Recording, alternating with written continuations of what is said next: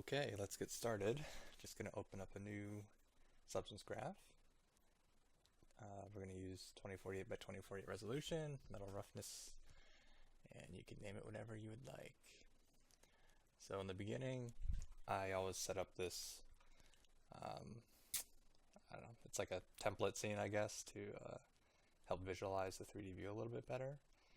And I use curvature, curvature smooth, and ambient occlusion into my base color, and just setting up all the outputs basically, so I can actually see what I'm doing.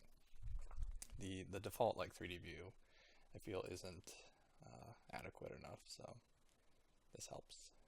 So just adding a uniform color, going to blend that with the curvature, and you have to convert your curvature and curvature smooth to color information for the base color, or else you'll get an error.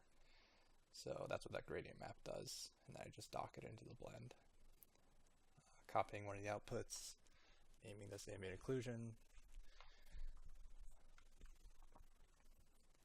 and we'll be using all the default outputs plus AO for this project. And I just like to rename the identifiers with a single letter, so when I export the textures, the naming isn't so long. So it'll be like Sci-Fi Hull _B, which means base color. And then when I plug that into Marmoset later, it's just a little bit easier for me to quickly read. So AO is going to be multiplied. All the curvatures should be set to overlay. And then a very low opacity for all of them, around 0.1. You don't want it to be too strong.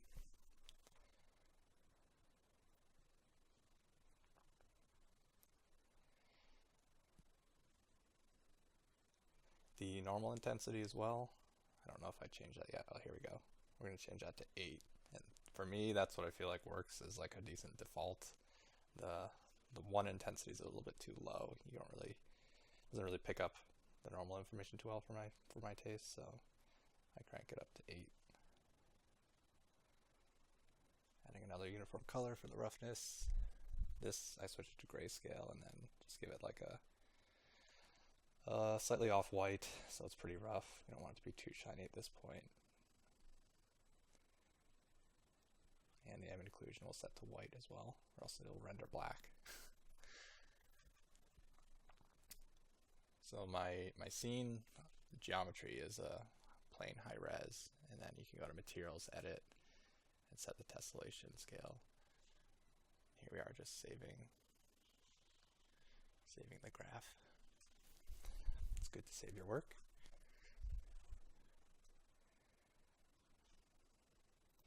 So if I didn't have all this like overlay stuff going on, you probably wouldn't see hardly any information on that plane in the 3D view at this point.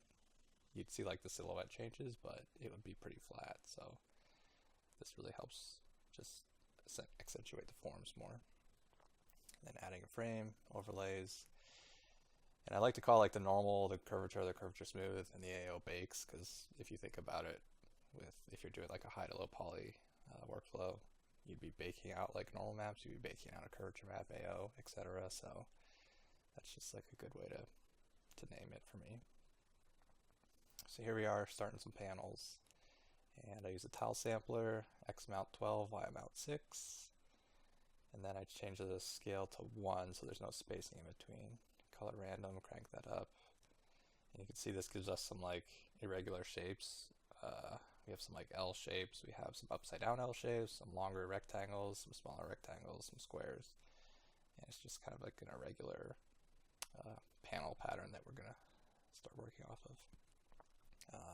Edge detect it, so that's going to pick up all the edges and then give us a black and white mask that we can use to create crevices and other things. We're going to bevel that mask to give some depth.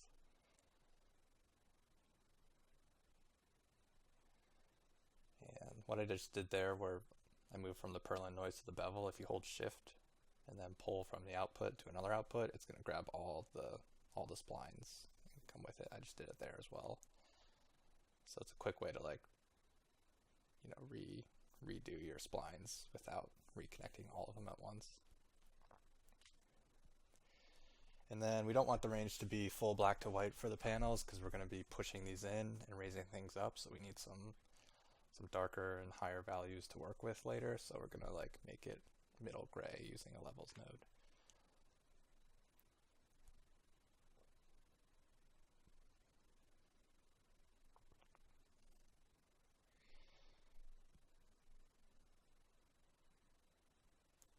Looks like I'm thinking.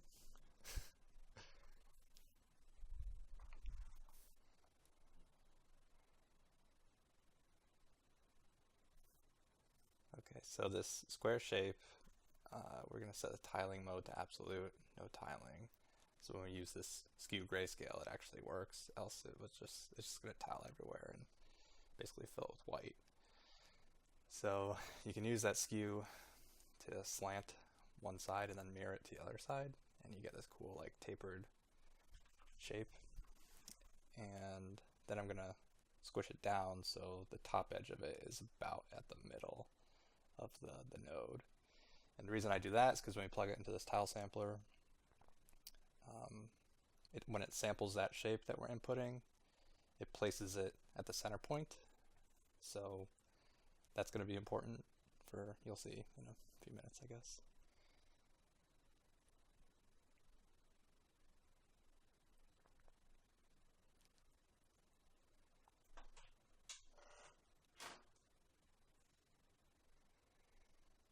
Here, looks like I'm just playing with, I'm clamping, okay, so I'm using histogram scan to clamp the beveled version of the panels to get a thicker line, and we can use that as a mask in the tile sampler. You have to crank the mask map threshold to 1 for this to work, and then it looks like I inverted it as well. And what that does is it only samples areas of white, and because I inverted it in the tile sampler, technically the lines are white now, so it's only sampling these little tapered squares in those crack lines, so we don't get them everywhere. And then I subtract them on top of the original panels. And if you subtract, the output of the tile sampler is these white tapered squares on black, so if you subtract that, you're basically subtracting 1, which is white, on top of any information. If you subtract 1 from any color, it's going to go to 0, which will be black. So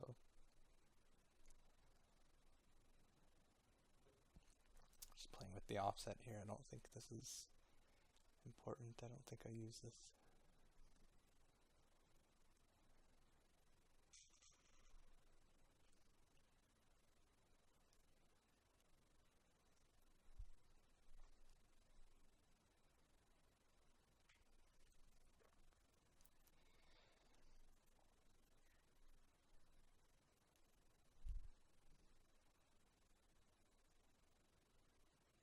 There we go. So I changed the rotation to 90 degrees for that particular piece, and you can see that's kind of cutting out this like little tab inset into the panels on the left side of the edge. And we're going to have to basically duplicate this process 4 times, one for left, one for right, one for top, one for bottom. And you can manipulate the size. Tile sampler is really flexible. It's an extremely useful node to use. So I'm taking that bevel out because I want to bevel the insets along with the panel lines together instead of separately. So I just move that later down in the chain.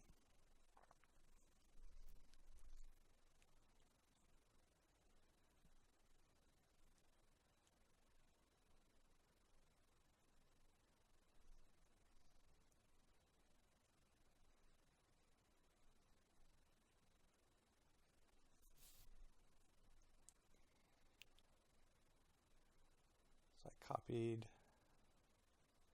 looks like I copied my edge detect and increased the width of it a bit. I don't think that was necessary, but I did it anyways.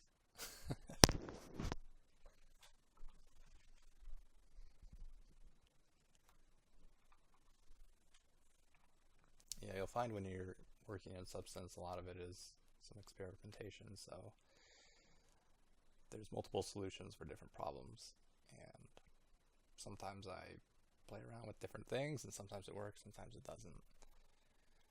So here we just copy the tile sampler, and I think we're just going to flip the rotation, yep, and then blend it with the other one using add linear. So now we have the right side of those cracks. Those insets are working.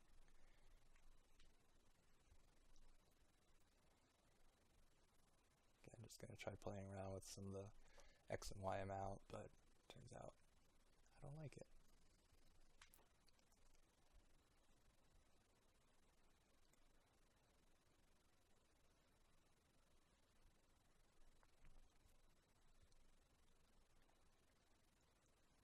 Adjusting the size. And one cool thing you could do, which I did not do in this, but because all these tile samplers, we're going to have 4 of them, it'd be nice if they were linked, like the sizes were linked, so if you did make a change to one, it made a change to all of them. Right now it's not set up like that, and I don't end up doing it, but you could actually link, like if you expose it, you can link all those parameters to the same exposed like variable, and then if you change one, they all change, so all your inset tabs would change at the same time.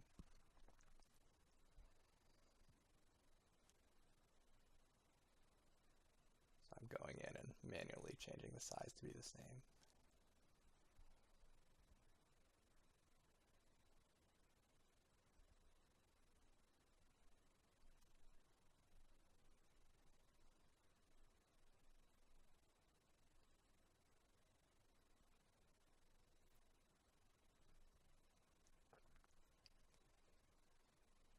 A lot of tweaking.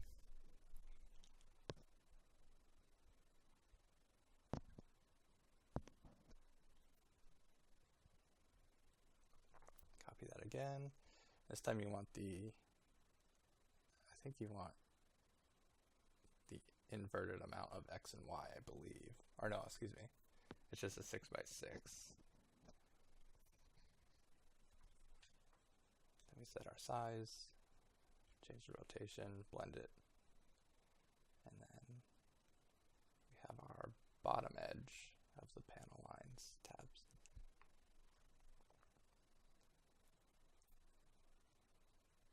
Okay, so I think I do increase the X amount here.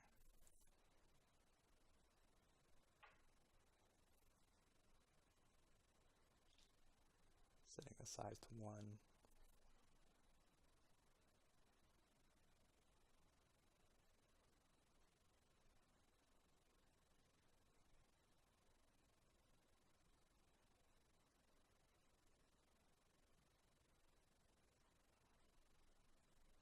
Thinking about it. Here we go, offsetting it.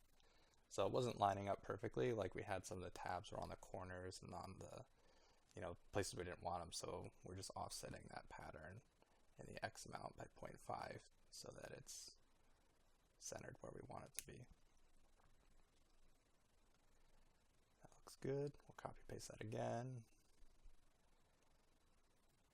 Add linear, blend these tabs together, and we'll just change the rotation to 180 now. We should have, yep, got the tabs at the top of the panel lines. So now we have it all 4 directions.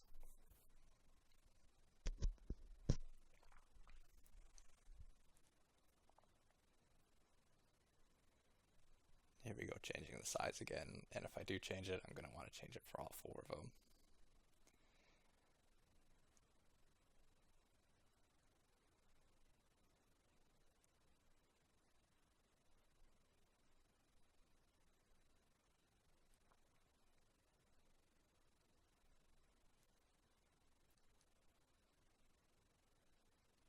I think the last thing I'm going to do with these tile samplers for now is, this is coming up I believe, change the random seed and the random mask to a certain amount, so that way we get some irregularities and some variation where the tabs are placed, so it's not all basically on everywhere. It's cutting some out in some places and stuff. Just gives a little more visual interest.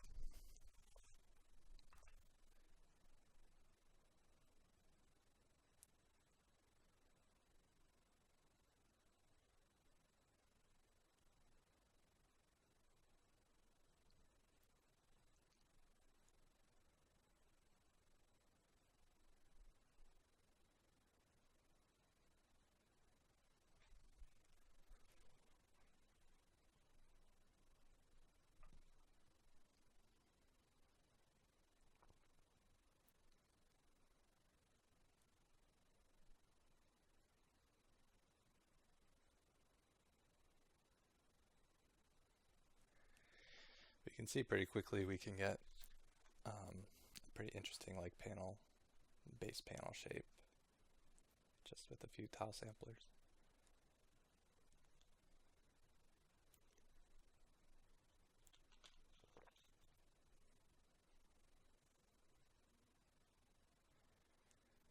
So I'm adding a frame here for shapes, and this is going to get populated with a bunch of like primitive shapes like cones and paraboloids and gradients and stuff like that we're going to use later. Just a little tidying up and organization. This graph does get quite large, so it's pretty important to stay organized if you can.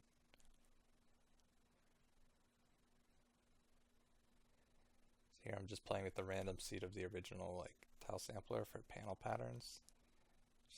Just looking for, interesting patterns and trying to settle on something. Once we start adding like the engine pieces and pipes and brackets and things like that, some of that's going to be related to the this original panel pattern, so we kind of want to lock it down sooner than later. So just trying to find something that I think is interesting. And here you can see those tabs are kind of blurred a little bit there. And I don't like that. I think it messes with the bevel a little bit. So we're just going to histogram scan the final like composited output of all those tabs, and then we'll add some contrast and kind of clamp it so we get sharper edges. And that gives like a fraction of a more accurate bevel, I guess. It's probably unnecessary, but I did it anyway. Tweaking the bevel amount, the bevel distance.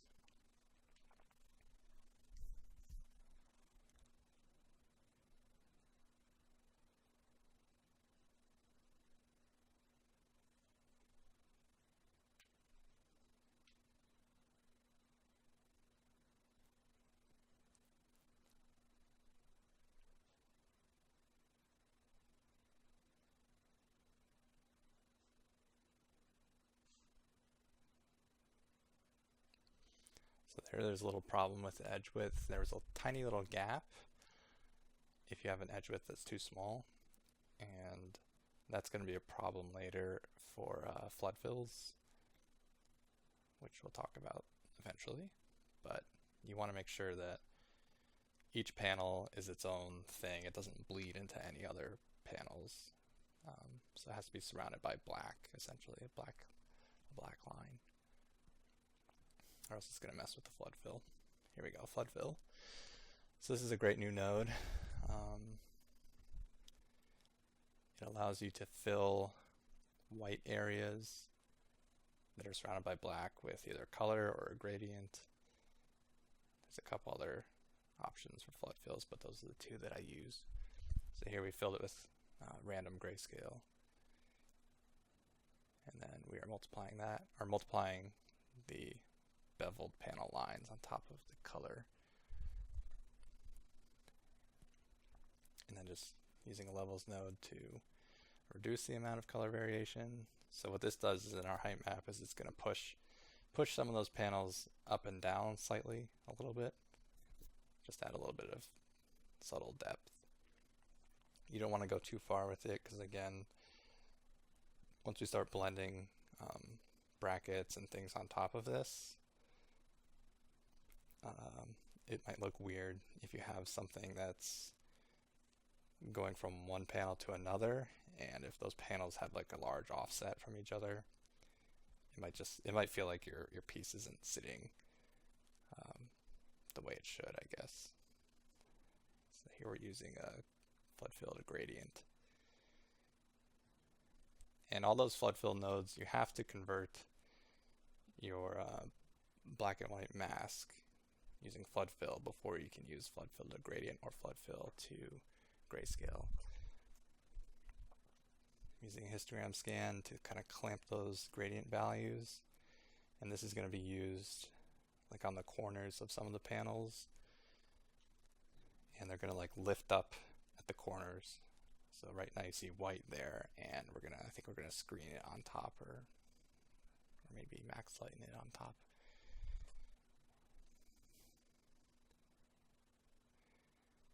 Using another histogram scan to kind of select like a mask area.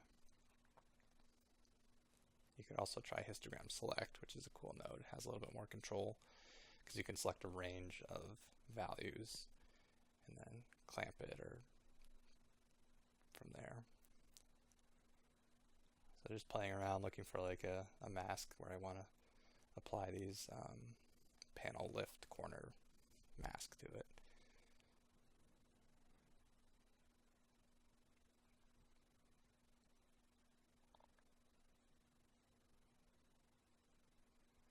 And I decide to go with the histogram select. So I plug that into the mask, and then I plug the lifted corners in the top input of the blend, and then our panels into the middle input, and now we can screen that on top. And you can see that gives a nice little lifted corner look. Now they're all the same. You can see they're all lifting on the top right corner of each panel, which I don't like. So I kind of mess around with some of these. But I'm noticing that no matter what angle I set it to, it's the same. They're all on the same corner.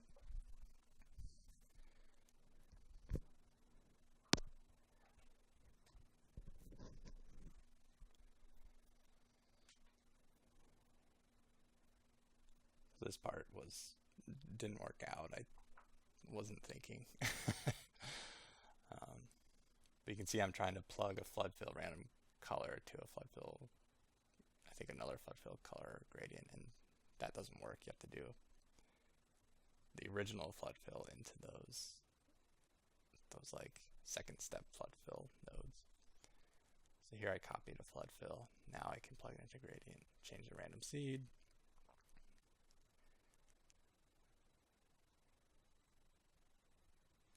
Alright, so I didn't need that second flood fill. All I had to do was change the random seed of the flood fill gradient, and that changed like the randomness of how it calculates the gradients, and now they're not all in the same top right corner. So that's all I had to do.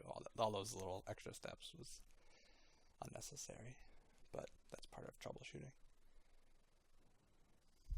So the gradient is very linear, and I don't like how it's such like a hard line where it starts to bend.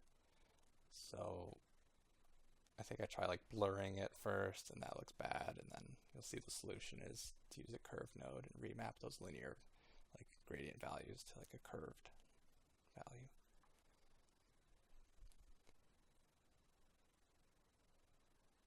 Let's see if blur works, and then I see blur just kind of crumples the whole panel and looks really odd. So that's not going to work.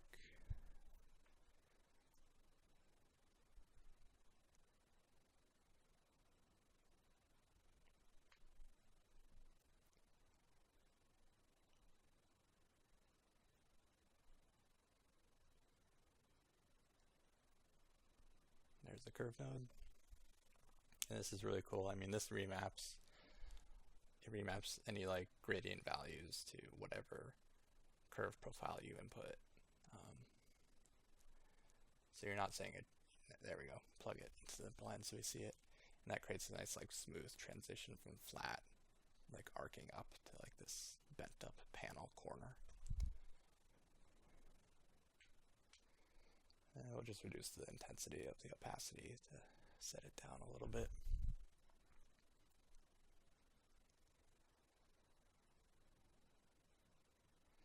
So this other histogram scan, that's going to come into play eventually. But that'll be the parts, that'll be our mask where we push down panels, kind of like making exposed areas of these panels, and then we'll fill those pushed in areas with like engine components and cool pipes and things like that later.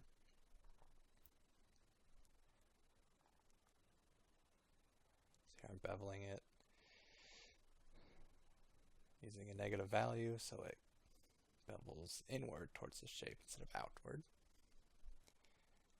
And invert it so it's black because we want to push this down, so we're going to make those values dark.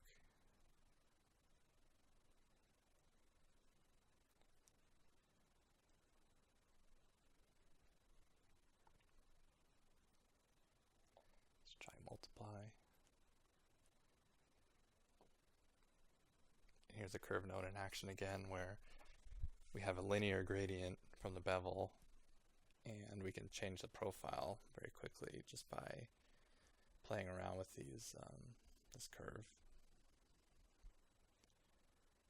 So here, I want this to, I know it's gonna be elevated above where I want it to be. I want it to be flush with like the inset panel lines. So here I added a levels node and turned the output down.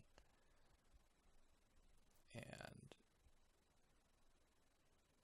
we had to add in our mask, or else it's gonna, that levels value is gonna like be multiplied on top of the whole image, and we only want it to multiply on top of where these panel insets are. So I added that original histogram scanned mask, and there we go. Now we're seeing like the value between these insets and the panel cracks is a lot similar. So now it's like pushed to the height that I want it to be.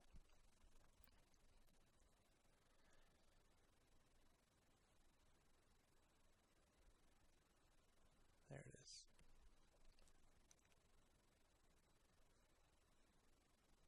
Give myself some space here.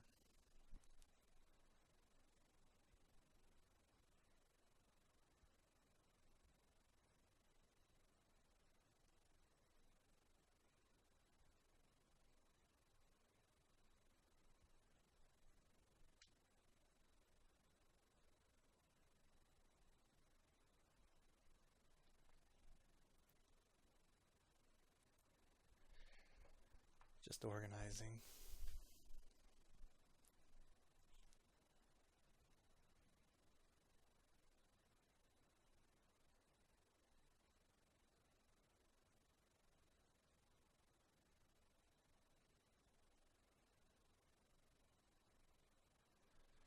Start to name some things. It's going to call panel lift, I believe.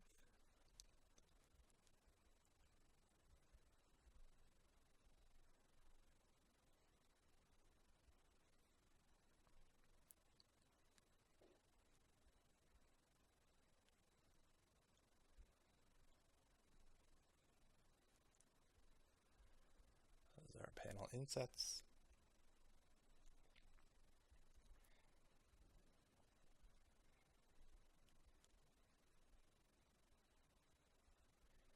And in your final substance graph, if you have that open yet, I don't think I changed the names of any of the frames, maybe like one or two occasionally throughout the course of this whole tutorial, but these names should be consistent with what you see in your graph, even though like the layout and the organization of the graph will look different. The names, at least, you can are the same, so you can look at those frames and kind of follow along from there.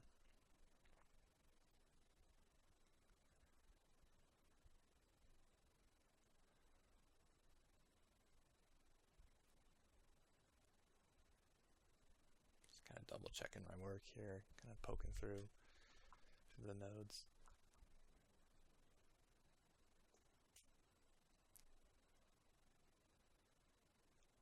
Trying to figure out how to organize all this.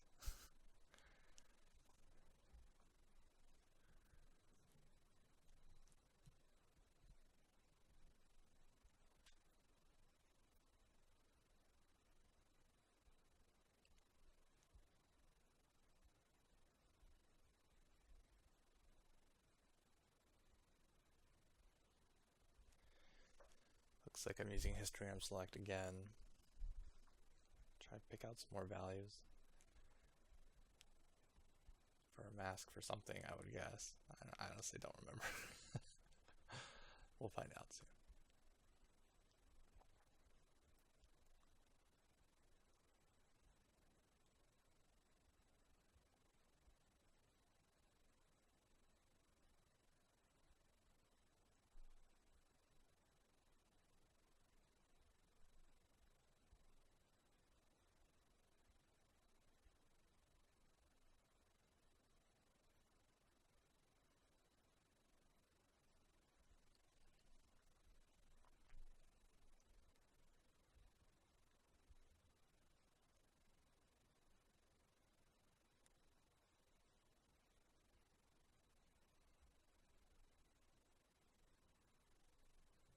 So here I'm going to transform the original tile sampler panel pattern. And I just flip it 180, mirror it vertically, and then I think I just offset it a bit. Then we edge detect. So these I think are going to be like sub-panel lines, so I want to kind of break up some of these shapes with even smaller panels. So I figured I could just probably use the original panel shape and just kind of rotate it around and see what that gets me. And I don't want that to be everywhere, and that's probably why I made that other mask for later, is I'm going to mask out certain areas where these like sub panels are going to break up the main panels. So I just edge detected, beveled, and I multiplied it on top of our panel shape right there. So there they are, little sub panel lines, and I think the edge detect was a little bit thinner, or the bevel amount was a little bit thinner. I'm going to play with the mask, because I want this to be, I don't know, maybe 25% of the panels have these little sub panels. And I'm just using the transform to offset, kind of get some interesting shapes there.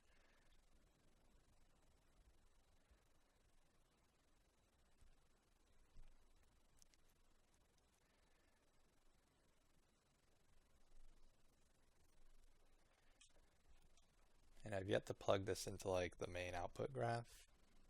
A lot of times I do that where I kind of make these little quick graphs. Like this is, for instance, 5 nodes.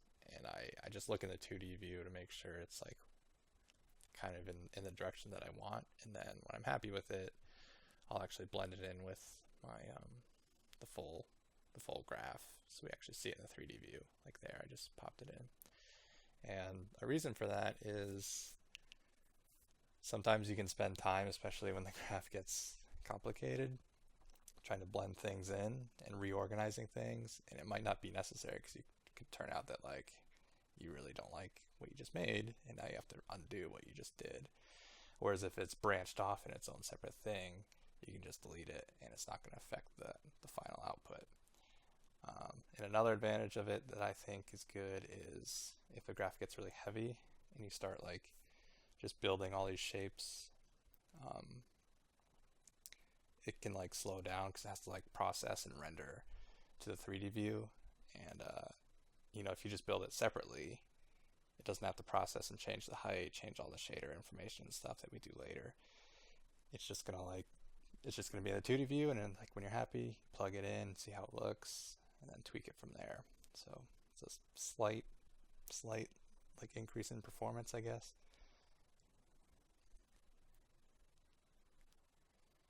Kind of helps you be organized too, because you can branch it off into like just random space, and you can use as much room as you want, build whatever you want, and then when you feel like it's ready, you can blend it in with the main graph.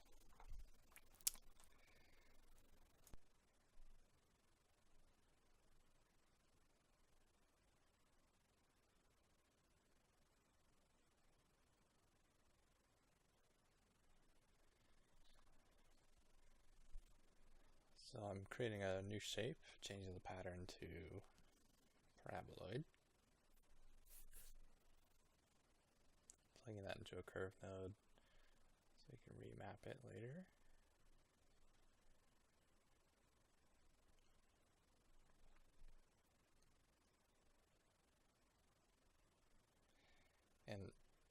over to the right, on the top like middle, right above that top anchor point, is like a make linear. So instead of like a curve, a Bezier curve, you get a linear interpolation between the anchor point. And I like that look for a lot of hard surface stuff. It gives a nice corner, so I just select the anchor point and push that button. Now I'm going to max lighten this disc shape on top of all my panels. And this is going to be like the foundation of like the main engine component. So here I'm creating a mask, setting histogram scan position to 1, plugging that into the mask with the engine in the top input of the blend node. And now we can adjust the level out low value to increase like the brightness of the engine. And we basically want the low output to be sitting where the high output of the panels is, so that way it's right on top of the panels and it's not sinking too deep and we're losing like half of our bevel because it's blending that way. So when I manipulate that height value, which we're going to do a lot in this tutorial with like all the brackets and pipes and stuff that get placed on top of the panels, their starting point is basically their low level is always going to be where the high levels of the panels is. So it sits right on top of it. It's not over sinking into it. And if you don't have that mask, it's basically just going to fill everywhere where the panels are with that uniform color, from like lightening those blacks to middle gray. So you have to have a mask there to make sure it's isolated to the shape that you're inputting.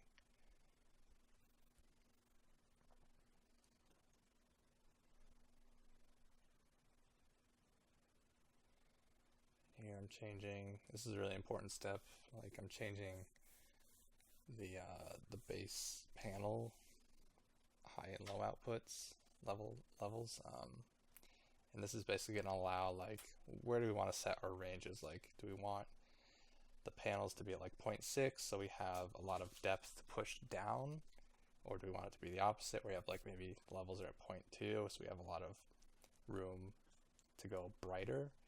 So I'm kind of like deciding right now, do I want to push things into the panels or do I want to bring things up from it, and like where do I want my min and max ranges of the height map to be?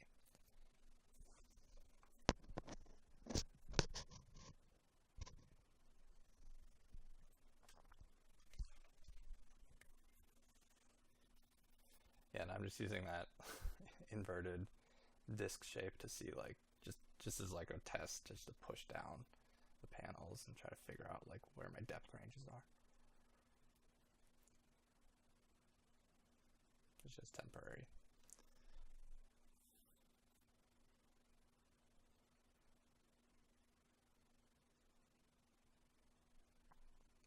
But it's really good to establish this early on because you can see I'm changing like the level output, and every time I make a change I need to update the other ones for like the insets, and for the engine we're gonna have to update those levels so they match with the panels.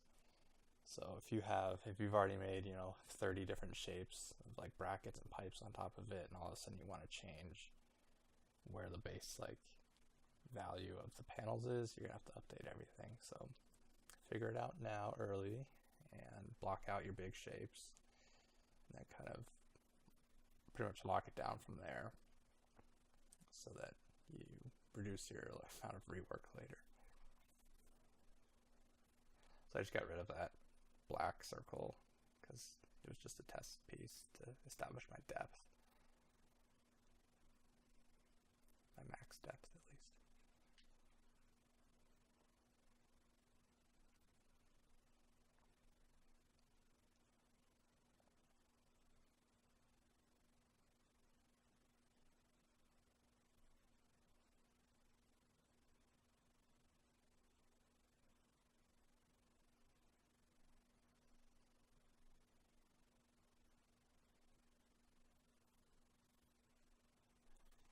So I think here believe I'm going to add like a secondary inset depth. So right now that's mapped completely to black. But then there's that levels node that's brightening it up a bit. So we have some room to push further down. And I'm basically going to make like a stair step in these large insets with this transform square. So that transform node is just the transform node tiling, and then I squished it down of a square shape. And now I'm just trying to blend these two together so that we have this stair stepping.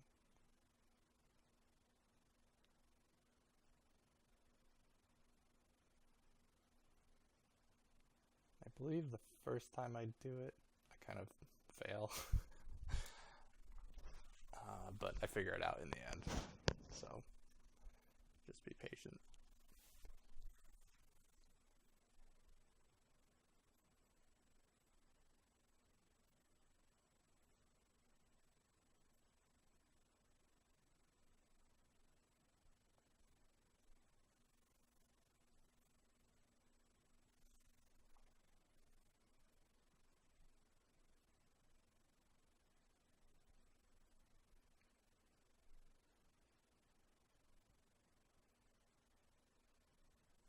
So I'm using gradient linear 1 with a histogram scan. And you can use the histogram scan to like clamp the gradient just to give this soft linear, fall off. And that's essentially creating a ramp there that ramps down to that black value just by multiplying it on top.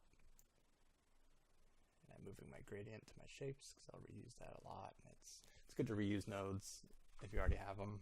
It's less computing for the graph to do if you're reusing stuff. You can see there's a pretty good amount of control just by using the position and contrast values in that histogram scan that can remap that gradient. There we go, and create a nice slope down area.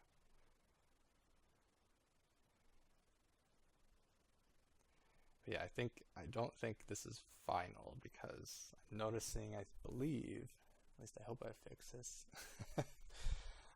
there's a lot of stretching there on that vertical side edge. And that's because our mask is completely black and white, so it's basically taking black from our input and it's just pushing it straight down based off of the mask, and there's no fall off whatsoever. So I decided to remap these. I'm gonna have to watch to figure out what I did, but I think what I did was, instead of having like a medium pushed in shape and then pushing in further, I think I push it down. Yeah, okay. I pushed down the shape all the way to black, and then I think I changed it to max lighten. Did I already miss that step? Let's see. Yeah, I'm pretty sure that blend node right there is max lighten. So I pushed down the whole area down to black, and now I'm just building it back up, filling it in with that remapped gradient. And that way you don't need a mask where it's going to give you sharp edges. It's just going to fill in. If that value is brighter than whatever pixels underneath it, it's going to fill it. So because it's in the inset area, it's not spilling out into above the panels, and we get nice transitions and no sharp edges. And I'm just adjusting my overlays because I noticed like it was a bit strong, and I was getting some weird, I felt like I was seeing some weird like shapes because of it.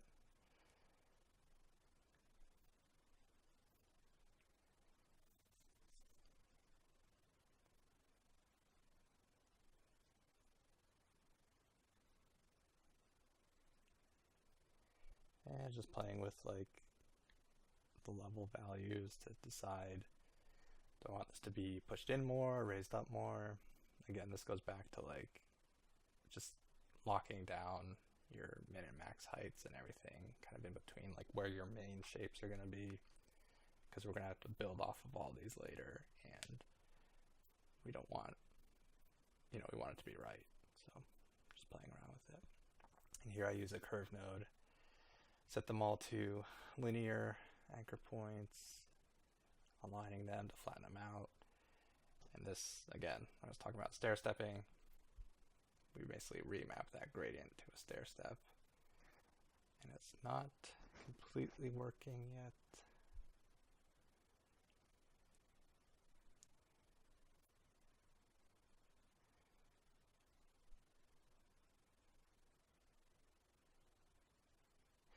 No, the reason is because I'm trying to remap a really dark, like a medium gray value.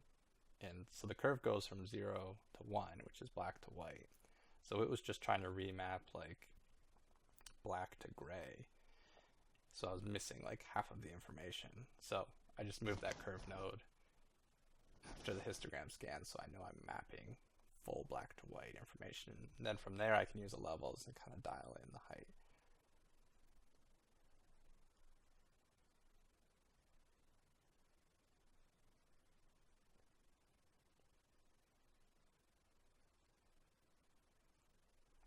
Just playing with the shape. This is where you can get really like creative and stuff with, the shape language of your sci-fi panels and things. Like you could have more curved areas. You could have it come up and then inset back in. You could do some really interesting shapes with this like curve profile. And the other cool thing is you can reuse anywhere where you bevel anything or have a linear gradient. You can have a consistent like curve profile just by using the same curve. And we'll see that later with all the bracket shapes we put on top.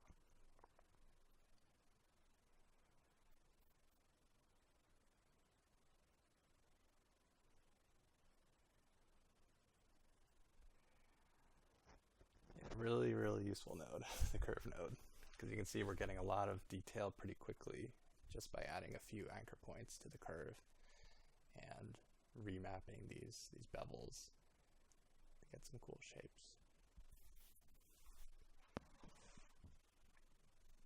Prior to the curve node, you could have done this with a gradient map and then just set like the black and white values and remap a linear gradient to something different. It's a lot trickier, I guess, to like visualize. And it's harder to get like arcing curves. You can do linear stuff pretty decent, but stuff that has curves is more difficult with the gradient map. So this curve node's really, really awesome.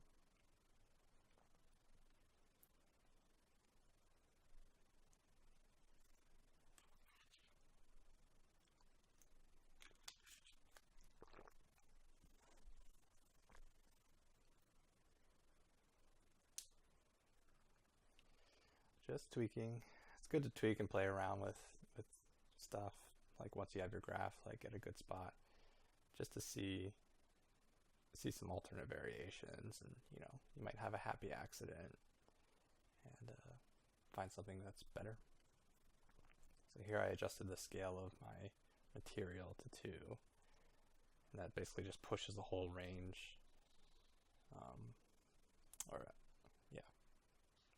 It just pushes everything up and down more.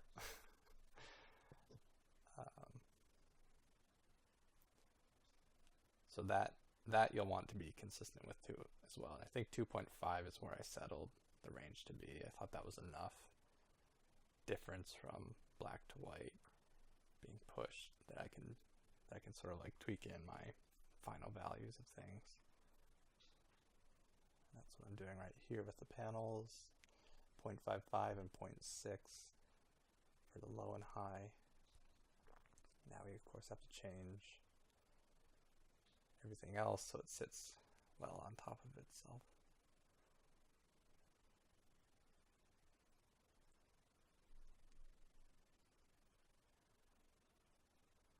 Panel lips need to be toned down a little bit with the opacity.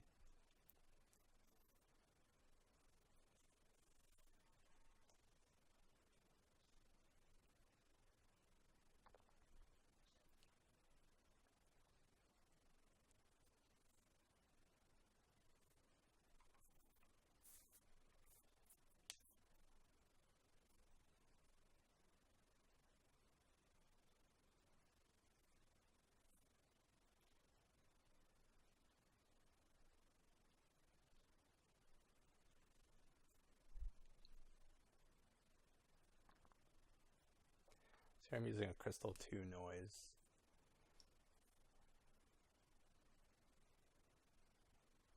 And I decided to put this over in the back with the shapes because it's possible I could reuse this multiple times, which I didn't end up doing, but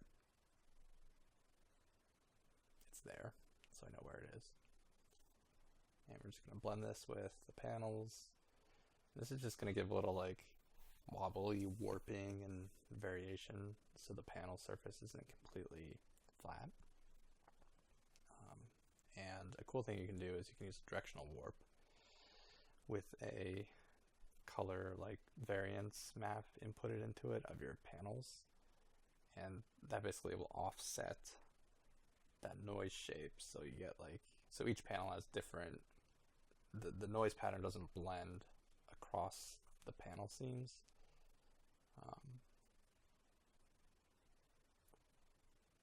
Yes, that's a really useful trick.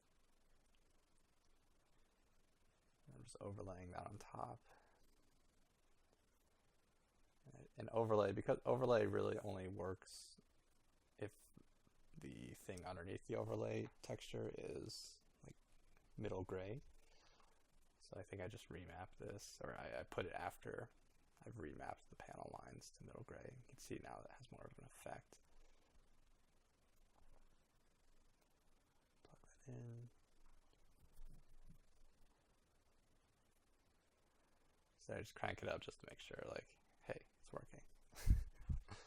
Then we dial it in from there.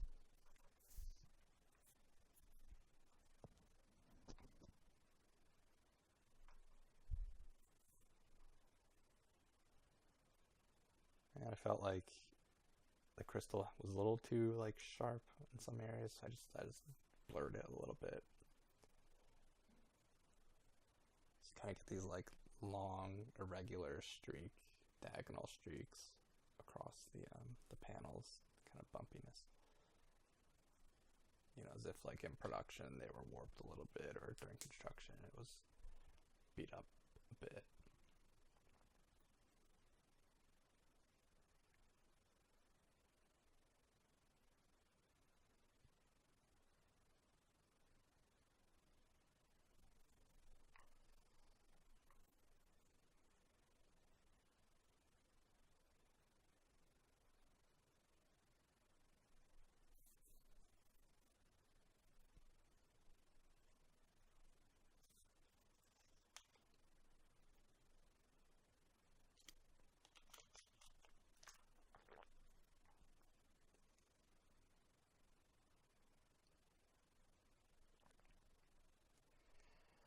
Just framed it so I know where it is.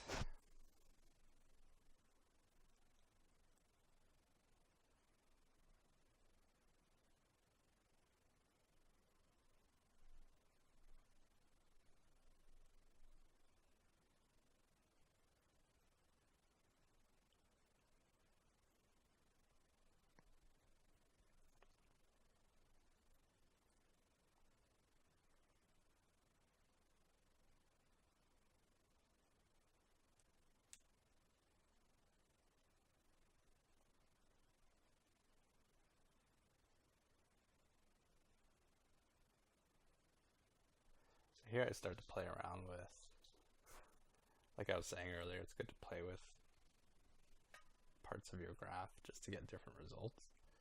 And so a quick easy way is just to change the random seed of some things, like I'm doing it with the original panel shape pattern from the tile sampler. And just kind of looking like, hey, what happens if I try this? How's that look? And there's some interesting things going on, I guess, with the way that these inset panels are happening. Like, I felt like when I was looking at this, I wanted them to be continuous, so that like kind of sideways S shape or Z shape, I don't know, S shape, either one, depending which way you rotate it. I felt like I wanted that to be a continuous inset, but it's broken up, you can see, into 3 different pieces. And the reason for that is because I'm mapping like the panel line shape with the bevel instead of like a combined mask for it. So here I tried to like bypass that by using a quantized grayscale node, and that sort of minimizes the colors and combines things.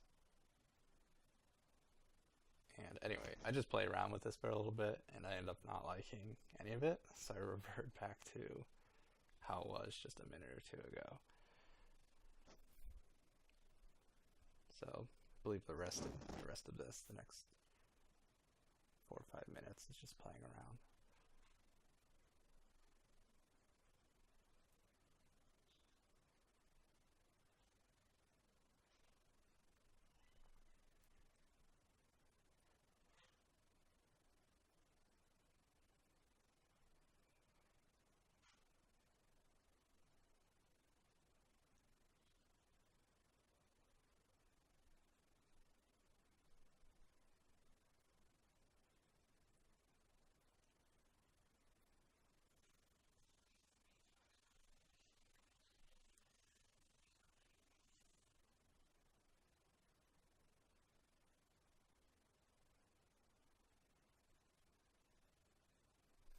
Here's another little trick. You can take a gradient map and kind of remap the values. So instead of going from black to white, you can, like there, it goes from like gray to white to black to gray.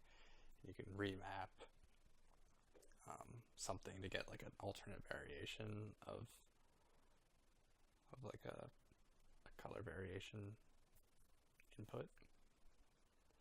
So that gradient map is effectively remapping our original panel shape to different grayscale colors, which we can then use in our histogram to pick out different masks.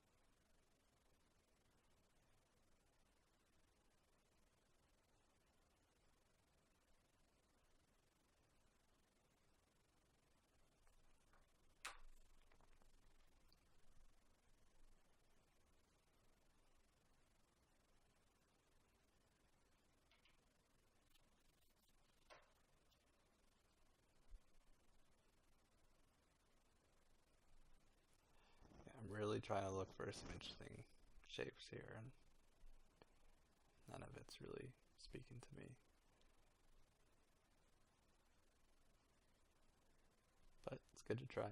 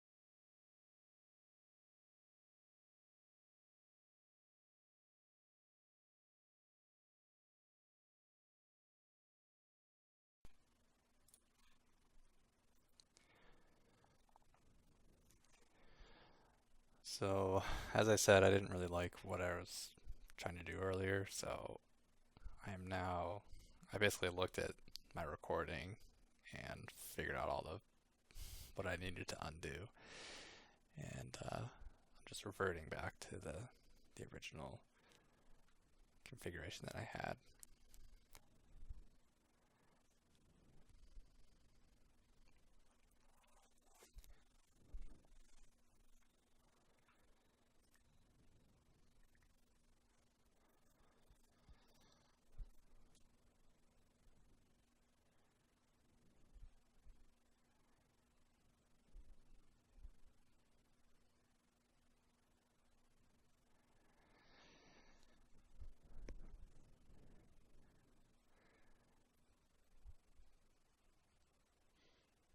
just spending some time thinking about what's next, and I believe I'm gonna detail the engine piece a little bit.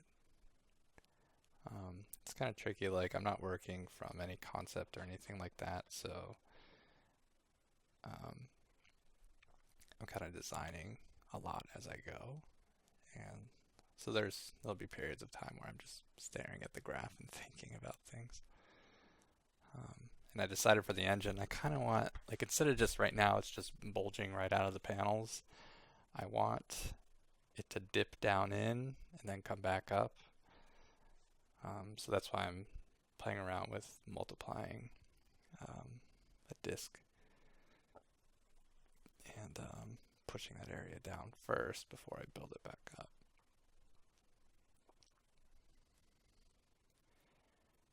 So here I just noticed a little quick tweak thing. My inset panels weren't actually going to black, so that I just moved that slider down to 0, and then now it's pushing down a lot further, and I actually like the kind of depth range that I'm getting now.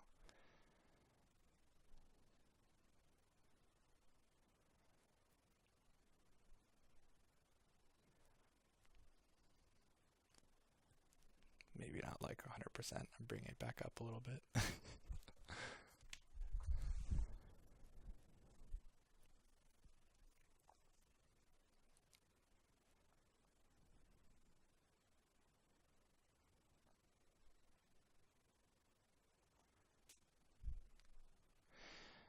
The other thing, if you're working with height maps, which is pretty much all you do in Substance Designer, you can see I'm adding a pretty generous like bevel to these insets, and you really need to do that in my opinion, because if you don't and it's just a straight wall, you're going to get a lot of stretching in your panels on the sides, the walls of it. It's going to stretch the tessellation. The triangles is going to stretch any like color information you put it there. It's just going to look bad. So if you give it like a nice bevel and slope, it gives some area to catch, you know, the tessellation or the base color and roughness and all that. And also if this is intended for games, you probably aren't going to actually use the height map in a lot of cases. So your normal map, you're going to want to catch those differences in like the change in normal direction. And in order to do that, you need to have like some type of slope there.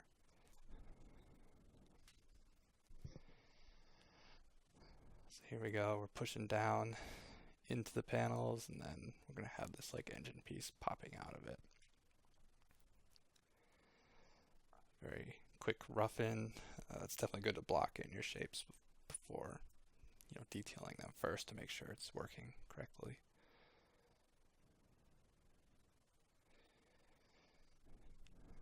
So this will get refined quite a bit, but generally speaking, it's okay.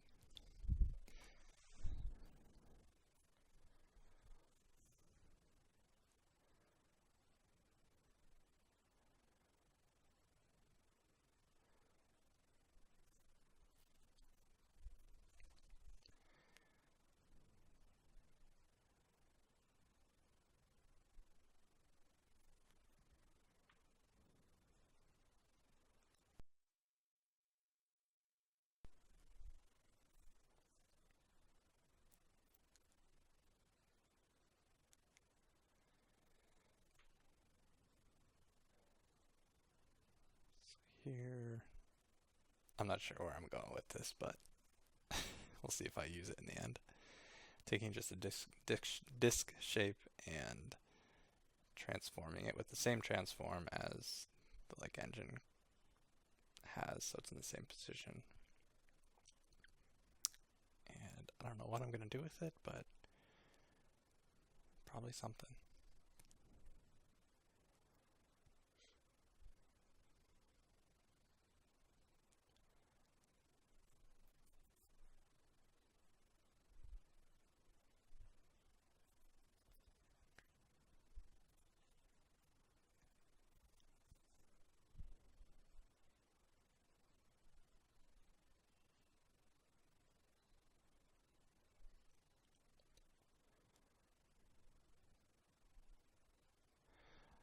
So I think I knew, I'm trying to think my thought process here. I believe I knew I was going to have like this broken down into two different sections for the engine. It'd be like the engine frame, which goes up and then pushes down into the panels. And then the actual engine, which is like, I don't know, the engine with the emissive and all that stuff is going to be extruded out of that frame. So I knew that I couldn't just multiply, I think, like the pushed in shape because I want it to go up and down as well. So I believe I'm going to have to copy it, blend copy it into the final graph. So I think I was just trying to think ahead of what I'm going to do.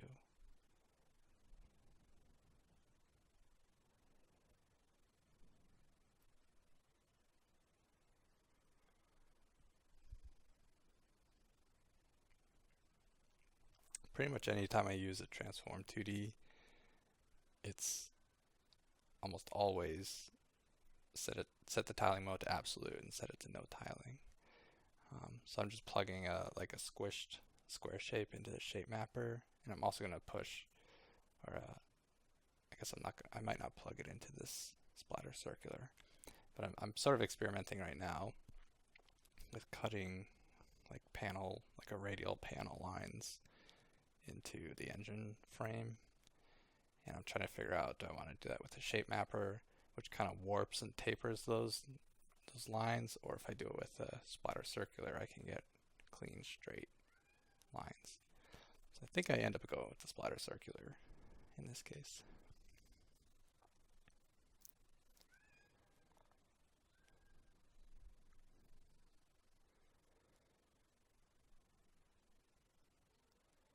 Yeah, you see the shape mapper, the black lines get tapered, and I didn't want that effect. It's good for other things, and I do use it later. So just grabbing my paraboloid.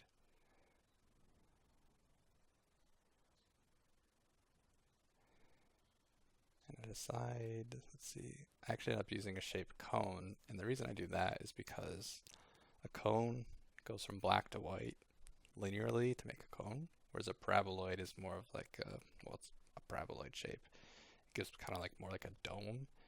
And so if you're remapping a cone or a paraboloid in a curve, your values in the curve are going to be, it's going to respond differently. So if you use a cone, since it's linear and the original curve graph is linear, your mapping is basically 1-to-1, whereas a paraboloid, it's not going to necessarily do that. So whenever I want like a circular shape to be manipulated, I use a shape cone instead of a paraboloid, so my curve is more accurate. So here you can kind of see where this is going. We got like an outer frame, and then it dips down in the middle, and then that's going to, later on we'll add another piece in that middle part that's the like engine extrusion.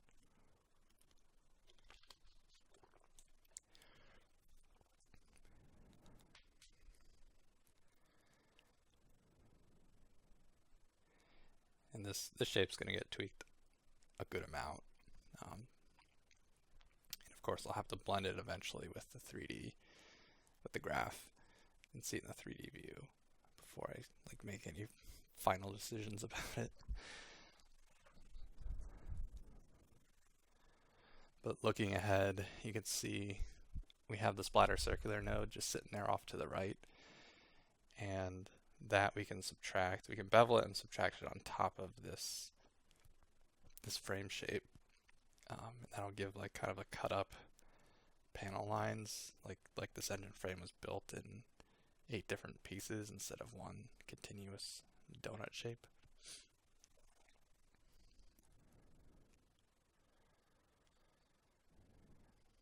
And I don't think I take the top of this curve completely to white because I thought I'd leave a little bit of room, maybe for some extra like detail on top later. And also I want this to be lower than the inner engine like turbine thing. Um, so there's no reason. I mean, you can take it to white and then adjust the values of it later with levels or something. But I think my thought process here was I'll just keep it slightly under white so I can put something else on top of it if I want, which I don't think I ended up doing. So here we are beveling the splatter circular. Got these really thin beveled lines, and we're just going to subtract it right on top of that. You can see that cuts that donut shape into eighths. So, when it was manufactured, it was kind of more modular and then assembled that way as opposed to just one piece.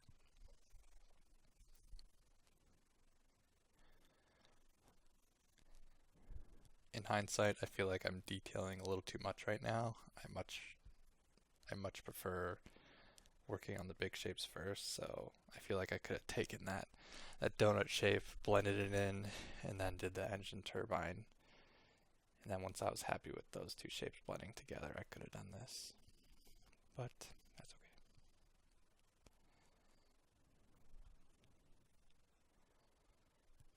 It's not too much extra effort just to add these lines.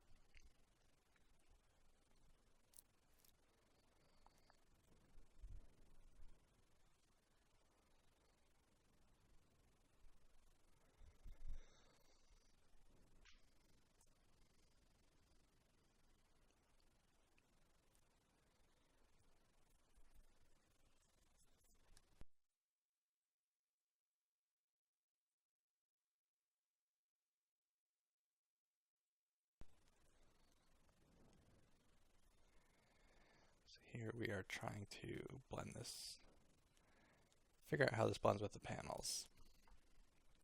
So I had to create a mask, and you can see because we subtracted those lines on top, it doesn't give us a super clean mask, which is not ideal. Changing the level out to 0.55, which corresponds to the panel height. Just copying it on top. I think I might play around with different blending. Yeah, so lighten, you see it filled. It's filling that center area. It's not pushing it down, which is not what I want. And the other problem with this is I think the levels. They're raising like the base value up to the panel height, so it's not actually pushing down. So I think I imagine I'm going to rework this. Set it to copy. And I think I have to find a different method of blending this.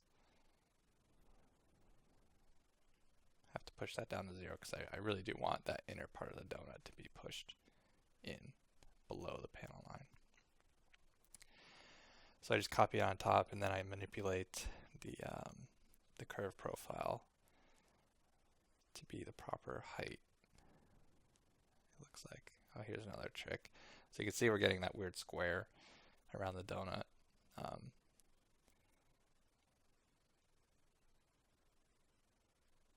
So there I just I masked it out, basically, which you sort of have to do.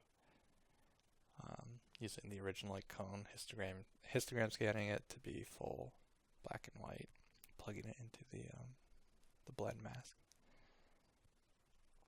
And now just getting real close in the 3D view and tweaking those curve anchor points to kind of set that right on top of the panels. So this is definitely not as accurate as using a levels node, but because I tried doing that before, and we ended up filling the inner donut part, we couldn't really use that method for this.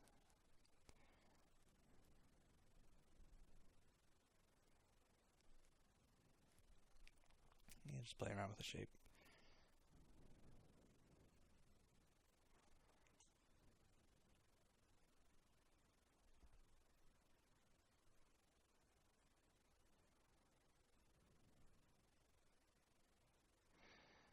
You can see that bottom-most anchor point all the way to the left. That's probably around 0.55, and I didn't think of it at the time, but now that I do think about it, that would actually correspond to like our levels workflow, where we set it to 0.55, which is equal to the panel high height. So I should have checked that, but it looks pretty close because the ones I'm manipulating now are at 0.63. You can see that on the left side of the y-axis of the graph. It tells you the number. So I'm guessing that lowest value is around 0.55.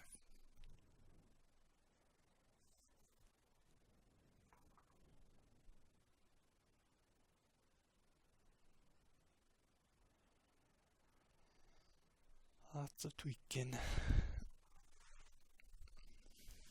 Definitely felt like these cut-in lines were a little too strong, so I think I backed them off a little bit.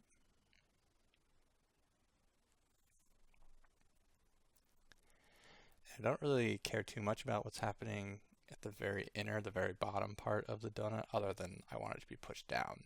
But the wedge shapes created from these panel lines, you're not going to see that because it's going to get covered up by the engine turbine. So I didn't like bother removing them or anything.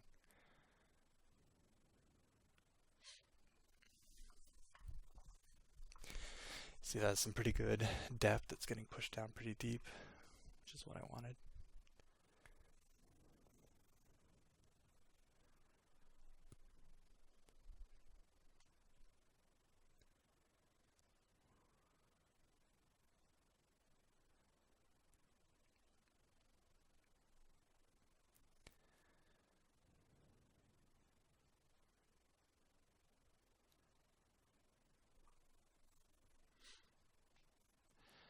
So there's a tiny little pixel there of dark, and I just softened my mask position to 0.98 or 0.99 just to soften that a teeny bit.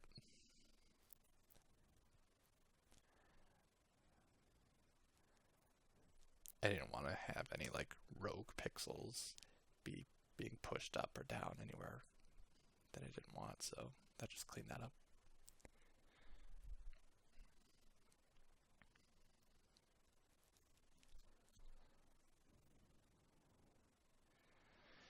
Still playing with this donut shape, trying to figure out, what I want it to look like. And it's getting there. It's a lot of tweaking sometimes. I think I'm thinking ahead, and this is where it would be useful to block in the engine turbine right now, because then I could see how those two shapes relate to each other, as opposed to kind of working in a vacuum right now with this donut shape. Like, it might look cool now, but then when I add the engine turbine on top, it might be like, well, now it needs to change again.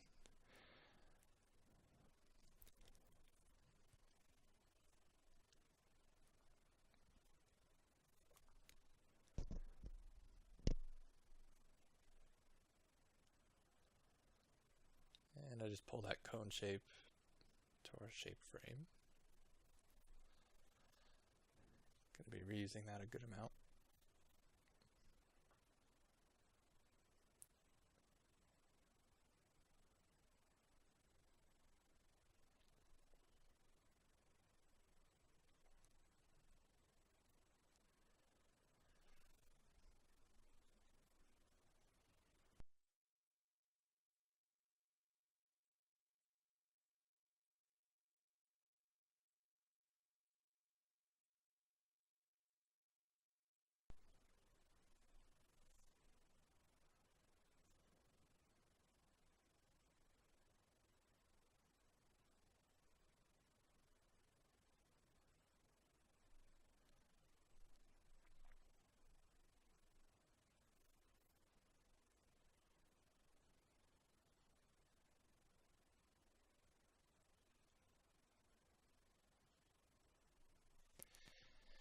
Yeah, now that I'm happy with that donut shape, I think I'm just evaluating and thinking about what the next step is. Kind of designing as I go.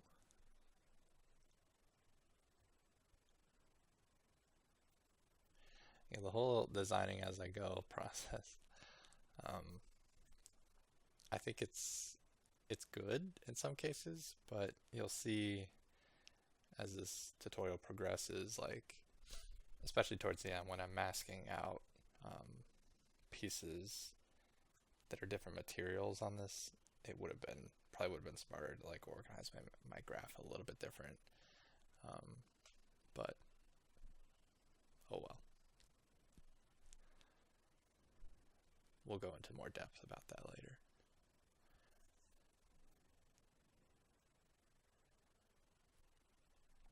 So here's the engine turbine shape.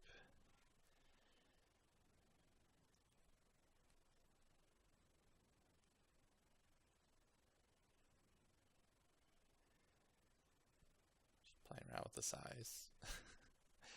You can uniformly scale with the transform 2D. If you hold, I think it's Alt and Shift, um, it'll scale it uniformly in all directions.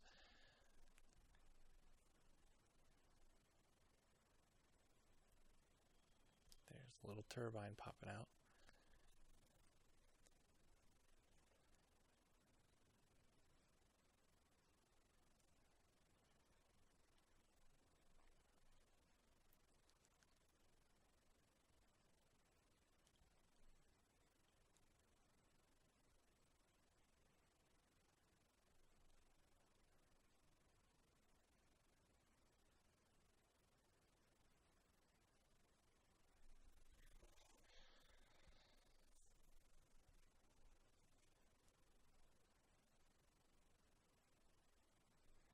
There I'm lowering the max height again, and that's partially so I have some room on top to play with, similar to how I did the donut.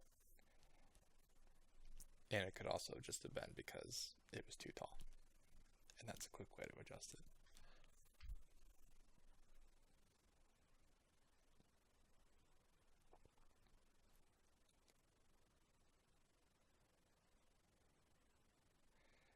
So I'm going in and adjusting my curvature values again. It really felt like there was this illusion that those walls of that engine turbine weren't linear and they were like curving in. So you can see like curvature smooth gives you these nice gradients across surfaces, but I think that was kind of messing with my head with like what does this shape actually look like? So I just toned that down.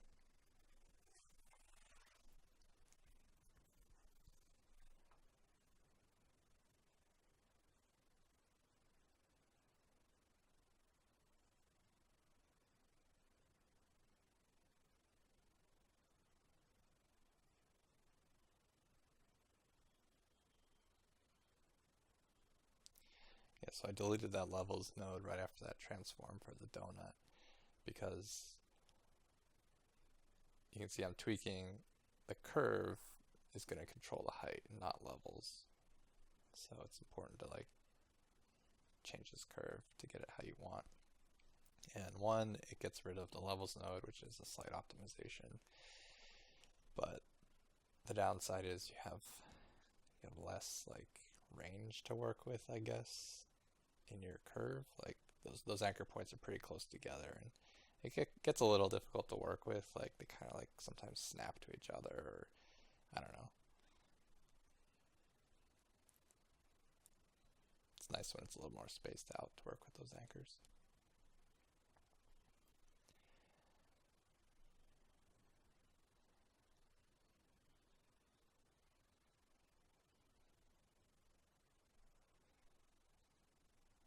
So here we're just playing with the shape. I kind of like how it kind of slopes and curves inward.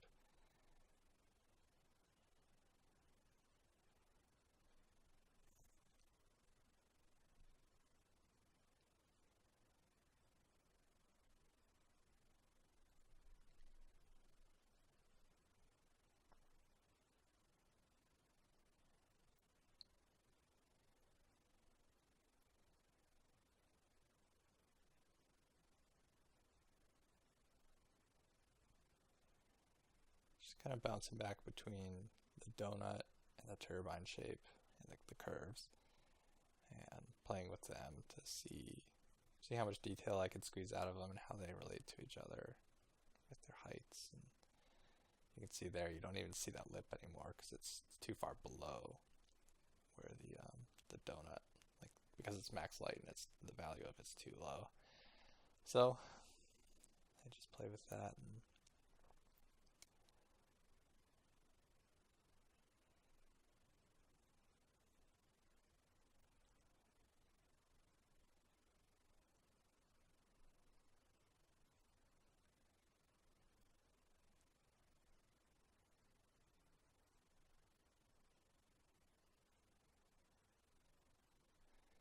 so there we have a pretty good lip at the bottom of the turbine that sits well inside the donut. It's all still below the panel line, the panel base layer, which is what I wanted.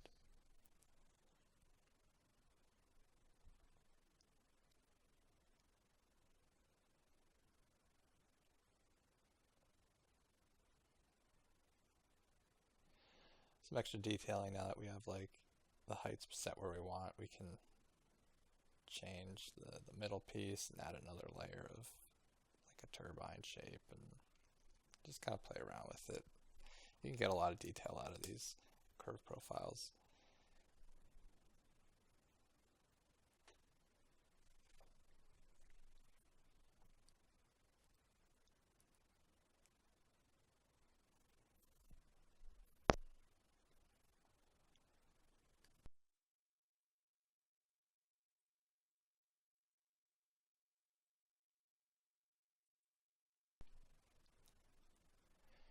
Adding a couple more anchor points towards the right side to make this like center bulge piece.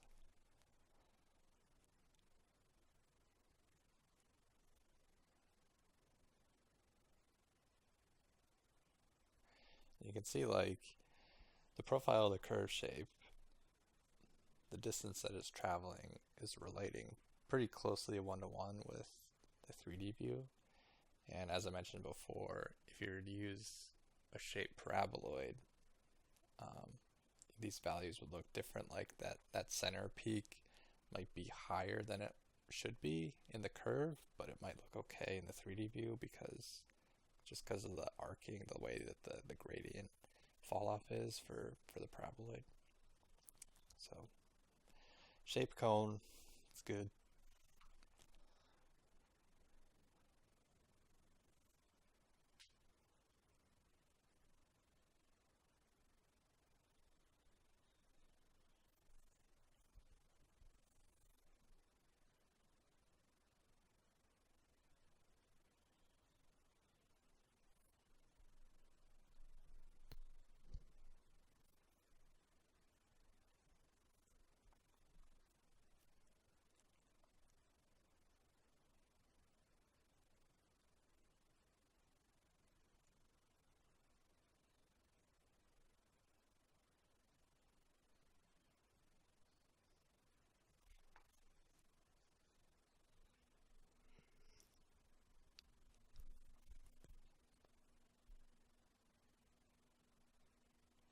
So I just copied the splatter circular node that I was using before, increased the pattern amount to 32, playing with the radius.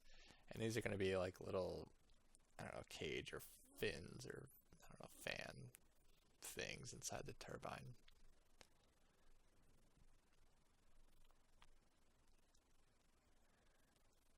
So bevel that.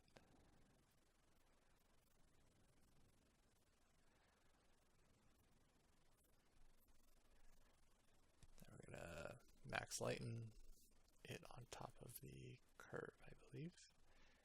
Yep. And I also added levels because we're going to have to like sync this down and lower the height values. Looks great.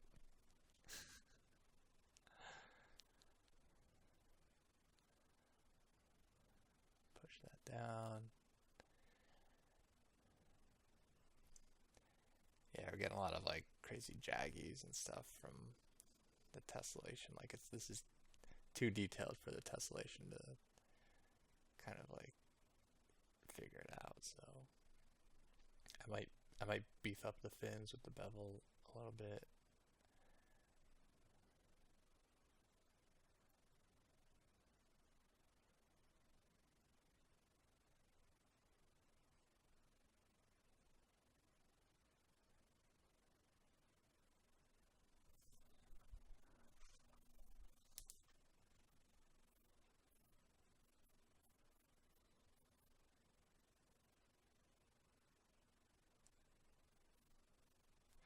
So you can see in the inner circle, um, we're getting like a disc shape right below that dome in the middle. And that's because this bladder circular is like overlapping towards the middle. Those lines are overlapping and it's just creating a circle basically. So I think I'm gonna have to split the fins into two separate pieces where like there's like an outer ring and an inner ring, and the inner ring's gonna just have less like amount. So there's less overlapping in the middle. But I decided before I do that, I'm going to mess with this more.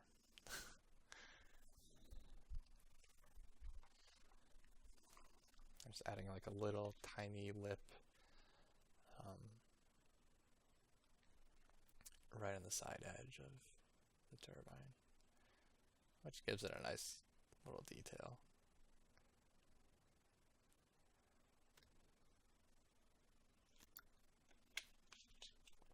And that's actually going to come into play later as we detail it more. We're going to create some like ribs that run along like the inner walls of the turbine, and they're going to end at that point.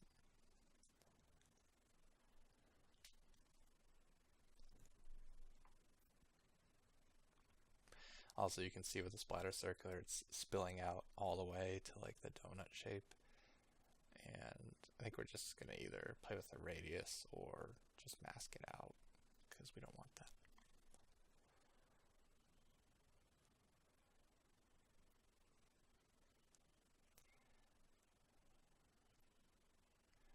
Yeah, decreasing the size Y amount, that should help.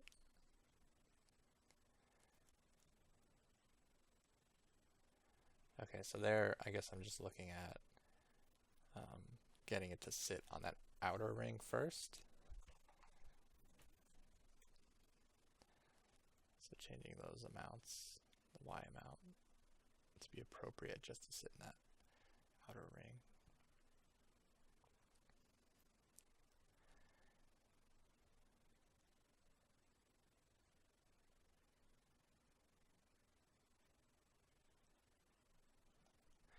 A little bit of a balancing act, but there it is. And I'm going to thicken them up a little bit because, like I said, we were getting some like really bad tearing with the tessellation. So now they got a little more mass to them, and they read better, and they don't look like someone was trying to stretch a triangle forever.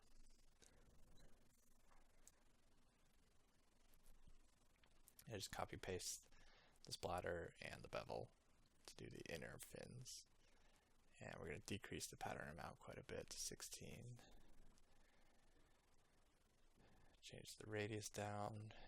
And now, when we blend this in, we'll just blend it with the other fins because we want the levels, like, that's going to be a global height change for both of them. We want them the same height. So there we go. We're still getting a teeny little bit of an inner circle right around the edge of that dome. So there, I decreased the pattern amount to 12. And now it's gone. It's finally gone.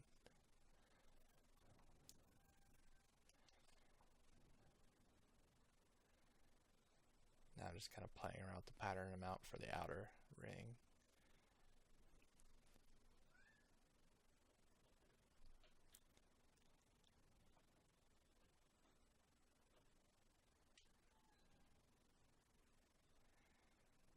there's still some overlap between the two.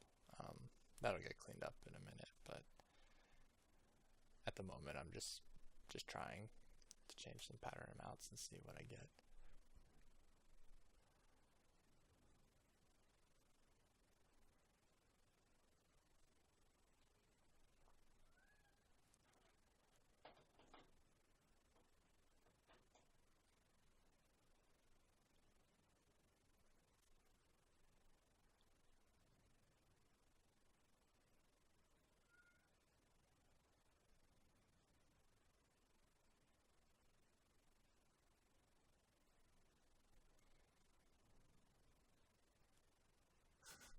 Pulling out the good old calculator, figuring out how much I have to rotate this for it to be perfect. It looks like the angle is 15 degrees. Even though, yeah, that did something. And then I blended it on top of itself. There we go. So I just blended, I rotated it so it was offset, and then I could fill in the gaps. So now we have the appropriate amount without having the problem of having the circle in the middle.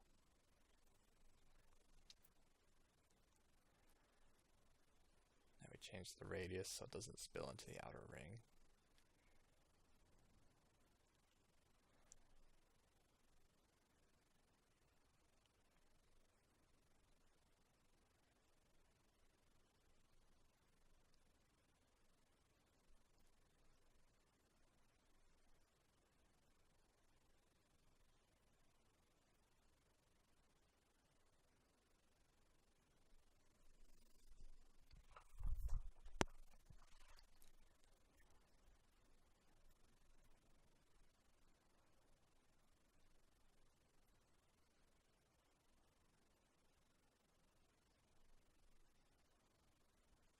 Looks like I'm zoned out or something.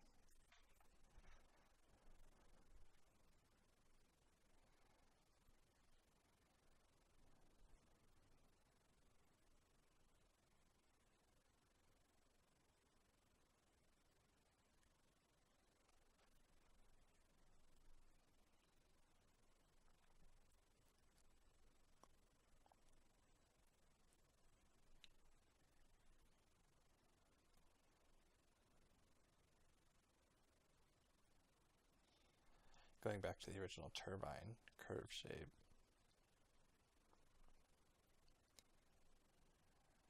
doing a little bit more work on this. I want that dome shape to come up and then dip down in the middle again, like so.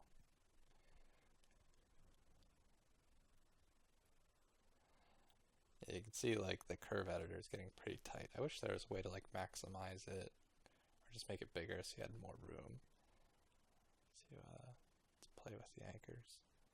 It gets pretty tight sometimes.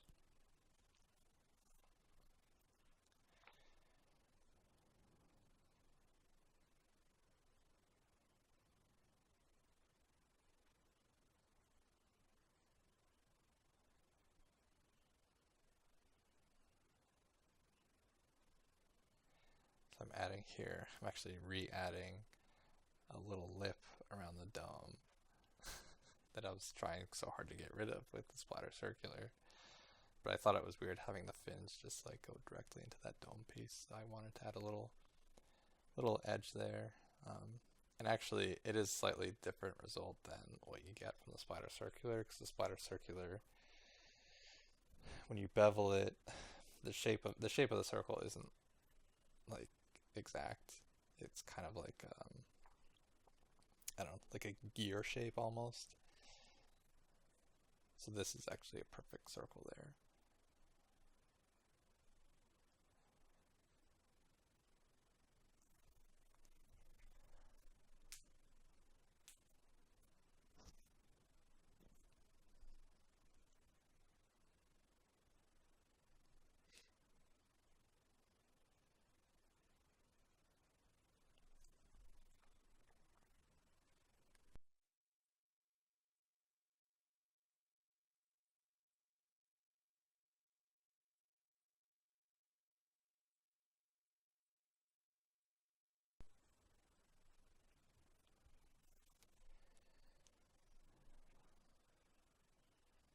the scale a little bit.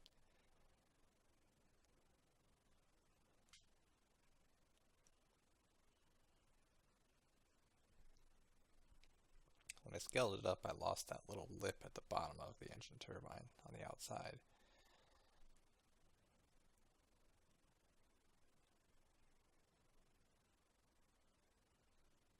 Kind of like, you can see my mouse moving. I'm kind of in my head drawing shapes and designing and thinking about what I'm going to do next and what this thing's going to look like.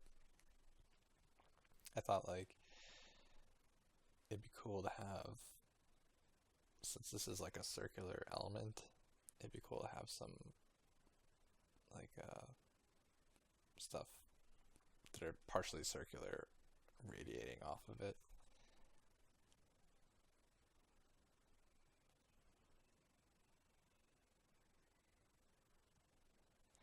So I'm taking that wedge shape, it looks like. I'm actually not sure what I'm doing. Oh, okay. Yeah. So this, if you ever looked at like a jet engine on like a fighter jet or something, they have these like fins, or they're broken up into like multiple panels around the whole turbine, and I think they can even like expand or contract and make the opening bigger or smaller. So this is the shape that I'm trying to create and splatter it around the sides, the outer edges, the outer sides, the outer walls, I should say, of the engine turbine. And there I actually use the shape mapper node, because that basically maps any shape you put into it like perfectly in like a circle shape. Whereas if you use splatter circular, it's not going to warp the input shape at all. It's just going to stamp it, and this actually bends and warps it so that it's like a seamless circle of your shape.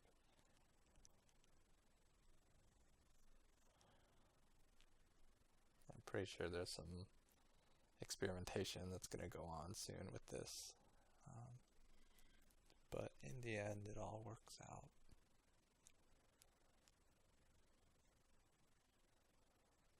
So there you can see, like, maybe you can look ahead and see where this could be useful if we sort of like multiply that shape on top of the side panels. Another cool thing, like if you double click on a node, it's going to show up in the 2D view. So I double clicked on the shape mapper, and then I went and single clicked on my like tapered square shape, and you can see I'm just transforming it, but I can see the final output in the 2D view, which is helpful, you know, while you're tweaking things.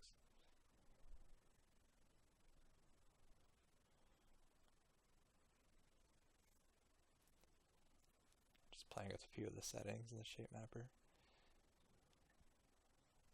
Didn't end up using any of the rotation or flip 1 on 2. I inverted it because I figured if I want this to cut into the shape, I need to have like a uniform color. Like here I don't have uniform color. If I multiply it, it's going to multiply the corners in that inner circle as well. So I think I do end up inverting it in the end. I guess we'll see.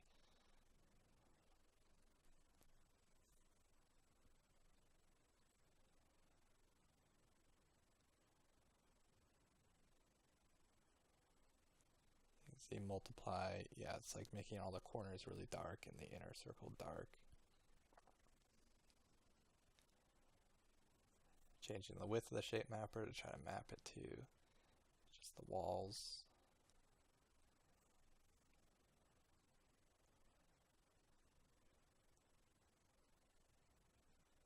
And I'm clicking back and forth between the engine shape and those fin shapes, seeing like, does it line up? Is there could be any complications with this? And that's why I decided I need to invert this, because I'm losing all my information because it's multiplied, and that black is covering up like half of the stuff I already made.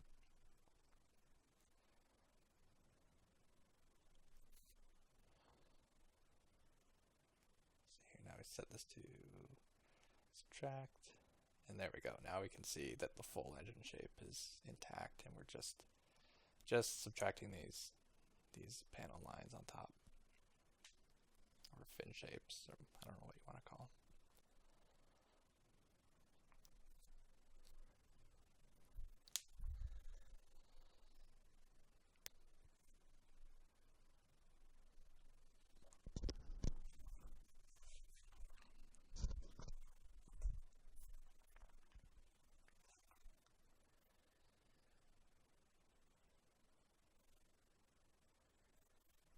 I want to skew it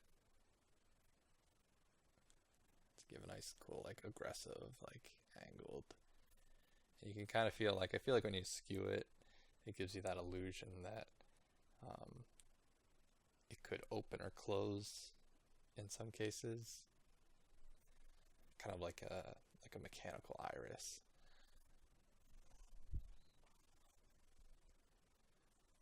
Or like a lens of a camera.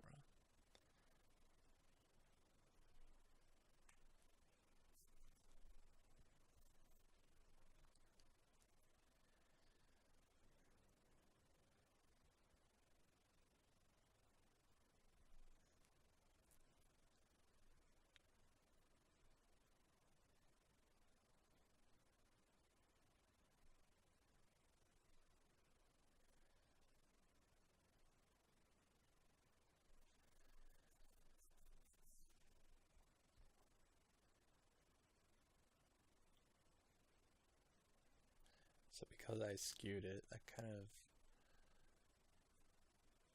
I'm not sure, I kind of messed up my mask that cleaned up the edge detect.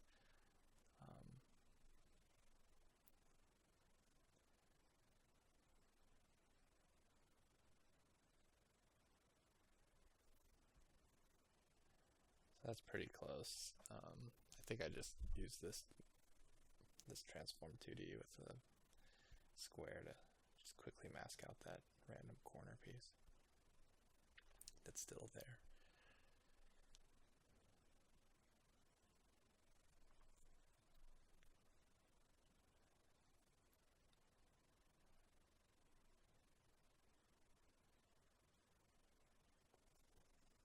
Yeah, so there was like a little black artifact in the top left corner that I just masked out.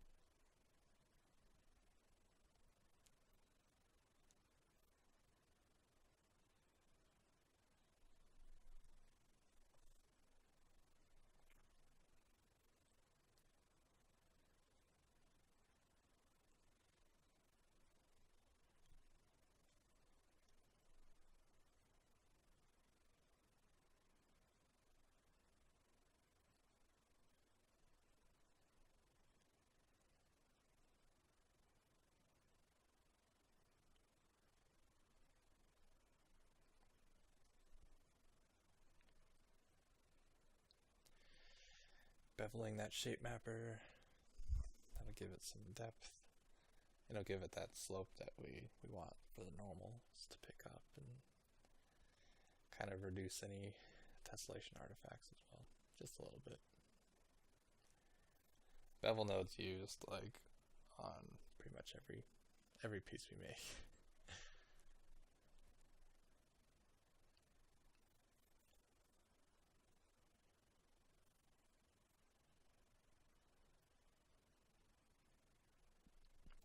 And you can see I still haven't even plugged this into the main graph, so we're not seeing it in a 3D view because I still feel like there's things that I need to change and add to it before I want like it to start lagging my 3D view. So I'm trying a flood fill here, a flood fill gradient, because I want these panel shapes to have a slope basically, so they're not all completely flat. They kind of overlap each other. It gives this illusion of overlapping each other, and it looks like the flood fill is not giving me what I want. So I delete that. And I couldn't really find like an elegant way of doing this other than manually like manipulating a gradient linear. with itself to kind of line up and create this linear shape, or this gradient across this fin shape. Here I'm just rotating it, putting it out in my shapes. And I copied the skew. I set the tiling to actually work. And I'm going to see if I can blend this gradient on top of my skewed panel. And I end up thinking about this a different way. So I think this failed again.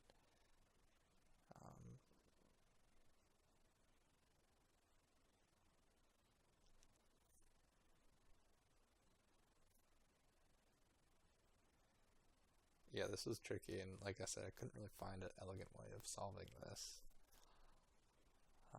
other than just manually placing and masking two gradients together, which you'll see.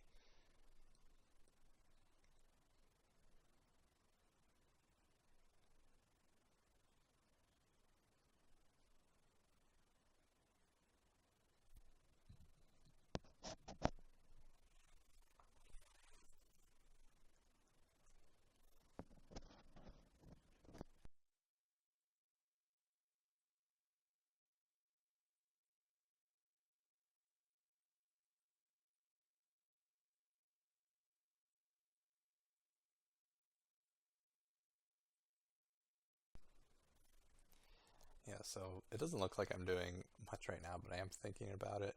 And as you get more comfortable with Substance Designer, you can kind of like partially build graphs in your head, I guess. And I think that's what I was doing there. Is I'm thinking about, well, if I do this, is that going to work, or am I going to seam there? Is that going to blend well? And then once I feel like I've troubleshooted it in my mind, I try to put it into practice. So just starting off by blending a gradient on top of that shape, the unskewed shape.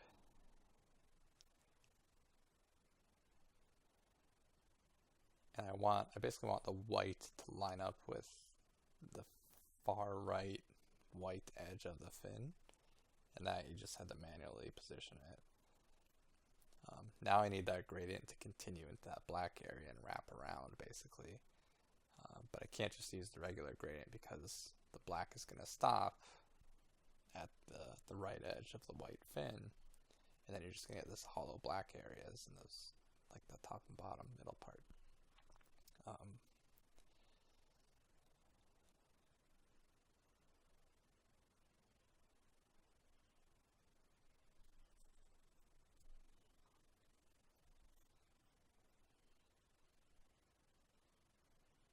So I squish that.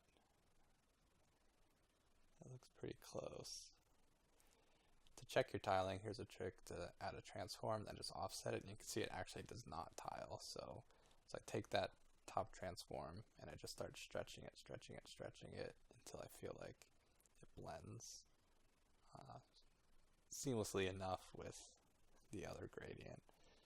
And like I said, it's not elegant. If anyone has a better idea how to do it, I would love to know.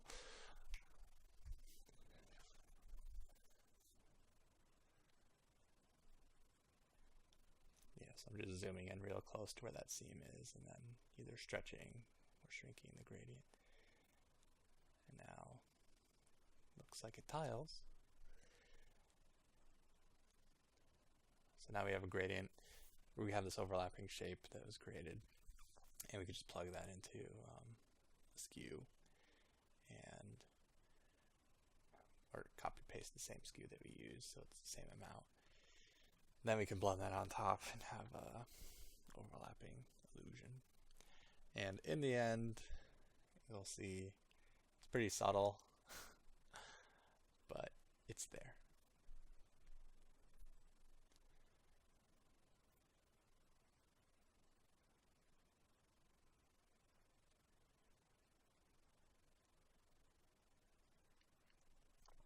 So I'm going to play with the blending modes here.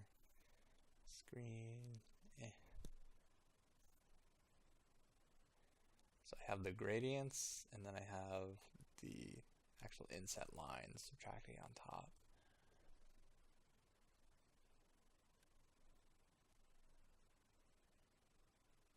If I didn't have those inset lines, you just get a pretty sharp transition between like each panel. Soft light seems to work okay.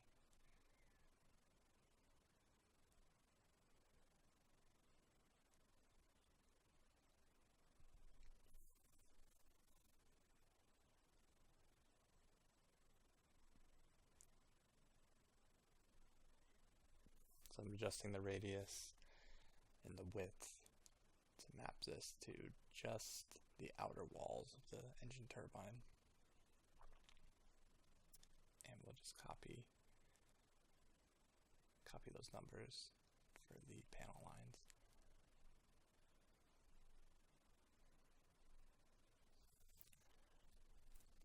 And you can see there's some weird, kind of some weird artifacts going on that I'm not too happy about.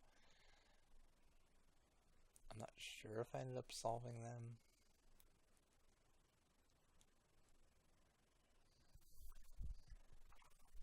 But these details are pretty subtle anyway.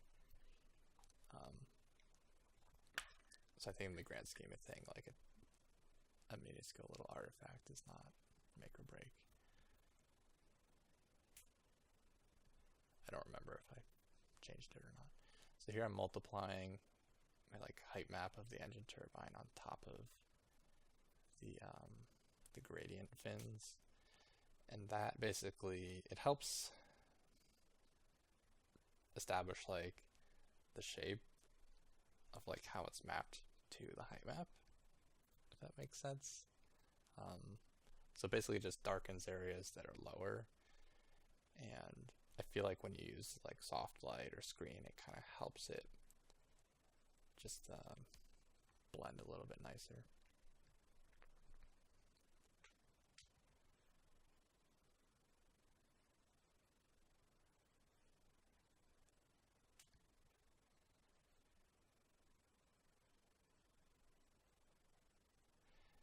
So yeah, those artifacts, they're from the bevel, where the top and bottom of those panel lines, the bevel is making them come in. So on the top and bottom, it's not fully, like you're getting a hot spot. And it's very subtle, but I'm not sure if I fix it or not. I guess we'll find out. There, I finally plug it into the height map. So all that time I was just working in 2D mode.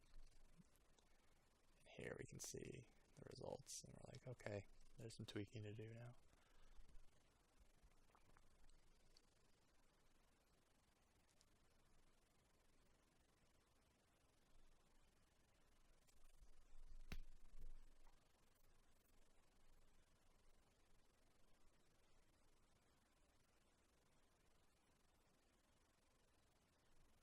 Quite a bit of like ugly stretching going on, so I have to tone down those panel lines. And you see, like, I tone them down so much that that little bevel artifact is not an issue. You can't tell anything.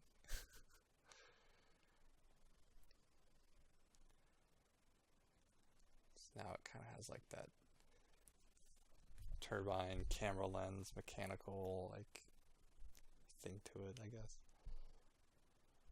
That was the whole idea behind the shape.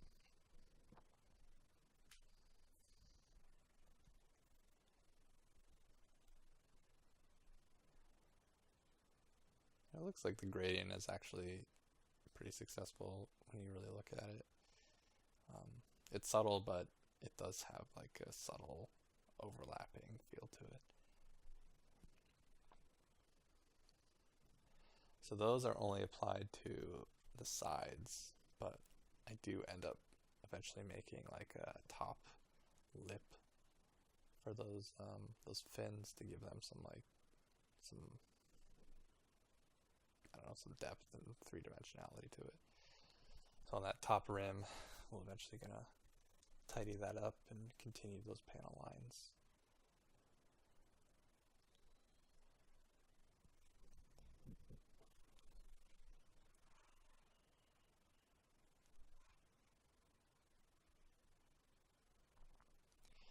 some graph organization.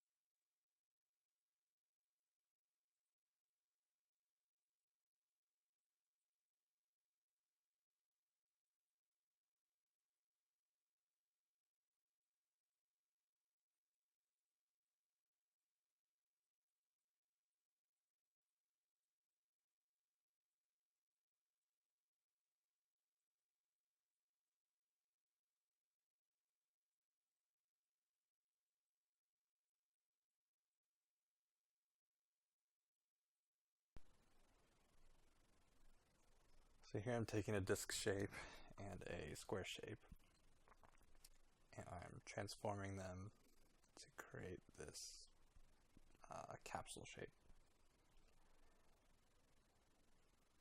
And I'm going to mirror that in the Y direction. Now we have this capsule shape. We can use that, we can bevel it, we can invert it, we can use it for multiple different things. It could be like an inset vent, it could be a button, it could be a pipe. And in this particular case, we're going to use it as sort of like a vent.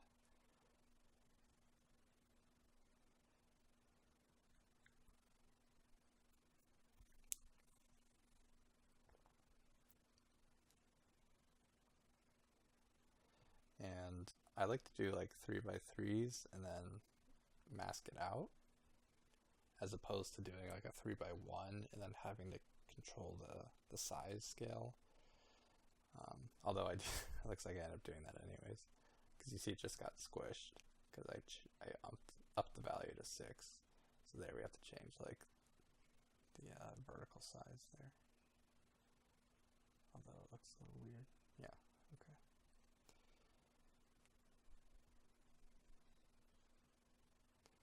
Well, sometimes I do 3x3, then mask it out, and then I'm happy and I will duplicate that shape so there's no distortion. But here, I don't know if this is one-to-one exact with the original capsule shape.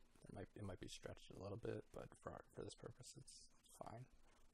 So I just bevel it there, and we are going to shape mapper it. 6, which corresponds to the donut like panel splits. There's like 6 sections of the donut. And again, I'm just testing, does splatter circular work better? You can see it looks very like hexagonal, whereas shape mapper bends the shape around the circle. So I do both because I don't know which one I want, at least not yet.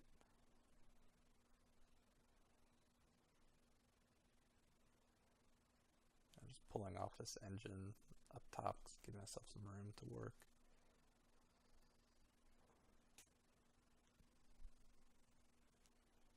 See how this looks if I subtract it.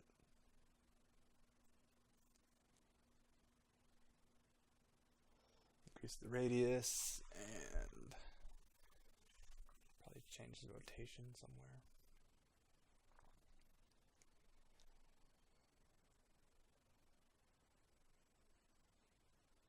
That didn't work. There is a rotation, ring rotation, I think it is. Pretty sure I'm looking for it right now.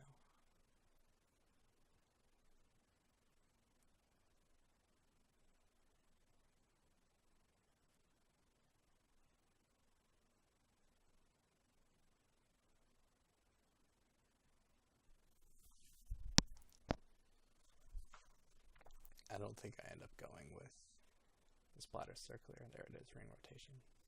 So I'm just offsetting that so it's not on the panel lines.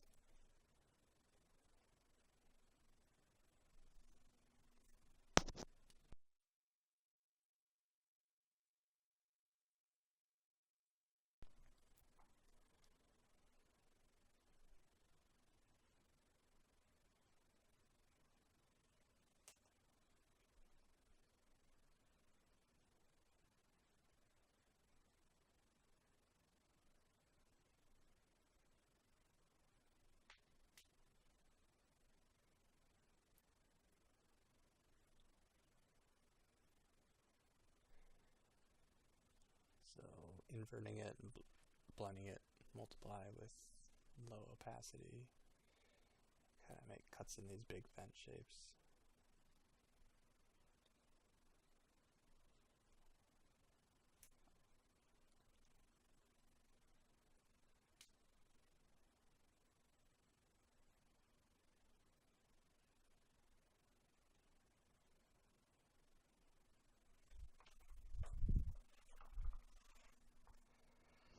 I'm just trying to subtract it instead of multiplying it, see if that gives me any different blending results.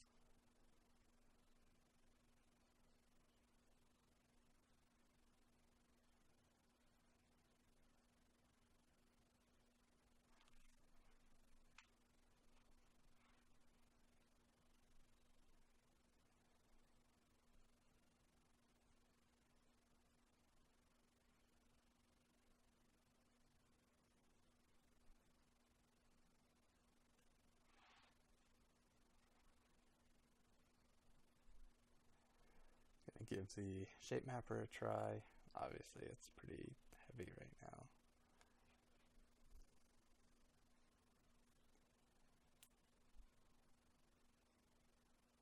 But I think I end up liking this more.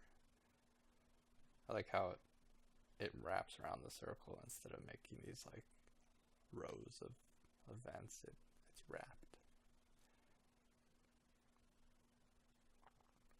And they're extending too far, like close to the panel line, so I think I do a transform and then just shrink these shapes down so there's some space between.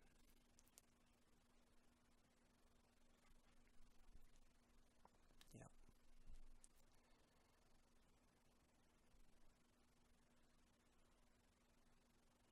So I gotta turn off tiling there. Now you have a gap and kind of control the spacing between each panel.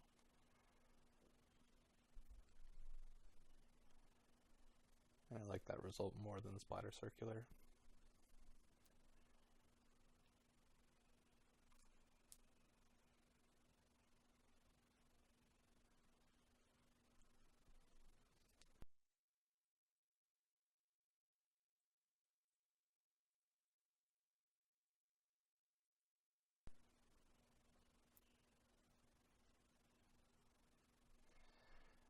Just lots of tweaking to get it to sit where I want.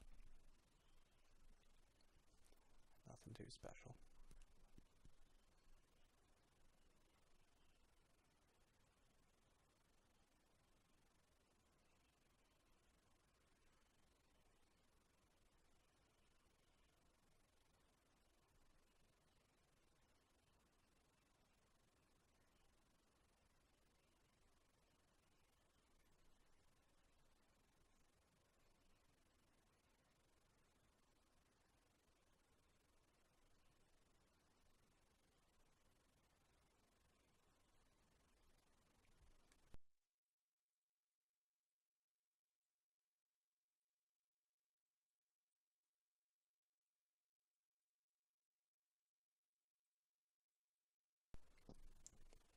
One quick thing I just did there, if you double click on like the input nodes for a blend, or really for any node, it'll show what that input is in the 2D view.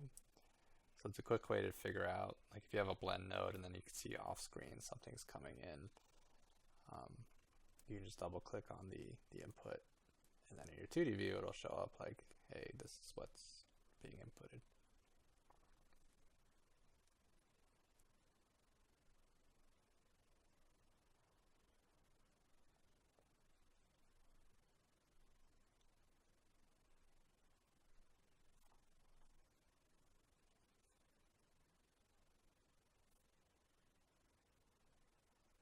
Adding a splatter circular again with a square shape.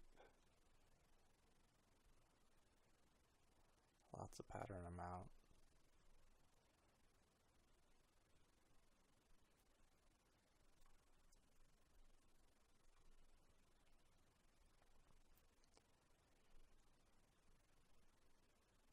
Not 100% sure where this is going.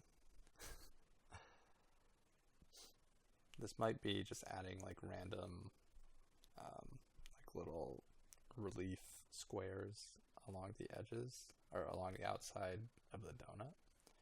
Some random scale there. I turn that off. Random X. A little bit of random Y maybe.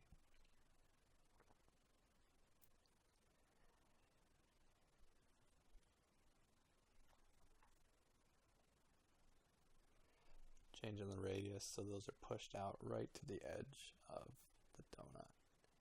Right before like that little flattened lip that fixes it to the panels underneath. Play with the angle random, kind of cluster some together. And then pretty sure there's going to be some mask random here too.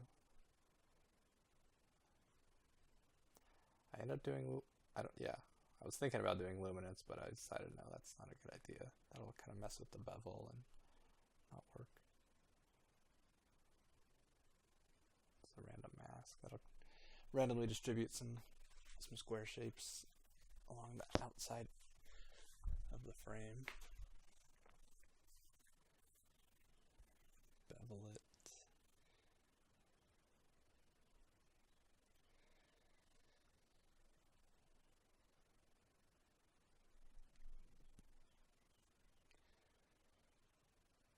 Here I'm trying that same trick where I multiply like the height map that I'm going to blend these shapes into on top in hopes that helps the max lighten or screen a little bit better. Reasonably successful, I guess.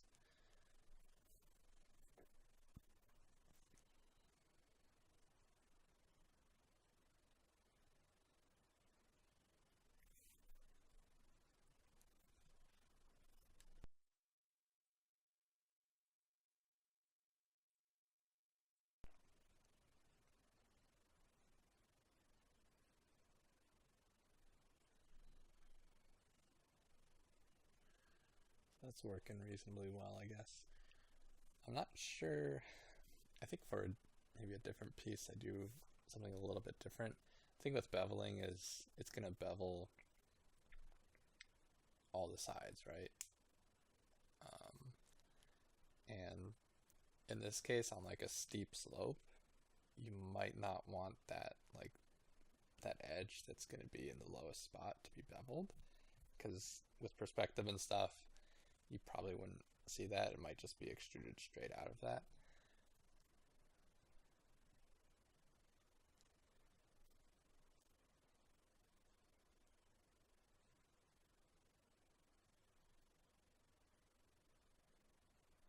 It's like I changed the blend mode back to max lighten.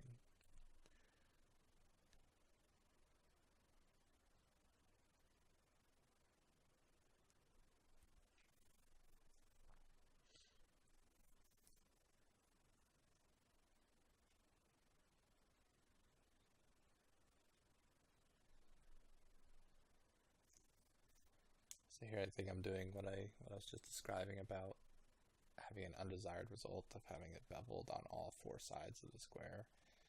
So here I'm creating a gradient linear 3, rotating it, and setting my splatter circular input to the image input, the pattern.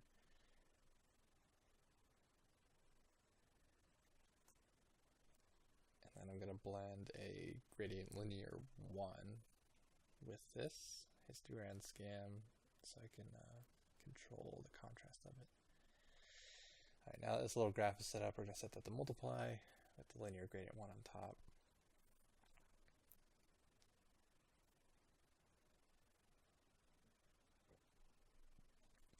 Excuse me, min darken, yeah, because we want to like chop off the area. Here you can position the gradient 3 with histogram scan to kind of control like the side bevel amount. So here it's just like a more controlled bevel where you can have different values for the sides or the top and bottom of those squares. And I think it's inverted right now, I believe. We'll see what happens.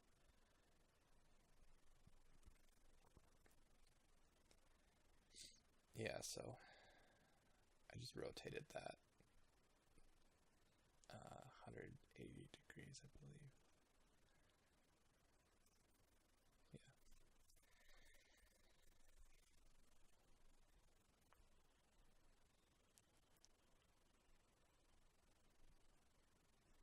So I'm kind of like, I don't know, faking perspective in some ways, or I don't know, I guess, I don't know if that's the right way to describe it. But now we don't have a beveled edge. I guess it's on the top part.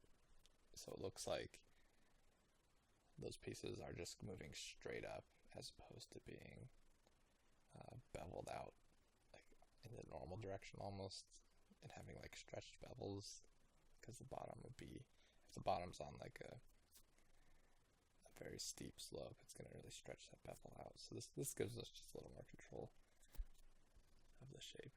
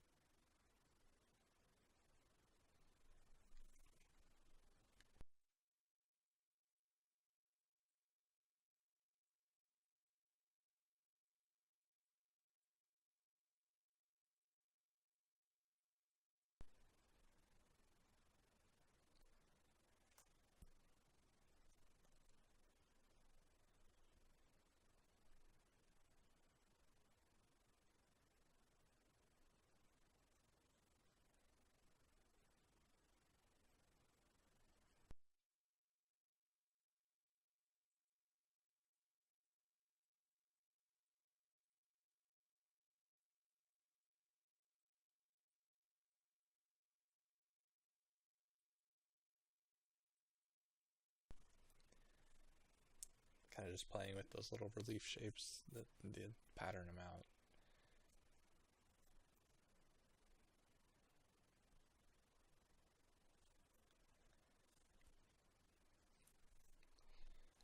Yeah, it's a nice thing about Designer. You can set your graph up, then again play with the random seed, pattern them out, and quickly change the results. And here I'm just plugging in a different, like before I min darken that gradient 1, I was like, what's it look like with the previous shape step? Didn't like it, so reverted it.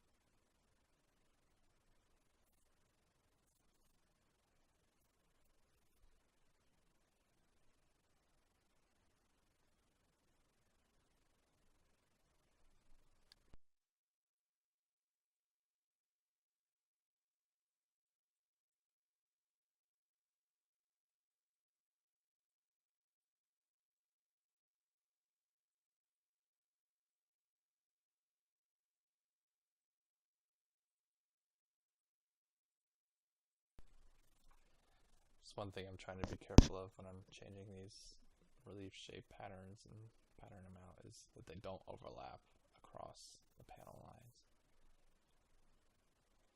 So that's just a little quick check that I did, running around the whole sides of it, making sure it's okay.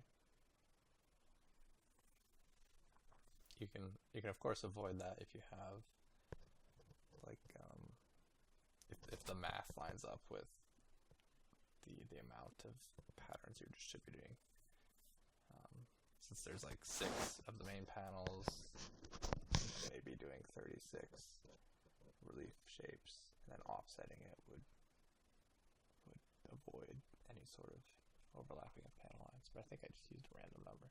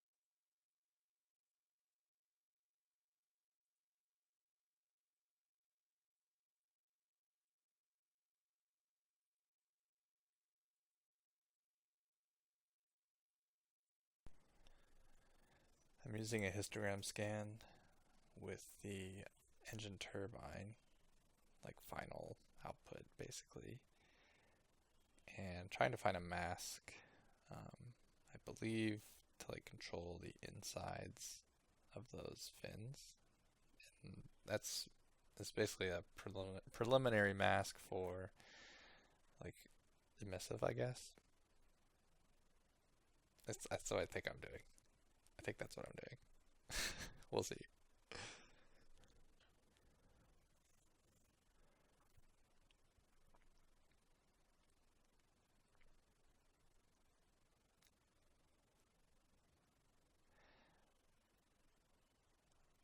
So there, okay, I just undid it, but I think I do use that later. You can see when you transform no tiling stuff, um, when you, yeah, if the background that you originally have is not black, when you transform it, it's going to be black. So you can actually use the matte color and the color picker inside the transform 2D node to fill those black areas with whatever color you want. And here I just wanted it to be like an even coating of blue, or not blue, gray.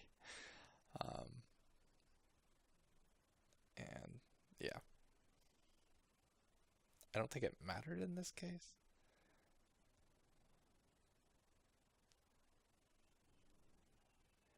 Yeah, just trying another histogram scan, trying to find those areas inside those little fins in the turbine.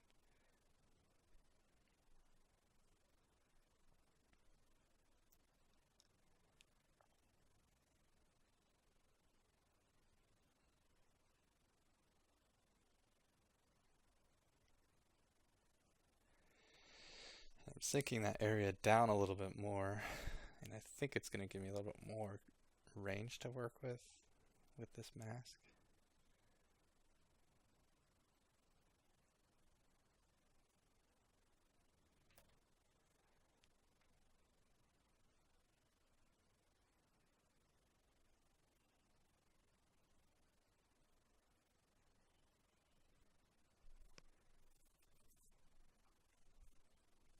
Pulling, that was a little trick. If you hold, sorry, I think it's either Control or Alt on the input of a node, you can like copy that same input to another node. So it's a quick way, like I knew that curve node had a shaped cone going into it, and I was like, well, I just want to grab that cone shape without scrolling all the way to the left again. So I just held that hotkey and then pulled it into the histogram and it copied it. And that way I can, or maybe I use it, oh, sorry, never mind. What I was going to say was I can use that histogram scan to create a mask for the engine, but it turns out it looks like I'm just using a transform 2D and transforming just a disk shape into the mask.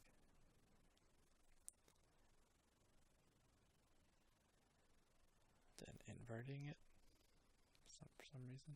Oh, okay. So here we're blending that inverted disk shape mask. We're going to add it, and I basically need just a black mask of those inside fin shapes. So here I'm transforming that disk shape down, and there you go. We'll invert it finally, so we get white where the inset is, and that can be used in our emissive channel.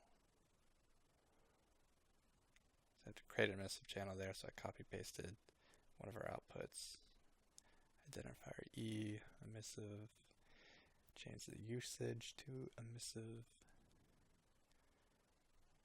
You can plug that into here. So it's going to be, I think it's going to be white.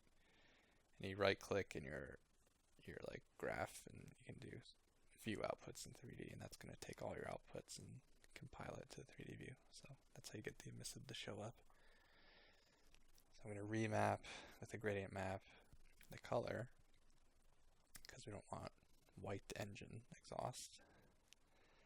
Just going to try out a few colors here. And the mask is very sharp. It's basically just black and white, and you can see we're getting some stretching. So I decided to lower that contrast of the histogram to give it a little bit softer feel. And then just playing with it, trying to figure out like where this engine is gonna, like the engine emissive is gonna start with these numbers here.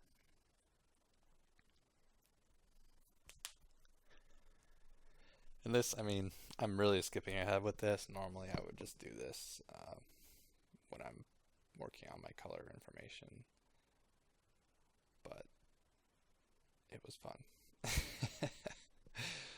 It's just a little tangent from working on the height map, and it's kind of cool to see it working the way you want.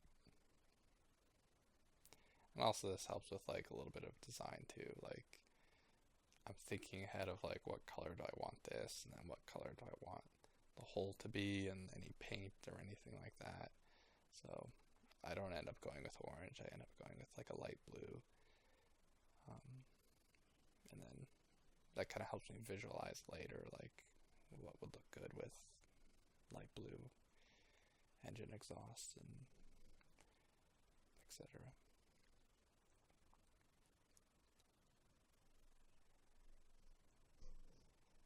Call that emissive.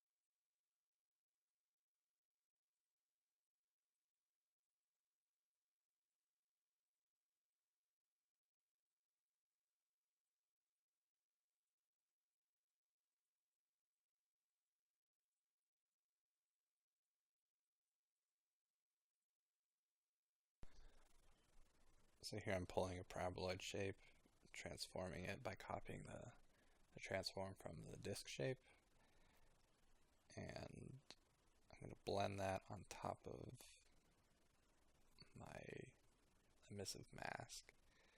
Multiply, so you can see there.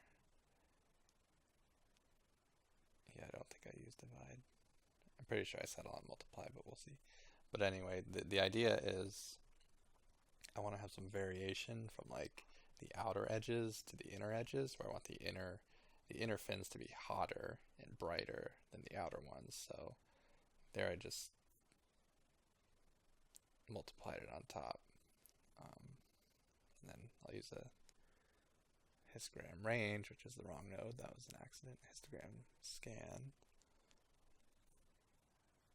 And that'll control like the contrast and clamping of this. So there you can see it's a little bit dark around the edges. And now when you plug it into this gradient map, we can remap some of these values again. So the darker it is, the closer to black it gets. The lighter it is, the closer it is to that blue. It just gives a little bit more color range and kind of fakes like an intensity of it. Like the inside is going to be hotter because it's brighter and closer to white than the outside of the turbine.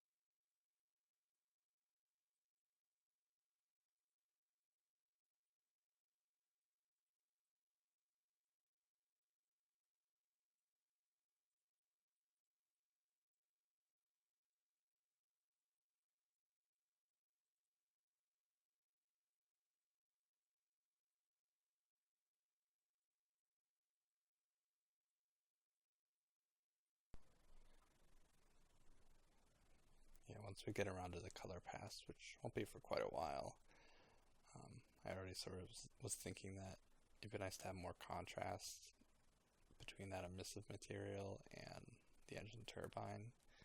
So I was already thinking ahead, like I think like a dark gray, like a gunmetal gray or close to black. Engine turbine would really like accentuate the contrast between like the emissive and the metal and kind of make it feel more bright.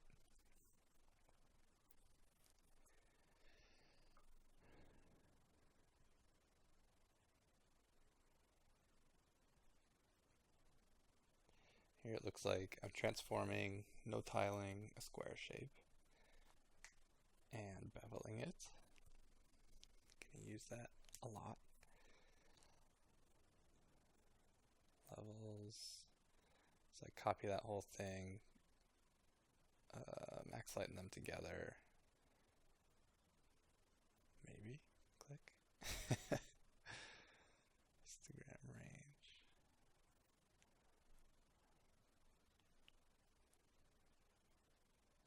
Okay, so I copied that transform because I want to have another square shape sitting on top of this shape.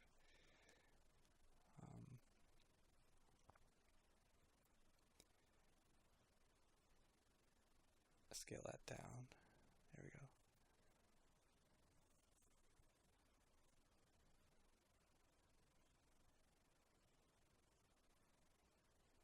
Setting that bottom piece to 0.4 so that sits close to the, or no, I'm sorry, 0.4 is not the right number.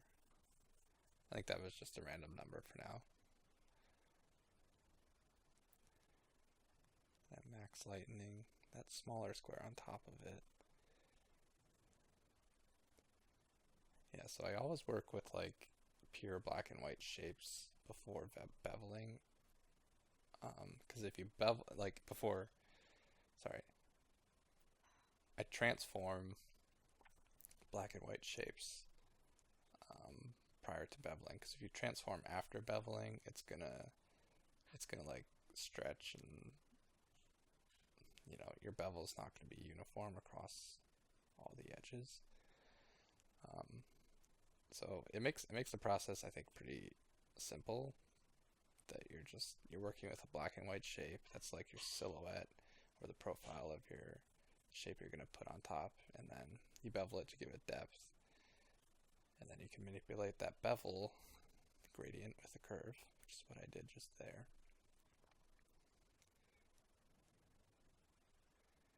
And then you set the height value with levels to control like how far up or down it goes. And at this point, I don't think anything else we do is going to be pushing into the panels, so the rest of our blending is pretty much just going to be max lighten on top of itself, on top of like the previous height map.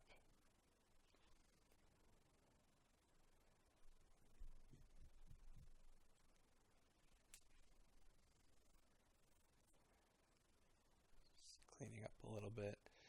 These two gradient 3s that we used earlier, I'm going to throw those down into the shape frame. That way I know where they are and I can reuse them.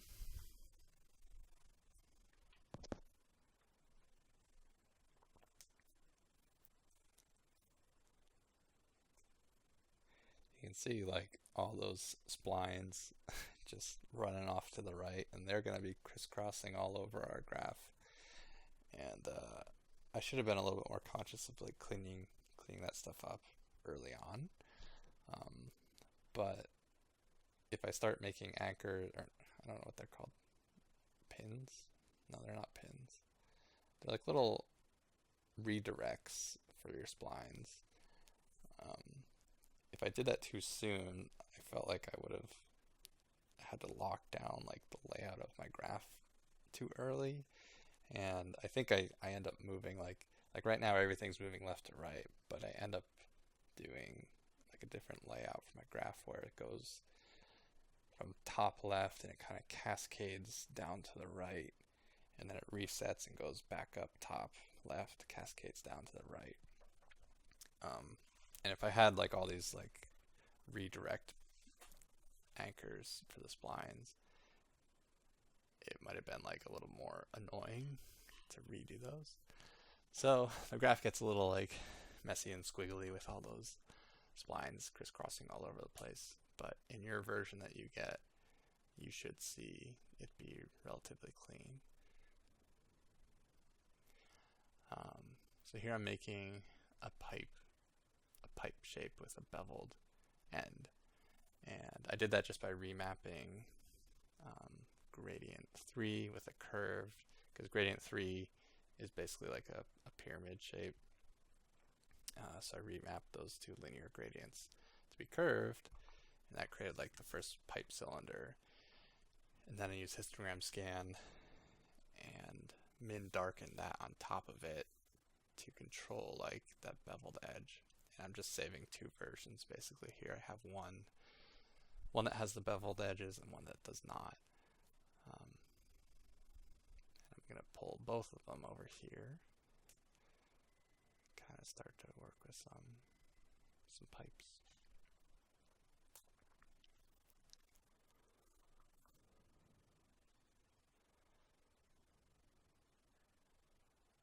So here I'm just going to transform it.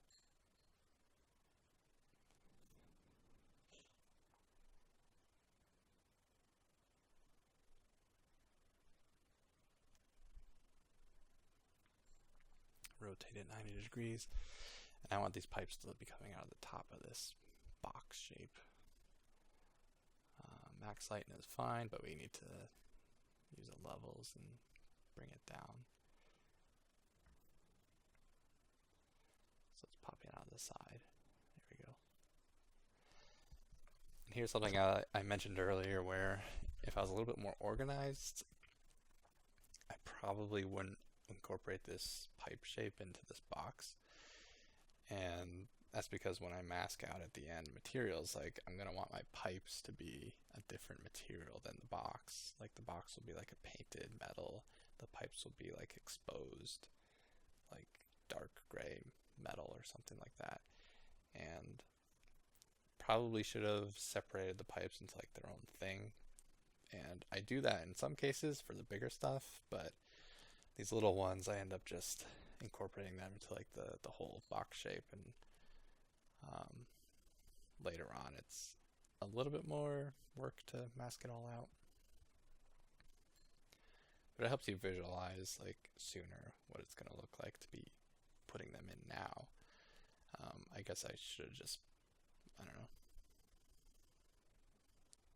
maybe I could have still put it in now. I just should have done it in like a different blend area. That's, yeah, because here I'm transforming this whole thing, this box and pipe shape, into the main height map. And really I should have just transformed the box and then transformed the pipes separately along with any other pipes that I wanted. And then it just would have made masking a little bit easier later.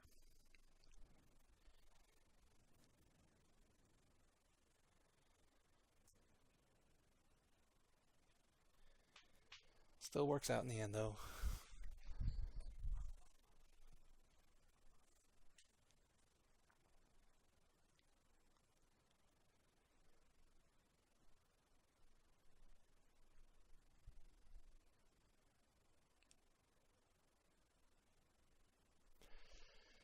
Organization and labeling is always helpful.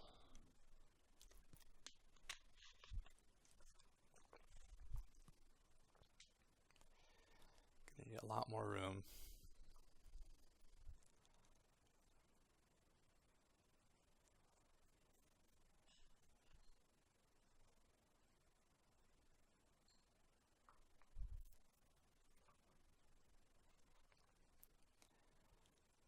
Here I added a blend node, max lighting on top with a histogram scanned mask of the whole thing. And I still haven't plugged it into the full graph, but it'll get there in a second. And I'm just kind of placing this, like deciding where I want this box shape to be. And I know I wanted it to be kind of spilling into that big inset area.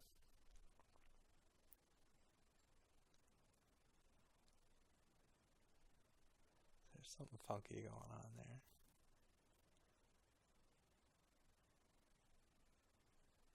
Yeah, I needed to remap the levels outputs to like a more appropriate value. So they were above the panel lines.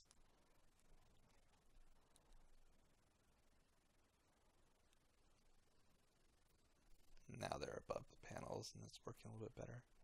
Just going to rotate it and play around with like the position here. So this big box shape that's kind of extruded out of the inset and then lays flat on top of the panels.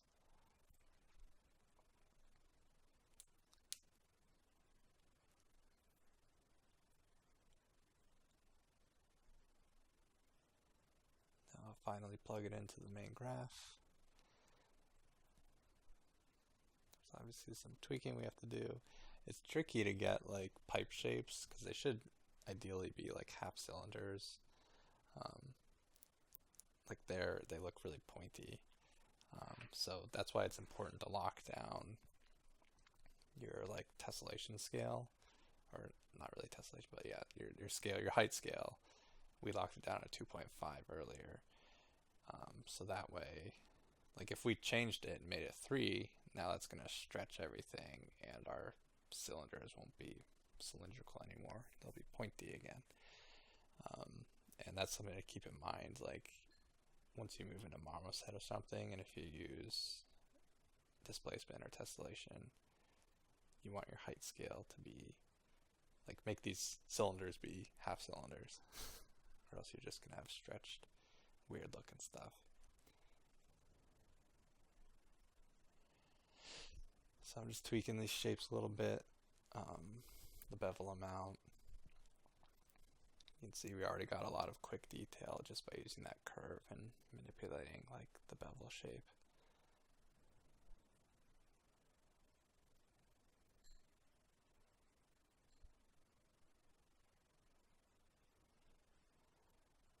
Gotta lower those pipes there because they're too stretched out. And it can be tricky sometimes to like get a good camera angle. But just keep rotating around your model and try to find like a real close side view of that cylinder and try to make it as close as you can to the half cylinder.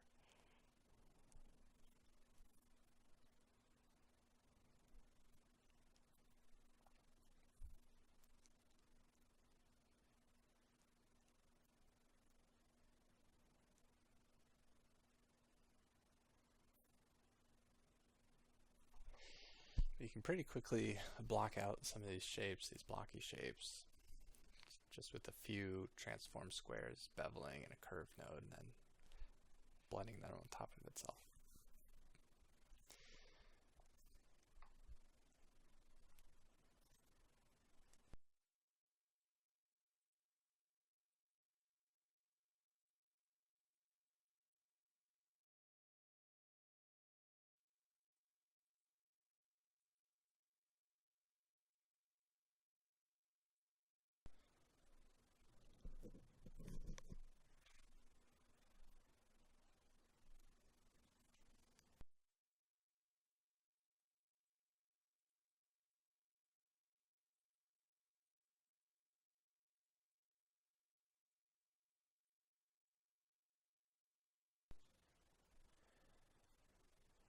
Just gonna name this box into inset because that's what it is, a box going into that inset piece.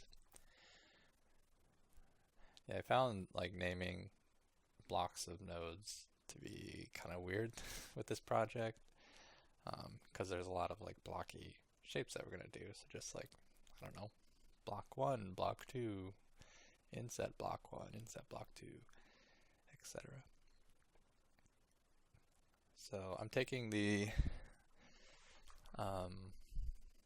looks like the edge, the panel edge lines, and edge detecting it again to thicken the lines. And that edge detect mask is going to be masking out where we want to place these squares. And these little squares are similar to what we did on that donut shape, where they're just like small little relief shapes that pop out of the panels. Just kind of give it a little smaller details. There we go, beveling it. But yeah, the tile sampler, I don't know, I put it to like really high X and Y values and masked it out randomly, did some scale random. And that gives you a random scattering of these square shapes. 40 by 40 it looks like. And just remember, when you input a mask into a tile sampler, you have to set the mask map threshold to 1, or else it won't do anything.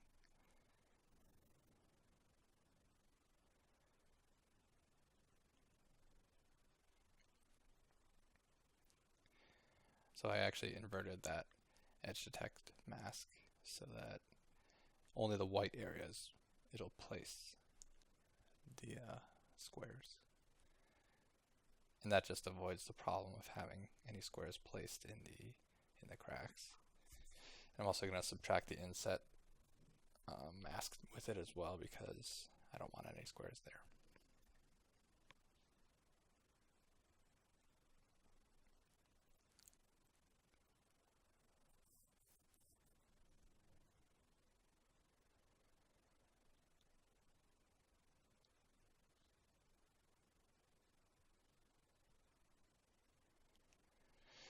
Screen that on top, that should work fine. You could also do a max lighten and levels, but this is okay.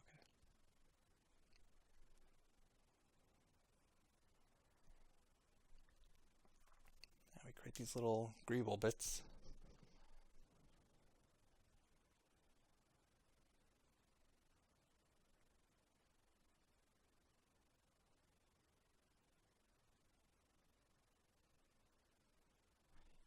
be pretty subtle.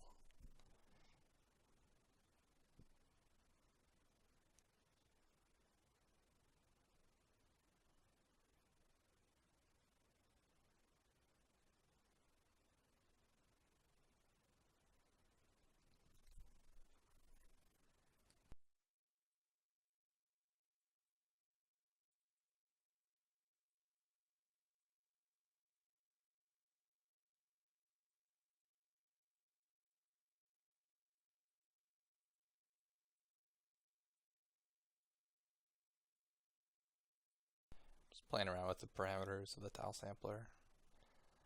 Random seed, random scale.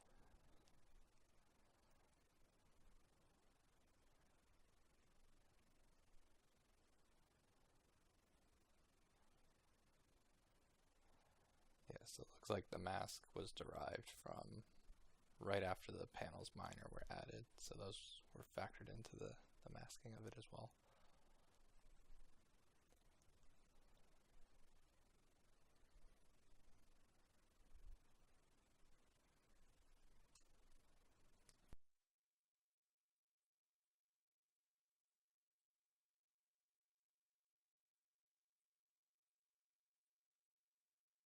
Gonna name this panel relief detail.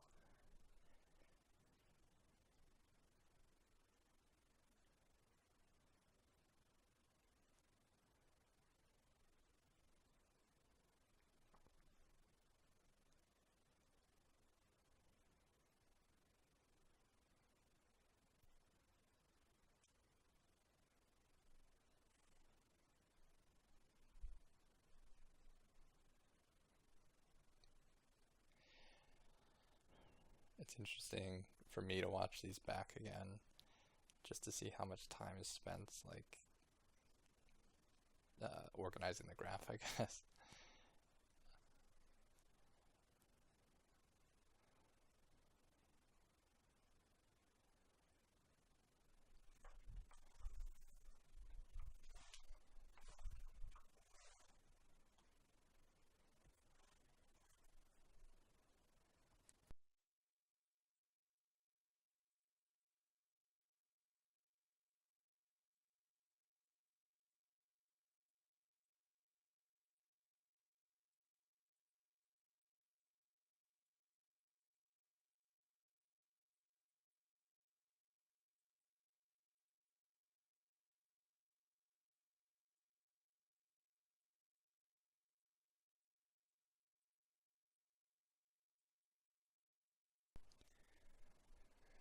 I think here I'm reevaluating these detail shapes on the engine turbine. As I said before, I want them to have look like they have some thickness and like they're wrapping around that top lip. So I just copy this shape mapper here for the fins, and I'm gonna plug in just a square shape. And I realize that the square shape has to be manipulated a little bit, scrunched horizontally to give some space between. So quickly just do that here.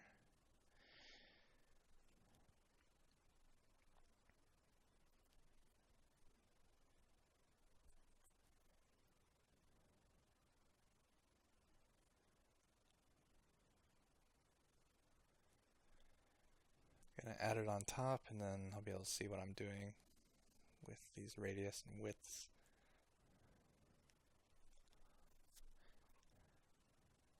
So I want those black edges. Either I'm going to use the black edges or I'm going to scrunch the square so it's the white edges. I'm not sure which one yet. But I want that to line up with the corners of each fin. Right now it's like those seams are in the middle.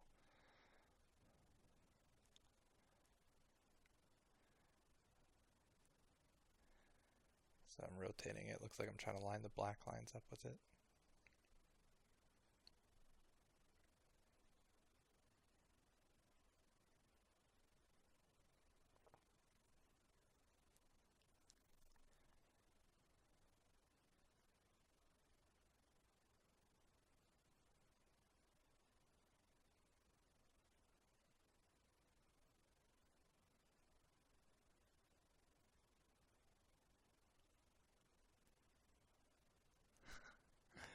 It's off by a pixel. Unacceptable.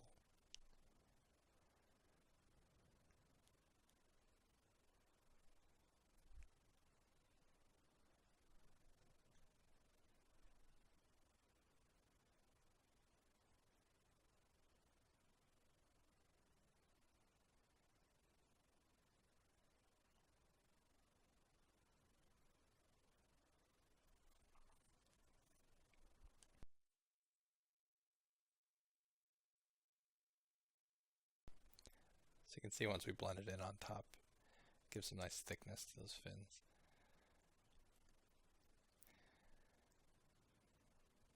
It was probably possible to incorporate this into the original shape, but at the time I wasn't thinking of it, so I'm adding it in afterwards.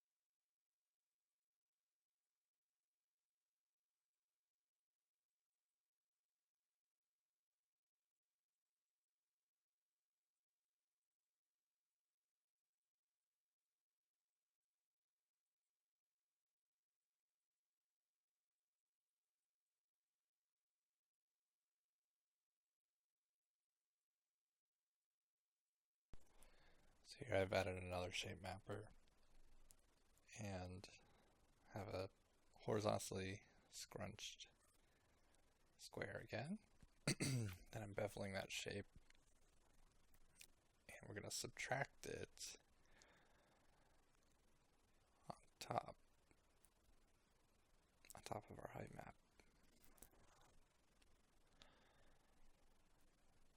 And I'm not sure I keep it this way,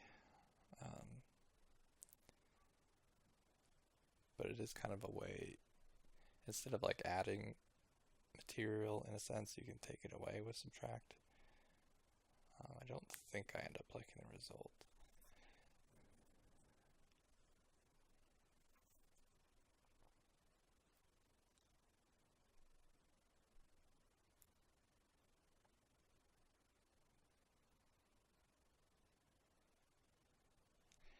Here I'm doing that same trick that I did with the like the donut relief squares, where I don't want to necessarily bevel everything, I just want to bevel the sides in this case.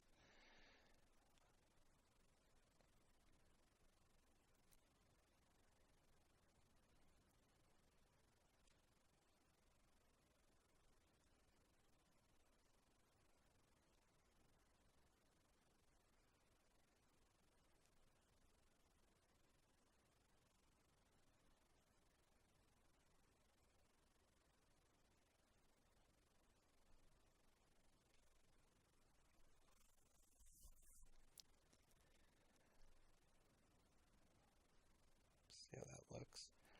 So it's getting a lot of stretching because there's no gradient or bevel on that on those outer edges of the circle. So looks pretty bad. Yeah, I think I reevaluate how to do this, and I mean I just said you can subtract shapes from it, but I felt that adding in like pillars inside there was easier than subtracting the space away to create pillars.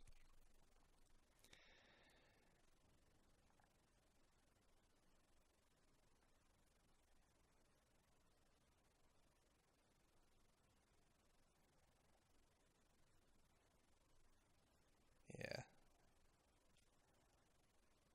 It's also taking away, like, in order to create those pillars to come out, I have to cut too far into, like, the frame of the turbine, and I'm getting really close to that edge where the fin thickness comes in, and I didn't want that, so I'm pretty sure I redo it a different way, which is basically just creating a shape, a pillar shape, and then max lightening it on top instead of subtracting.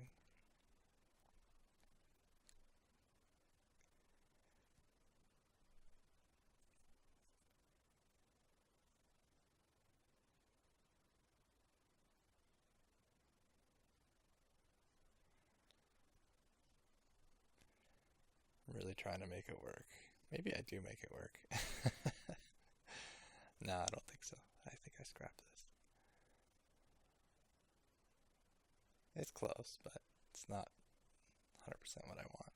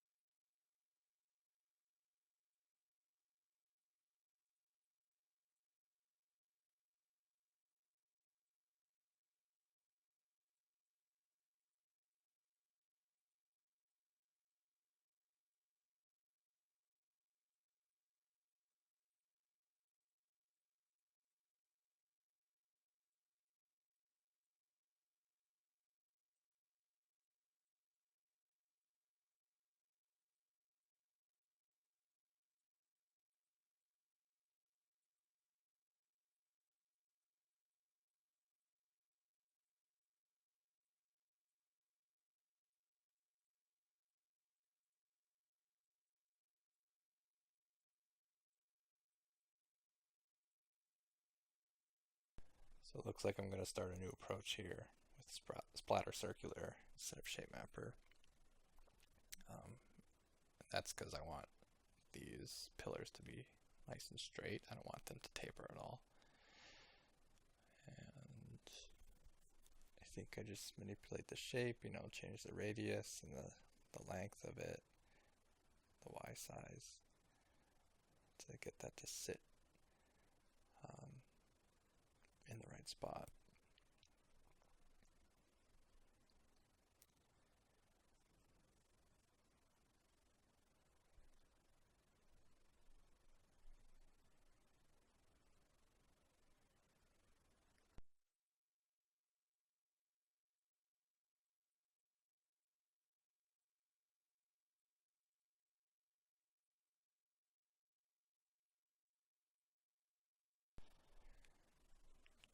trying to bevel it for starters.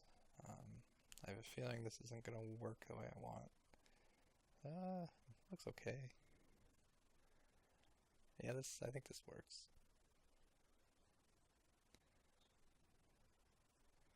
Reduce the opacity a little bit. Yeah, I decided actually that doesn't work too well because the blending's a little awkward.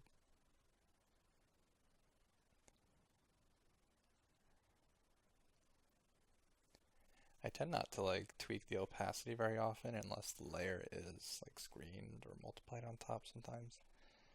But when you're max lightening, I think it's better to use a mask and then it levels, if the mask is even needed. But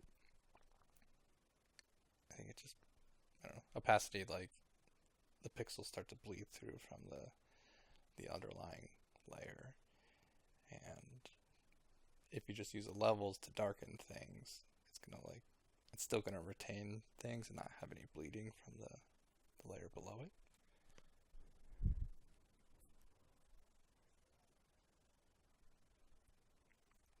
So just changing the shapes to get this to sit and be the size I want.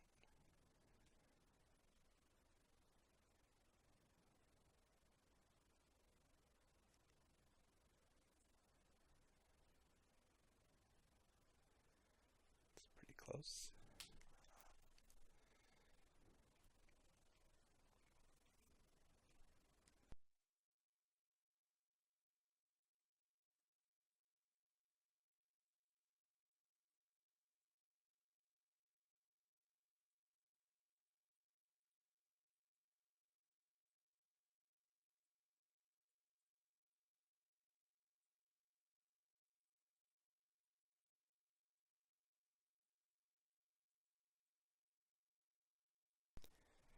There's a lot of tweaking that has to go into blending all these height pieces together.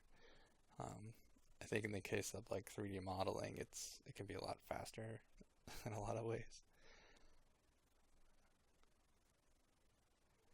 Yeah, like I could just quickly snap the tops of these pillars to the spot that I want, or I don't know. There's a small degree of inaccuracy with designer and like using levels to sync everything in and be the proper heights.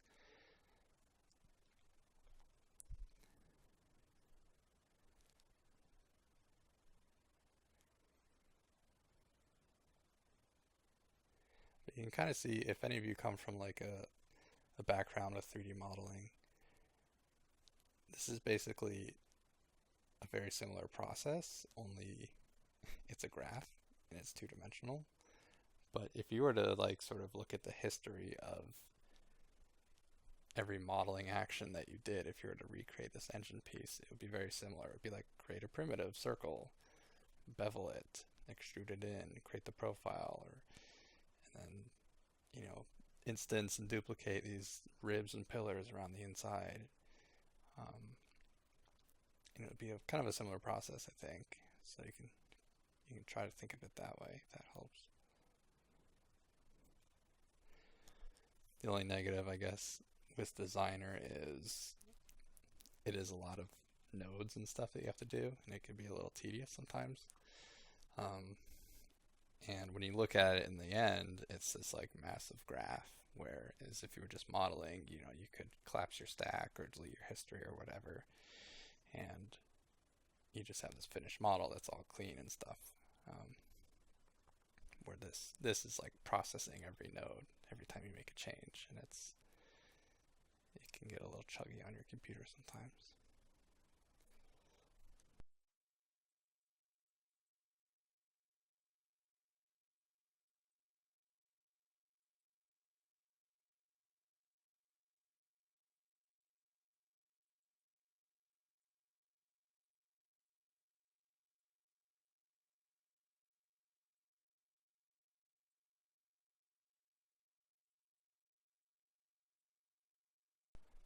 So I decided to add that gradient linear to create a little bit more of a slope for those ribs instead of just beveling them. Same thing that I did for the outer donut shape with those little relief shapes.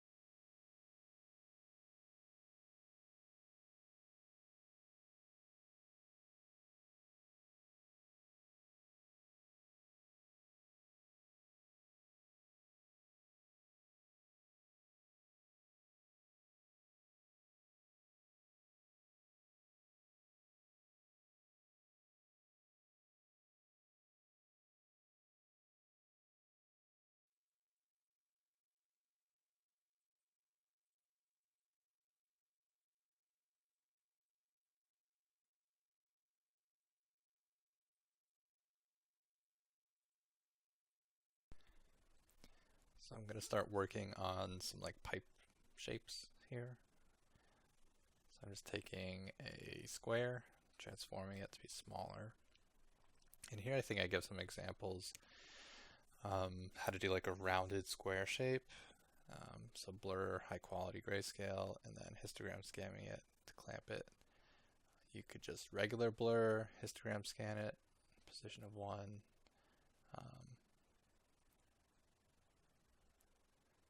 Excuse me, position of point, just anything below 1, I guess. But you see that that gives like a weird angle, like a corner almost on the regular blur. And the blur high quality, if you go back real quick, it gives like a crunchy edge. Like that's not good. I don't know why it does that, but it's ugly. So the distance node is a good solution. Yeah, there's a pinch there on the blur. Distance gives a nice, soft, round, clean edge to create this rounded, cornered square. And you just plug the square into both inputs. Set it to only source. And also, I think it's cheaper too to process. I didn't quite catch the times there, but I think it is cheaper. So here, because now we have this gradient with this distance node, we can use a gradient dynamic and then feed in a gradient linear shape that tiles, and that's going to remap our gradient from the distance node to these multiple pipe things. But I have to use a curve. Since it's a gradient linear that we plugged in a gradient dynamic, you have to use a curve to remap it to this, nice curved pipe looking shape. So you just saw some weird artifacts happening right in between the cracks, and that's because there's either not enough resolution or the calculation is just a little bit wrong, where it's trying to map that gradient linear to the curve, and it's giving like weird artifacts in between. So I edge detected the gradient dynamic, made it a small value, then multiplied it on top to set those to black, so there's no like weird artifacts in between each pipe. Or else you get like spikes in your height map.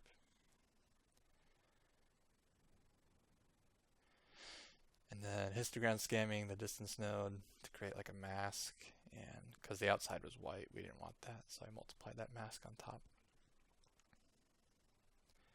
Now you can use another histogram scan with full contrast and then the position to kind of manipulate. You can like mask off how much of these pipes you want. So we had 4, I think, and I just masked it down to 2.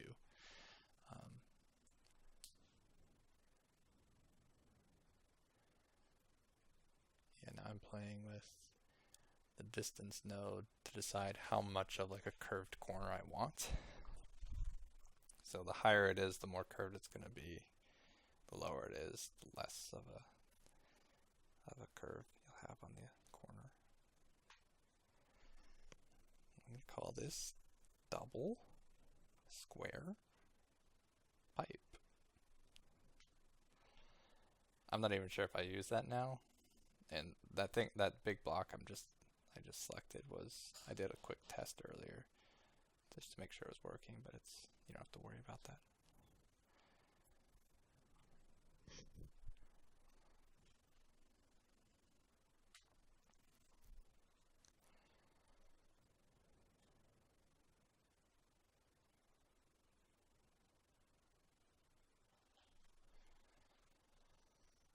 I'm just pulling some of these shapes. So I have a rounded cube, or excuse me, a rounded square, and I'm just manipulating a regular square, and I think we're going to add these together. Copy pasted it, offset it. So you'll see the idea here is I'm creating like half of the node is black, half of it's white, and that creates a nice edge for an edge detect to happen later, and we can basically create like a shape of a pipe this way. And here I'm blending in this rounded corner via adding it, Now I could just rotate it around and try to line it up. So now I have this white edge that goes up and it rounds off to the right, slants about 45 degrees, and then goes straight up. So that's going to be a shape of a pipe once we edge detect it. And I found for me, that works well for creating a pipe shape. There, I had to invert the edge detect, edge width goes up. And you can see now we have like the silhouette of a pipe, a bent pipe. Just have to bevel it, and then I'm going to remap that bevel to a curve node because the bevel's linear, so we want it to be like rounded like a cylinder.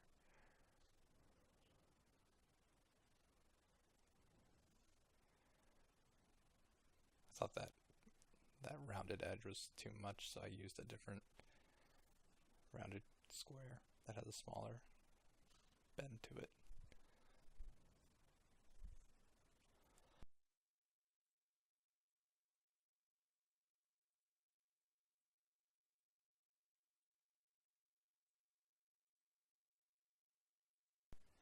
There'll be other instances later where instead of doing a single pipe, if you want to make a shape that has multiple pipes, you just have to alternate between white, black, like kind of like this zebra striping pattern in your node, and then you edge detect it and it'll pick up all the edges between white and black, and then you can create like multiple pipes. Or you can just not copy paste, you have to transform and then blend it with the original to copy. You'll see that later.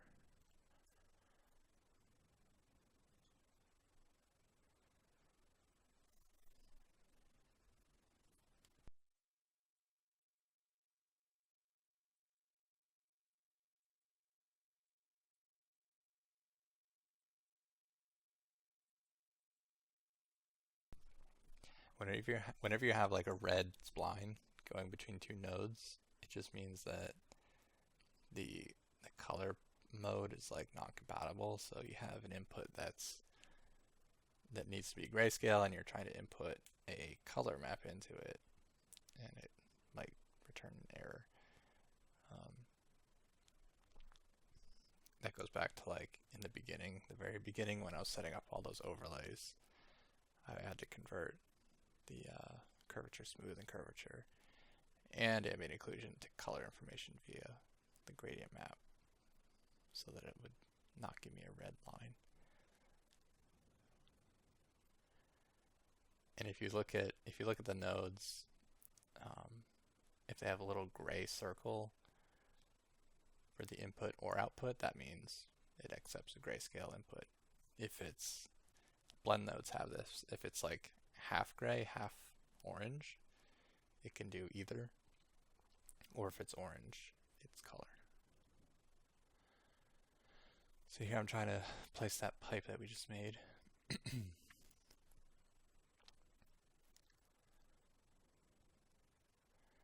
it doesn't look very rounded, it kind of looks pointy to me. But I think I fixed that later. Also, you can see it's bleeding pretty heavily into like the engine, and it's bleeding outside of that box to the bottom part of the box. So we'll have to use some like masking to mask it off.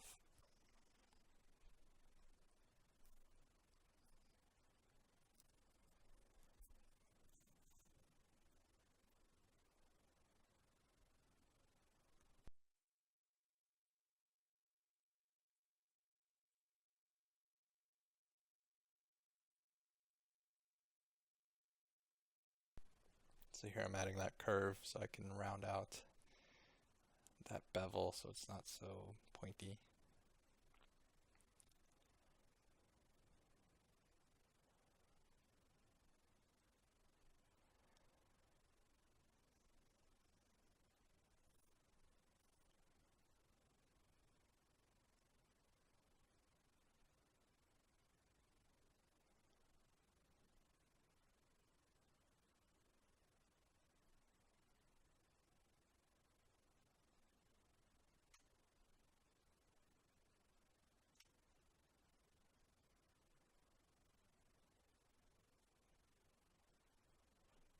feel like this was really being stubborn. Like that curve profile doesn't look like a rounded cylinder to me. At least not yet.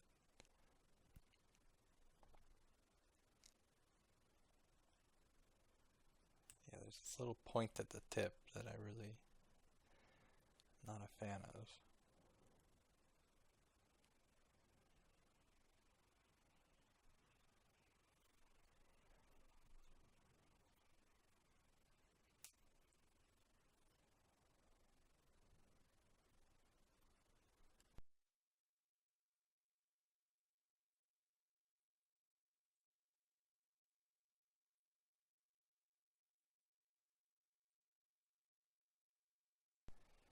It's looking a bit better. I think I leave it for now.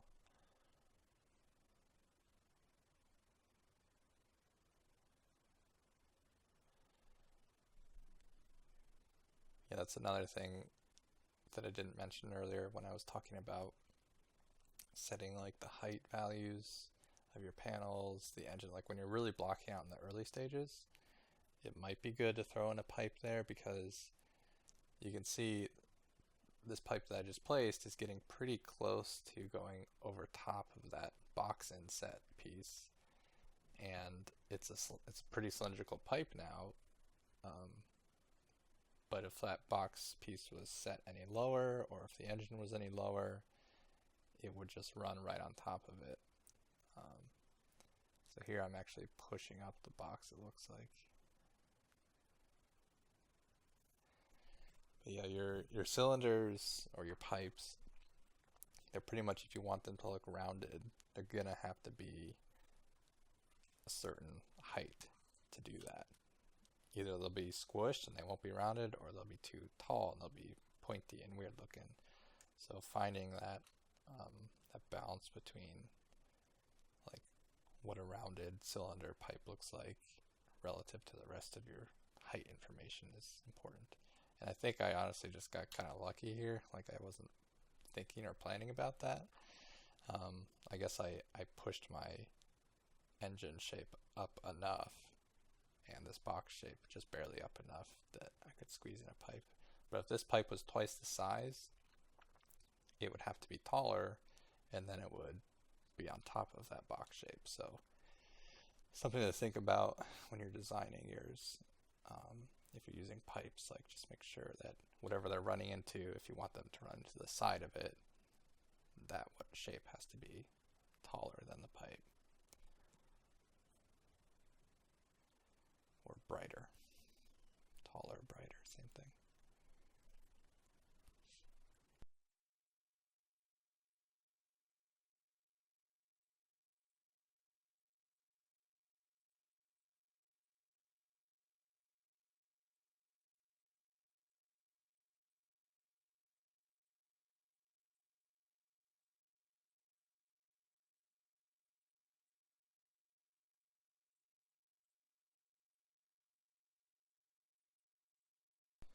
So here's how you copy paste, I guess.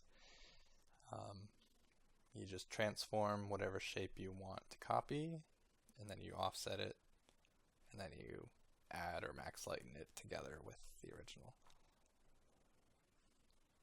Just like that.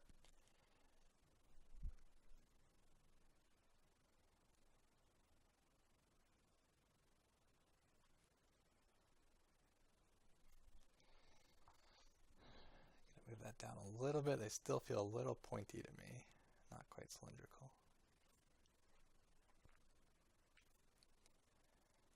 And I kind of like the look of it going through the donut, but not over the emissive part. But okay, here's a trick. The blend nodes actually have some cropping area or masking. You can call it whatever you want. It is called cropping area in the parameters.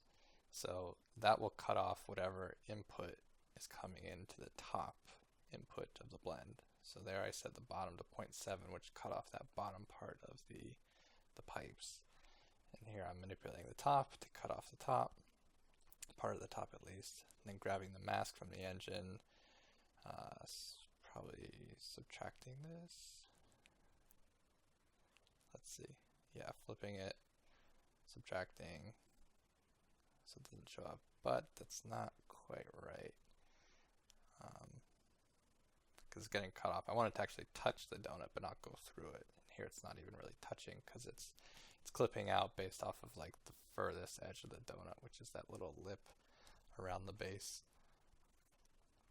Let's see what I do here. You could just transform it, scale it down a little bit. But I also did a trick there where if you want to reverse the first and second input for anything, mostly blend nodes is when I use it, you can highlight both and press X, and that'll flip which input is in the top and bottom. Really useful.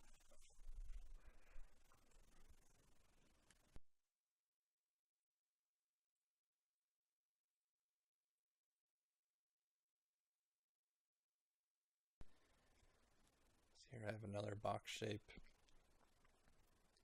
I must have missed it, but it looks like I just copy pasted the inset box shape because it's quick. And this little setup here where it's like a transform into a bevel, into a curve, into a levels is going to be very consistent with a lot of the pieces that we're going to make. So I tend to just copy paste those chunks. Here I'm adding a directional warp with a paraboloid as the intensity. And that gives it a little like bend to this square shape. Because I want this bracket to be curving around the outer edge of like the engine frame donut shape.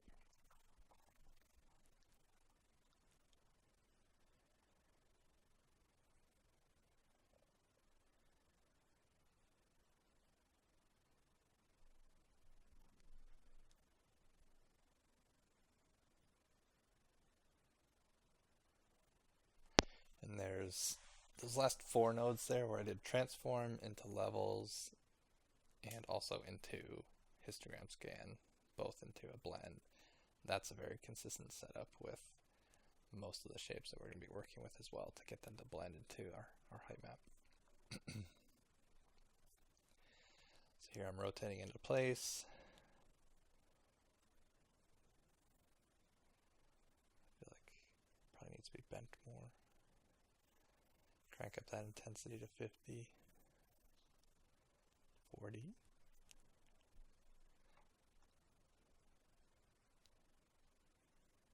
And there I'm doing the trick where I double clicked on like a height map further down the chain so I could see it in the 2D view, and then single clicked on that transform, and I can still use like the widget to manipulate the shape of that square while still seeing like the final composite of the height map.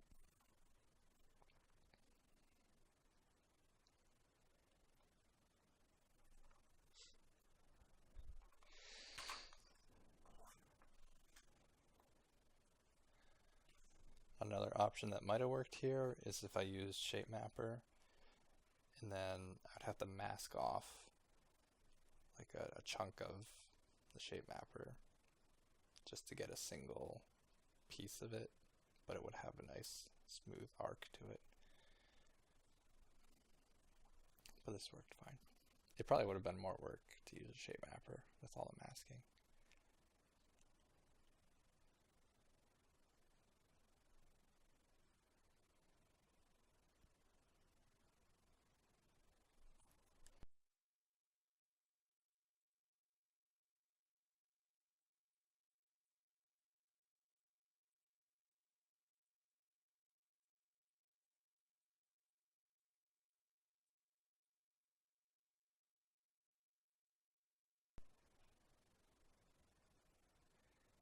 Using that level is to control the height.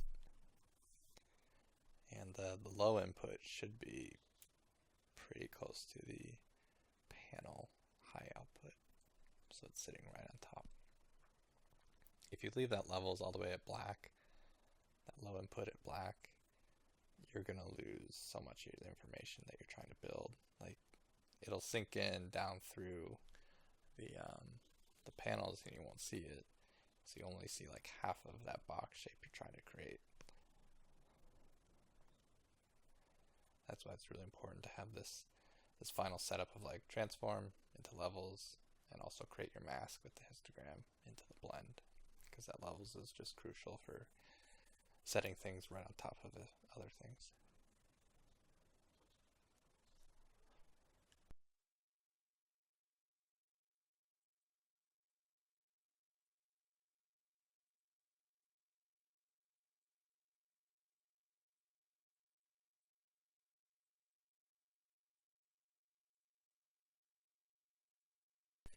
So the idea here is to like, you have this engine piece, and then you have these little brackets coming off of it, and then they have pipes coming off of it that go to like, whatever, fuel supply or electric circuitry box or engine component or something. And I'm trying to basically, draw the eye from the engine down with the pipes into that square bracket and then into the inset area where there's going to be a lot of detail and engine components. Kind of feel like it's all connected, like it's drawing power from that area.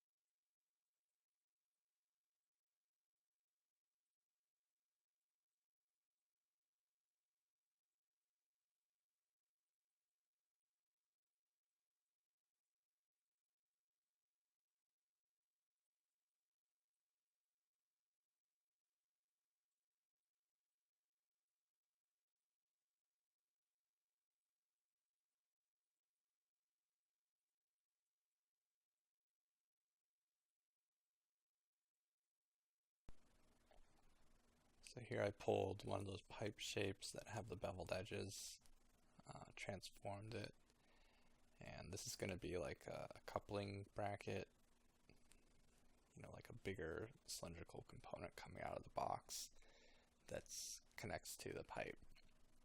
So it's, something that it feels like the pipe could have screwed into it, or it's just like a nice transition between the pipe and the box that we're trying to make here.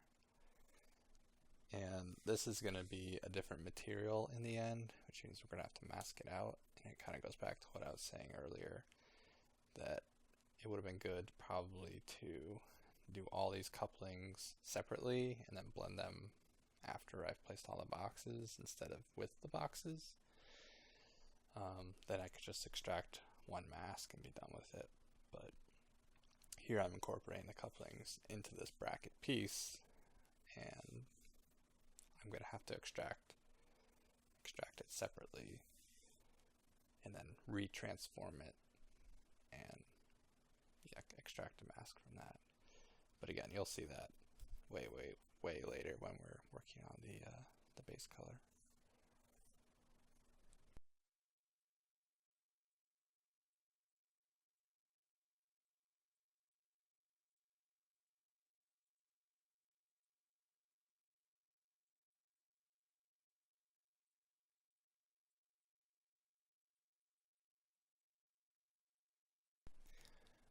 Another advantage that I thought of about creating like the couplings separately, and I didn't do this in this graph, but you can create subgraphs within your substance file, and then they can output whatever you want, but I would output basically like a coupling shape, and then I would just use that wherever I need it. And it would sort of organize my graph a lot better. Same with like pipes, and same with even all the block details. Those could all be subgraphs organized by material to help with masking later. So I'd have all my block shapes, all my pipe shapes as separate subgraphs. And then this would be like a final composited graph where I would combine all those subgraphs together, and it'd be a lot less nodes in the final composite. But I thought for this tutorial I would just do it all in one graph, and it gets pretty busy later. But an advantage of that is it allows you flexibility wherever you want. Like, you don't have to dig into subgraphs to find stuff that you need. if you want to mask something out or whatever, or reuse a piece, it's all right there in the same graph. Um, so both, I think, are acceptable ways of working. Uh, I think you got to be a little bit more organized if you're going to do subgraphs and have to plan ahead a little bit more. But it's a great way to work. Um, but in this case, I did not do that.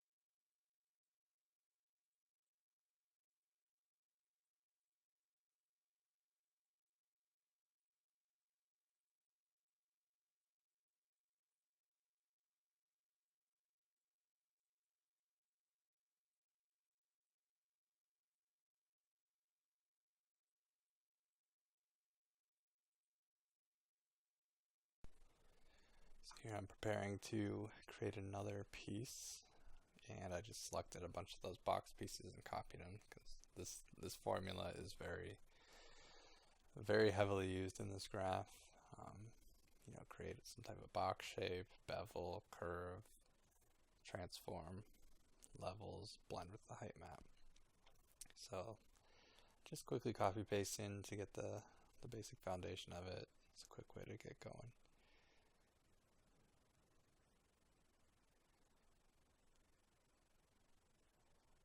I just make a new transform node because that one had some rotation and I didn't want to try to straighten it out. So here we're making like a block piece that's going to sit right above the engine. And I also want to squeeze it right in between those panel lines. I don't want it to overlap into other panels. You certainly could. Just depends on what your preference is, I guess. I felt like it feels a little more tidy to have it feel like it's relating to the panel lines a little bit more and not just ignoring them. So sitting it right in between is how I wanted it.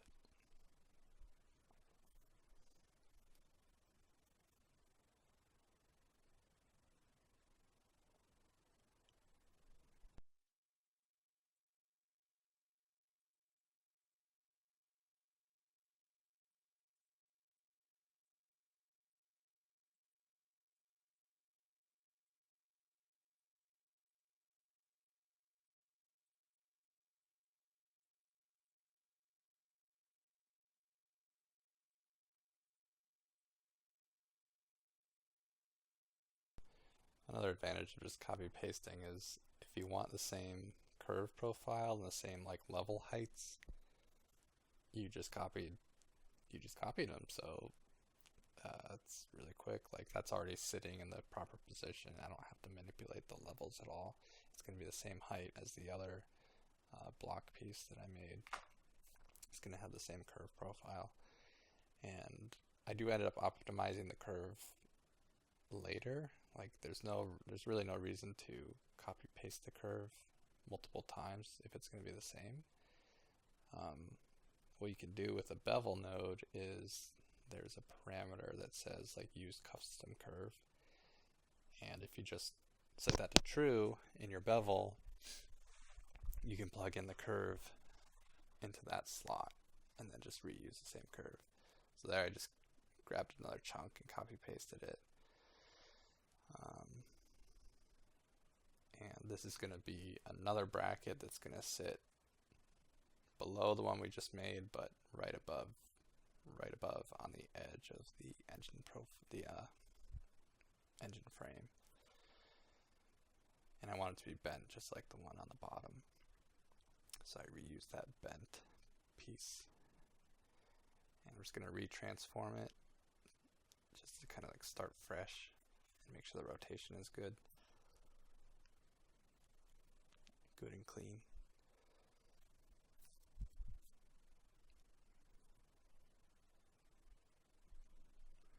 So back to what I was saying about the bevel and the curve. I haven't done it yet, and I do that much later. But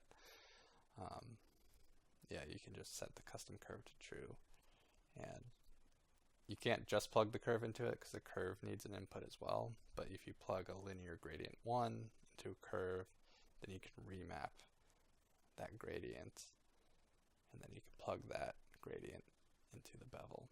It'll open up a second input for the bevel. Right now there's only one, but if you set that custom curve to true, you'll see a new gray dot appear on the left side of the bevel node, and that's your curve input. It's very helpful. And it's a time saver too, and it's optimized.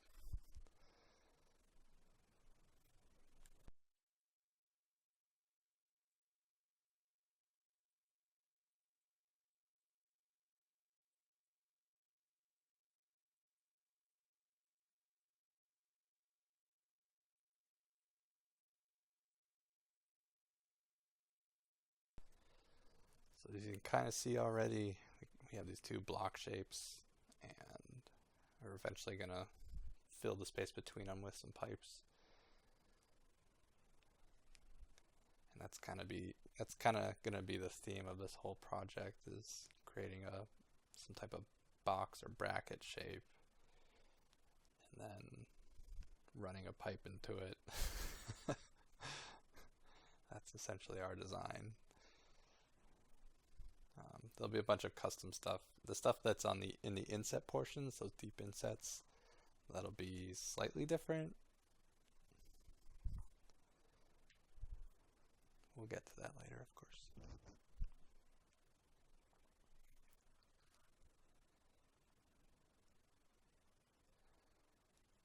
Yeah, I noticed with this, I couldn't get it to line up like perfectly. But it gets close enough.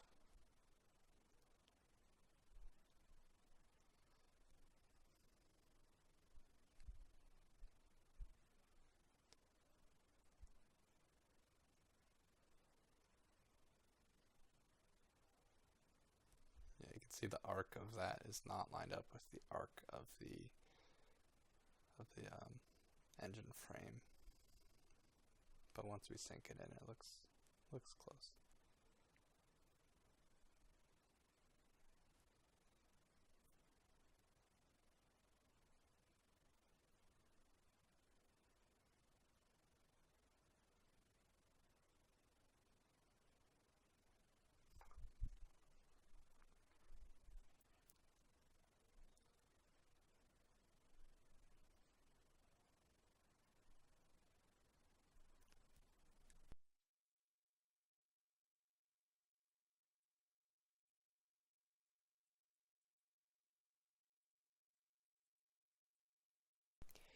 doing that trick where I double clicked on the composited height map and single clicked on the transform 2D so I could still see the widget, and that just helps me be able to tweak that shape relative to the rest of the whole height map.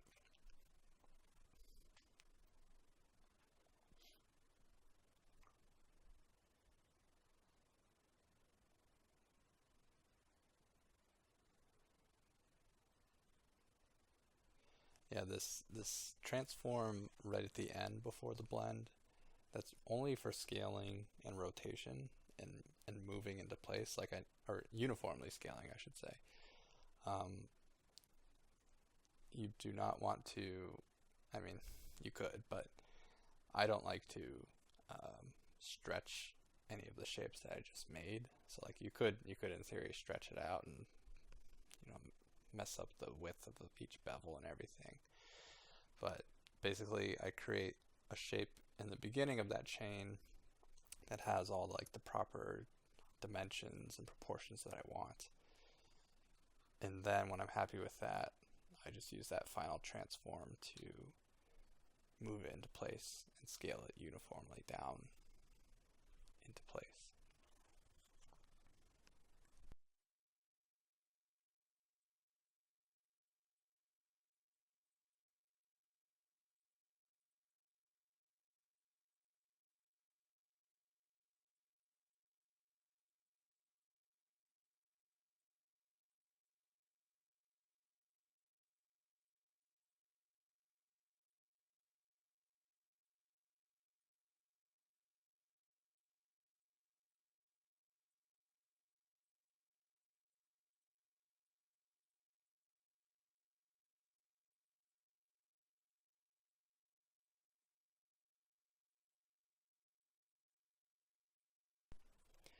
There's another node which I didn't end up using at all. It's called the height blend node. Um, it's a condensed node basically that outputs, well, it takes two height map inputs and blends them together, usually with max lighten, and then you can output a mask as well from that same node. The masking is really useful for obvious reasons. You can get nice masks if you're blending different materials together. But I didn't use it in this project because I don't know if you can have, I'm actually not that familiar with it, but I'm not sure if it has a mask input to it, nor do I think it has, well, it probably has some level adjustments. Anyway, I'm not familiar with it, so I don't use it, as you can tell. And also, I'm not sure if you can change the blend mode. Like it does max lighten and it might do mid and darken as well, but I don't know if you can like copy or screen or multiply two height maps together. So just for consistency, I have my little transform, levels, histogram scan into blend. And yeah, I mean, I could possibly condense all that down into one single node and make a custom node myself, but I didn't feel that was too necessary. But height blend is cool. You should check it out. I just don't use it. Not right now, at least.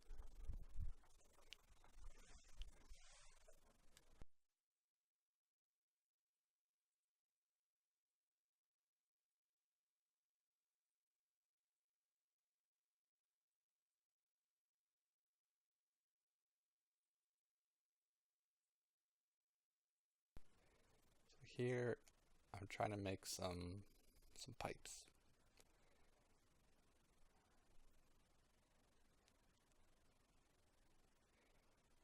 And all I did was use a tile generator with a pipe shape going into it, and set the x to 3, y to 1. And now with a histogram scan gradient linear 1, I can min darken that on top and create like a beveled edge. Now I'm going to scale it down and position it, turn off tiling.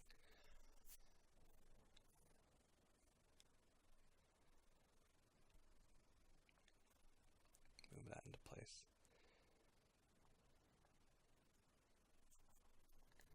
these aren't full pipes. These are going to be couplings again.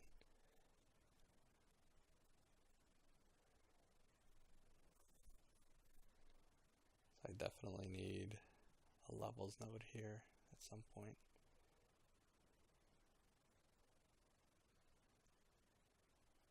Because I'm missing, you can see I'm sort of missing half of those shapes because they're sunken down underneath the panels. Apparently, I wanted to know what was happening in April.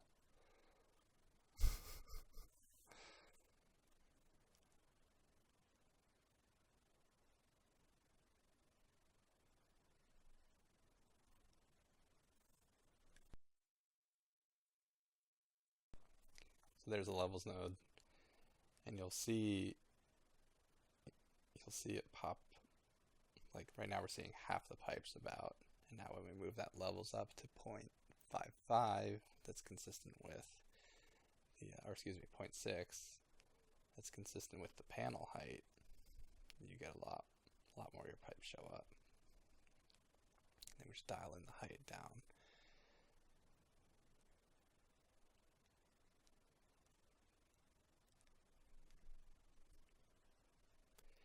Tweaking it a little bit so it doesn't spill over those brackets.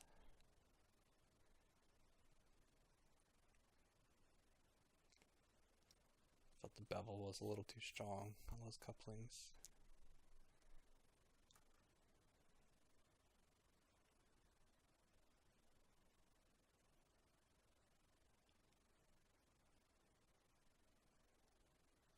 There we go. And this, all of this still isn't even blended with the original height, like the final height output. But as I said, I kind of like to work that way just to see what I'm doing. And you can tell for the most part, like if you're really looking at the height values, where things should be sitting. So I like to get it to a decent spot, and then you'll see I'll shift drag like the previous, like where the output's going into this final blend to move it over.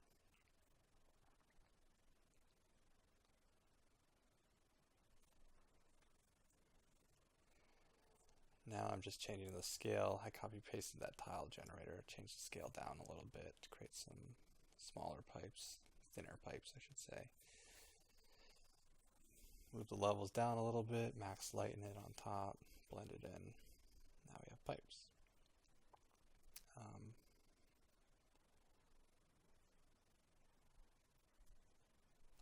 I know I changed this to a different shape, so I'm curious what I'm going to do next.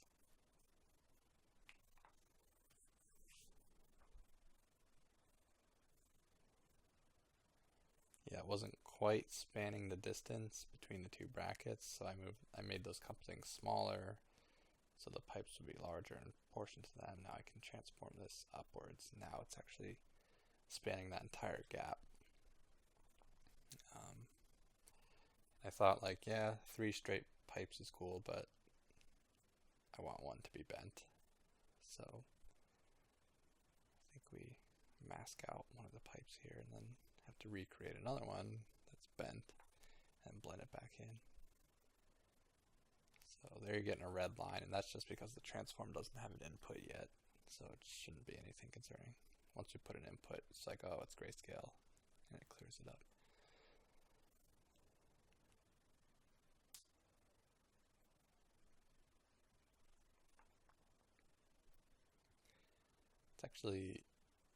It's actually unnecessary to use a transform for the masking. I could have just plugged in the 3 pipes into the top input of, okay, here we go. Yeah, so I'm using like the cropping area again, and I was able to clean up a couple nodes. So I cropped out one of those pipes just with the blend node.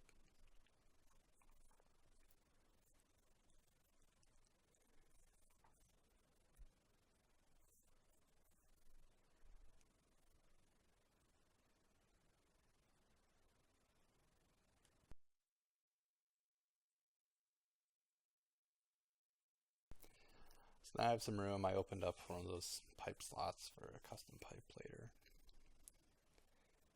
And there you see me shift dragging that output to my final output, and that's going to add everything in to my height. So here you see there's some stepping, and that's the first time we've seen that yet. But basically, if you click on your graph, set the output format to absolute and 16 bits per channel, it should reprocess and clean up those stepping. Basically, if it's 8-bit, there's not enough information for that gradient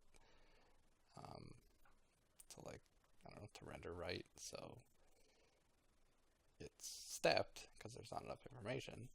Where if you use 16-bit, it retains a lot more color information for you, and you get smoother results.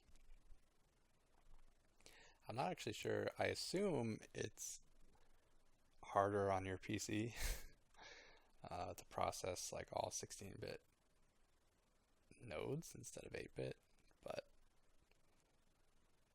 gotta do what you gotta do.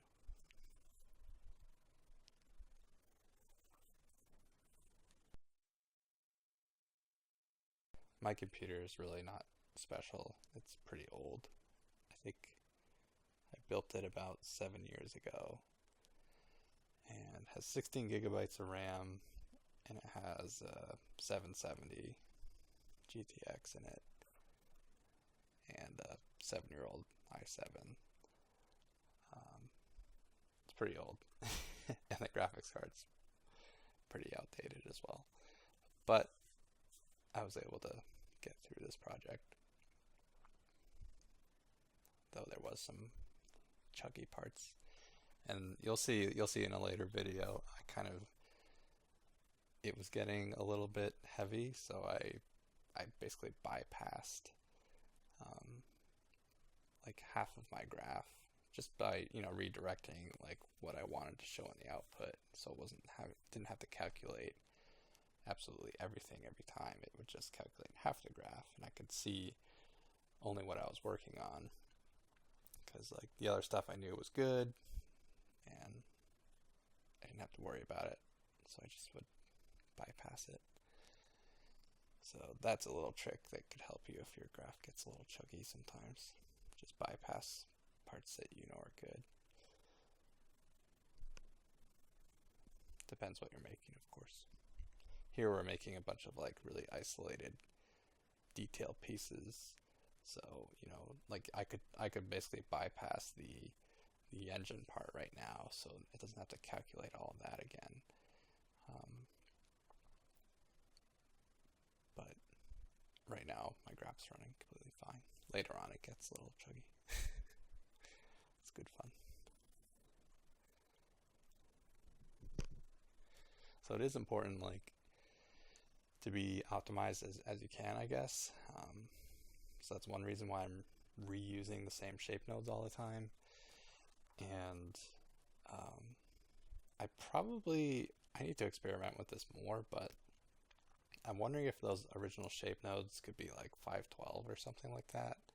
Because, I mean, while I'm working, they're large, but then once I scale them down at the end, like relative to a 2K texture, they're not 512 at all. Like they're probably a little bit smaller than that. So I figure my starting point should be lower resolution, and that might help process things faster. But that's something I need to experiment with, and you should too.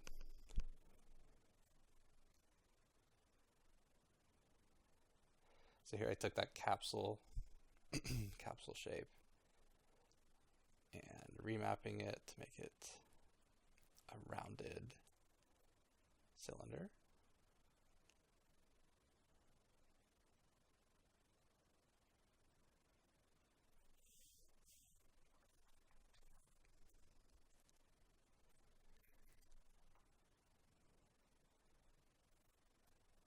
So now we have this little capsule pipe shape. And what's cool about this is our other pipe shapes, we had the beveled edge, and it created that slanted bevel that got like cut off. And that's good if you want to like terminate a pipe and like fake that it's flat at the end. But this, it feels like the pipe goes straight across the surface and then it curves down into the surface. That's what that whole rounded end gives you like a feel of.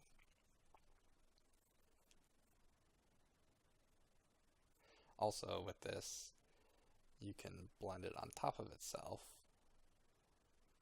and if you line up the corners well, like you can blend this shape on top of itself and rotate different pipe pieces together. Here I'm just lining it up to make sure it's the same width as my other pipes. But you can kind of like stitch them together basically, and you should get pretty smooth results, like creating a chain of these pipes. We'll see that in a second here.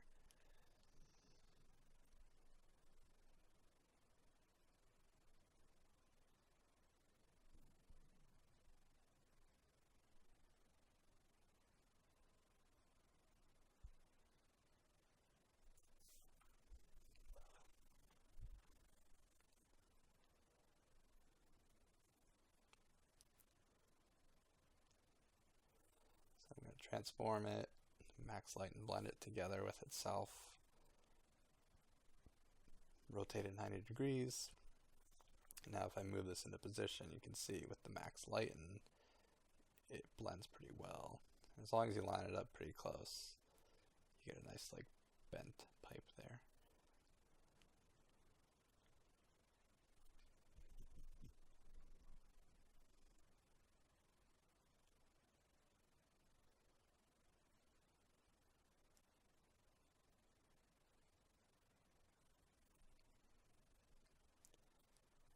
Now I'm considering, I think I'm considering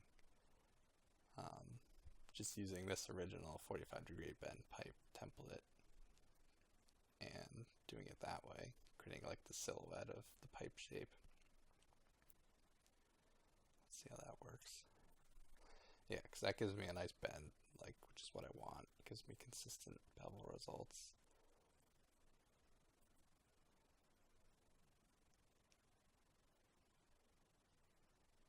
Yeah, I think this is a better way to do it, probably.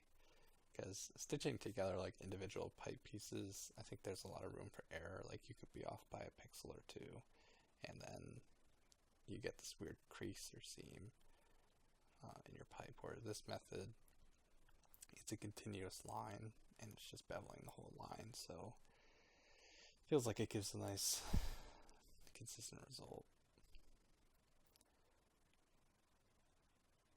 But the capsule shape,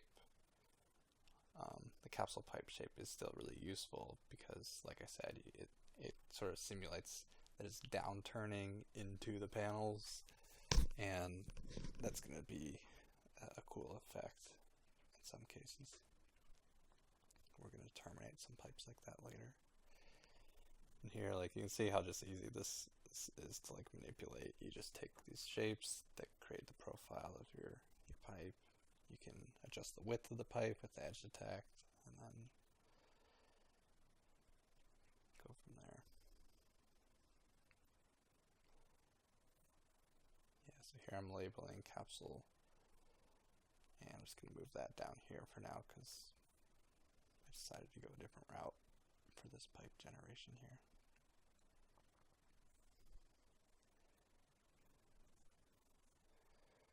So that bevel distance has to be a lot longer to get a rounded shape.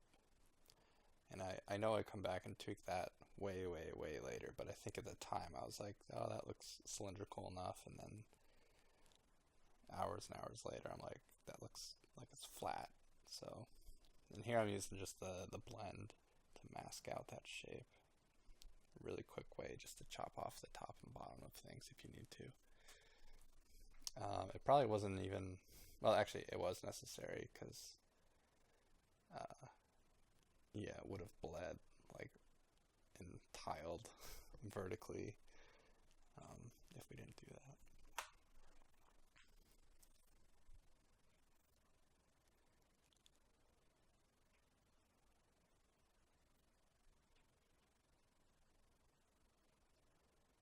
So we got some pipes. You can see it looks kind of flat, like the top of it.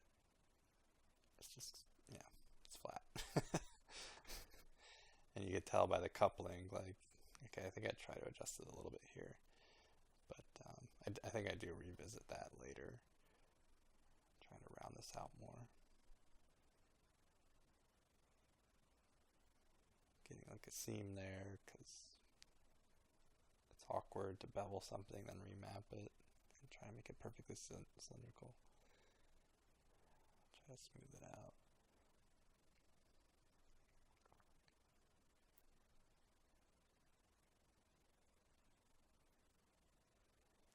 Yeah, I was hoping maybe just like looking at it without the curve would help me like understand what I'm trying to remap. End up just undoing all that.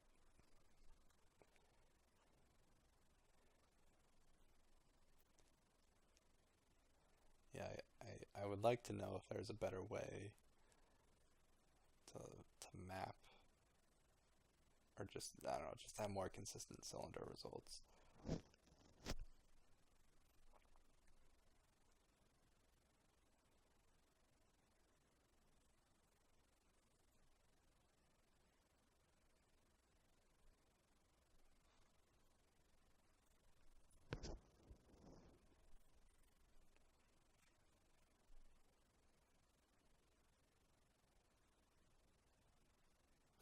It's really being stubborn.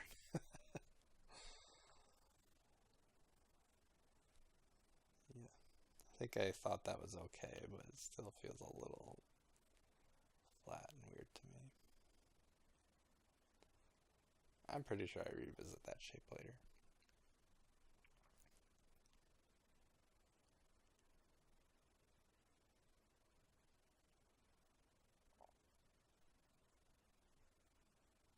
It's close enough for now.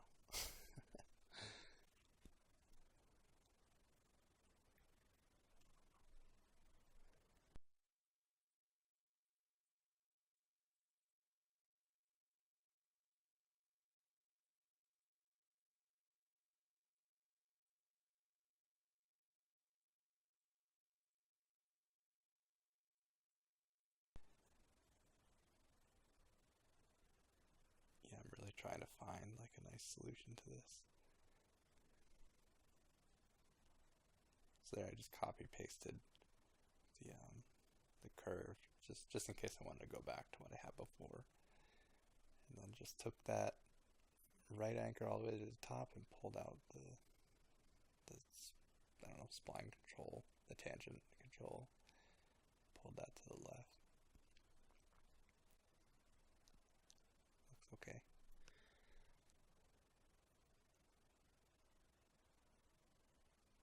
No pointy cylinders.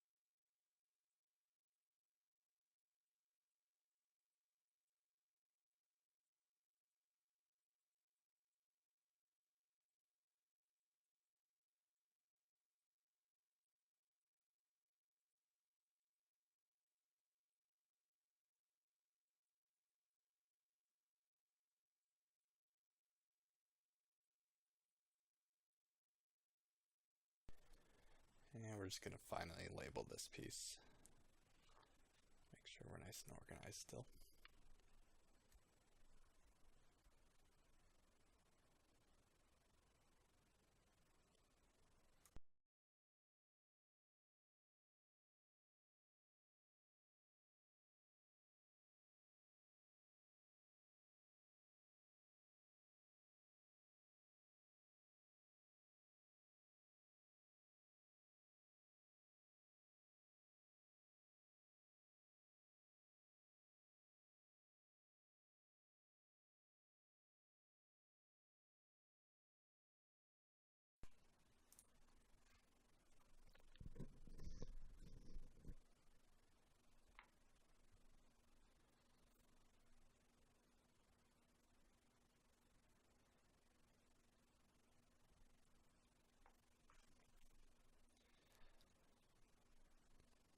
So it looks like I'm re-evaluating the panels.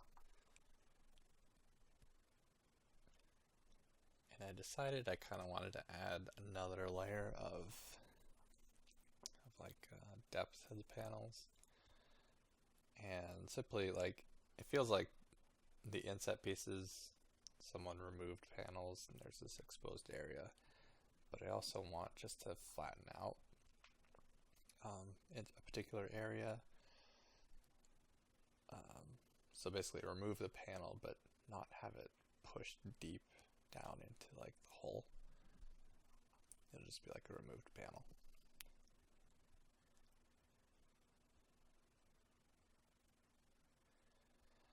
So I use that histogram scan, or histogram select, I'm sorry I didn't see, to pick out one of the panels.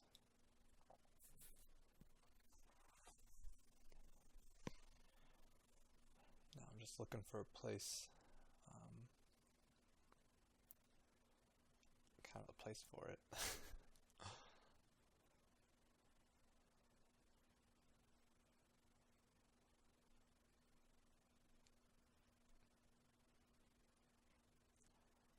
Well, there you go. Kind of works. There's a little seam there, and I think that's probably due to some panel warping. Yeah, like the panel warp that happens later. It's warping, I think it's warping the panel lines differently with that piece, I imagine.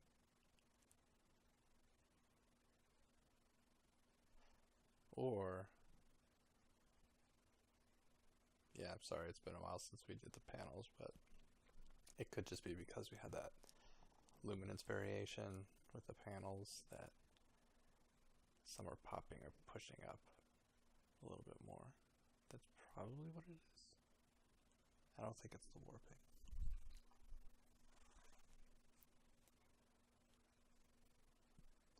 But it's subtle, and I think I just blur this a little bit so it blends a little nicer.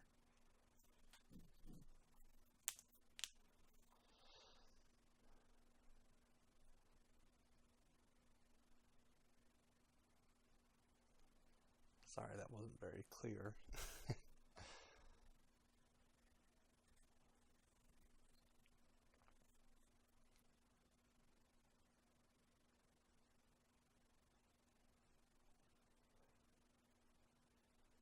think I'm troubleshooting it right now, actually. Yeah, okay, so the warping is changing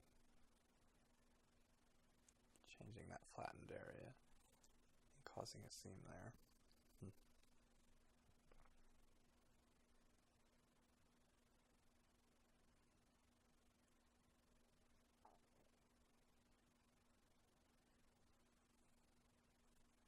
So I thought maybe I could mask out the warp.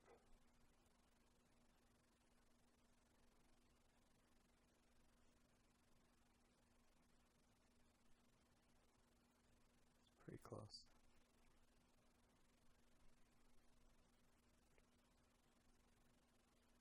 Okay, yeah, so there I just like unhooked it and rehooked it back in just to see the difference. And I think it is helping, so I keep it around.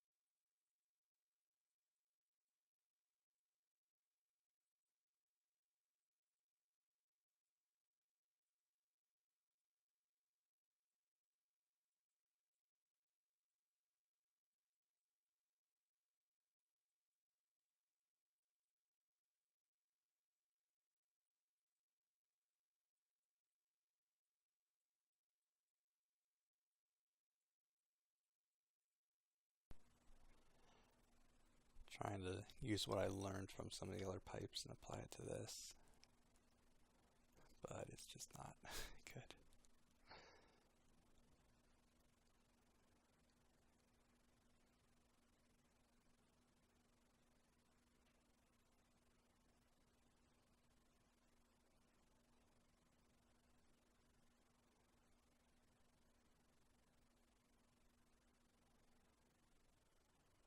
Okay, there's a slight crease in the middle there.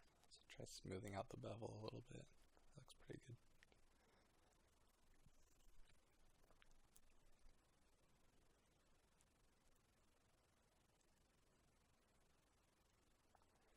Yeah, so here I was pretty confident that curve profile was what I wanted. And I know it's pushing up, but I can control the height with that levels.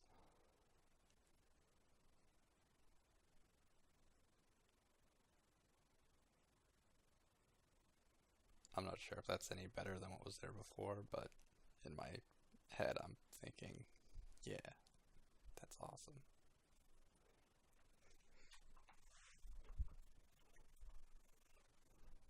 But then looking at it again, I don't know if it did anything. Yep, pipes and curves and making cylindrical objects. I would like to know a better way of doing it.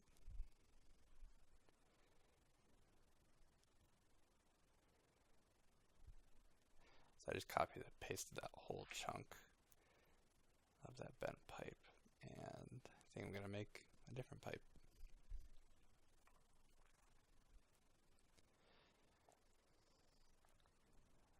So just using that copy paste of those squares, those transform squares, and changing the shape of some of them.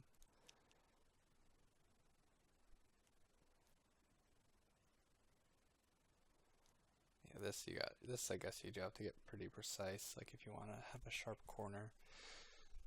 I guess that's one negative of it.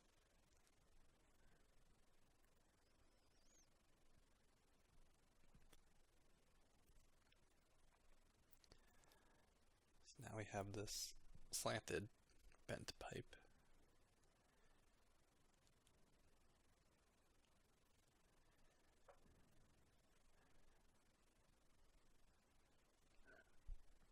These pipes using those curve profiles, that's another example like I was talking about with the block details and their curve profiles.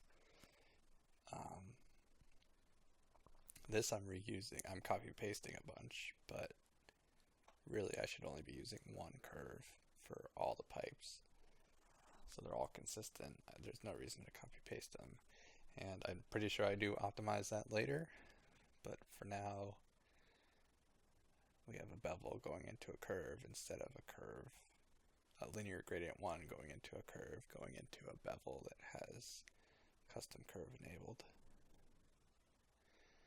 That'd be a little bit more optimized.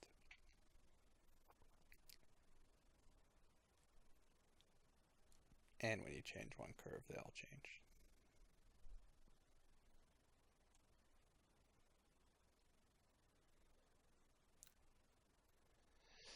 So I'm going to bring these slanted pipes up to our, just below our last working graph endpoint, and max lighten it on top. Position it, so this is going to be running from that top block bracket down into that inset area, that small inset area.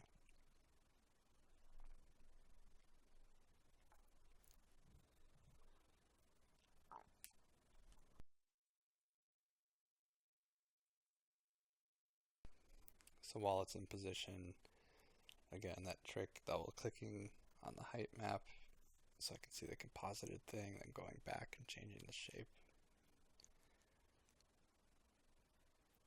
Kind of like manipulate it live with the final composite.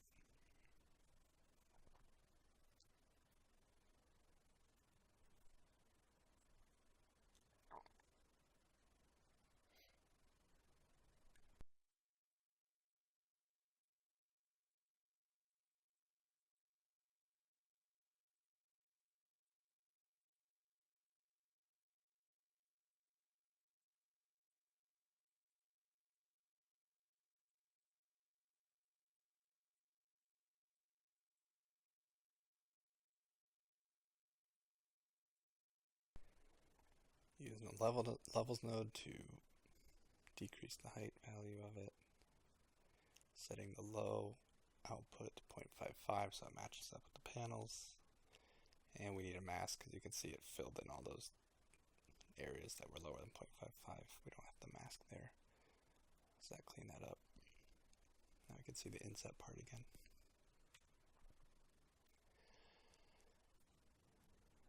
Hopefully it looks familiar. Transform into levels, also into histogram scan, into the blend.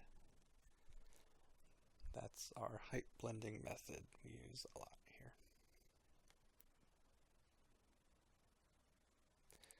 So now we need to like bend the shape down into the inset, and I think I'll do that in a minute. Right now I'm probably just copy pasting.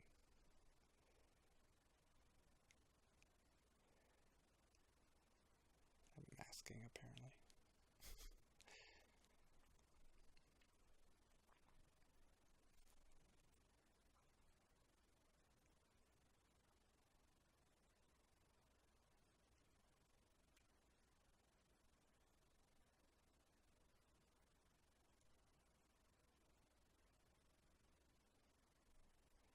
I know I'd make another one of these pipes eventually, so there's two parallel. I just don't know if I do that now or if I do that after I make it bend down into the inset. Okay, here, okay, so I see what we're doing. So I want to have like a nice capsule endpoint to these pipes, so I'm mapping a cone shape to a copy of a curve shape that should be consistent with the pipe.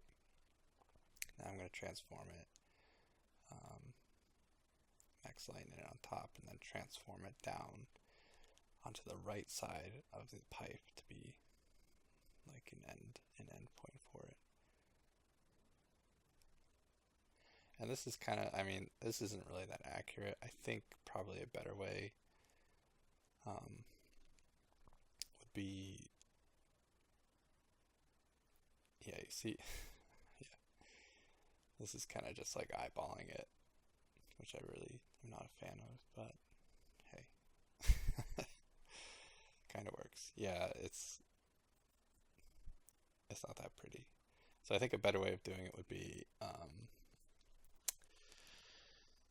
to create like a black and white shape that has the capsule endpoint, and then bevel the whole thing. Here I'm trying to composite two beveled shapes that have their own like gradient and try to match them up perfectly, and that's just like really, I don't know, it's not consistent or pretty. So I really should have probably, I could have even just like histogram scanned the pipe and then ran a disc over to it instead of a cone and then re-beveled it, and that would have been okay. But I kind of fool around with this for a bit and pray that I don't get any ugly seams.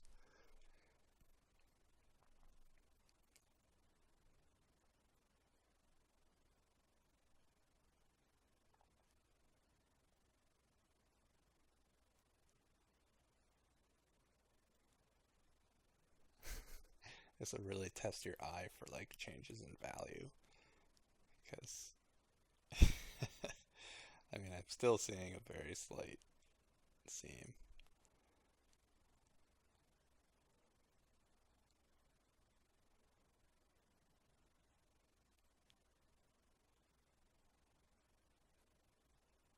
Getting close, still a seam there. Come on, Clark, you can do it.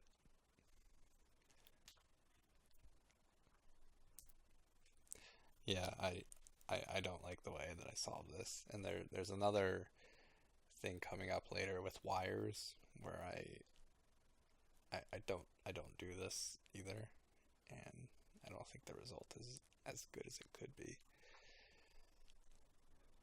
But hey, it's close enough. So here I'm doing that duplicate process. Once I have that capsule endpoint, pulling that up. Now there's two pipes.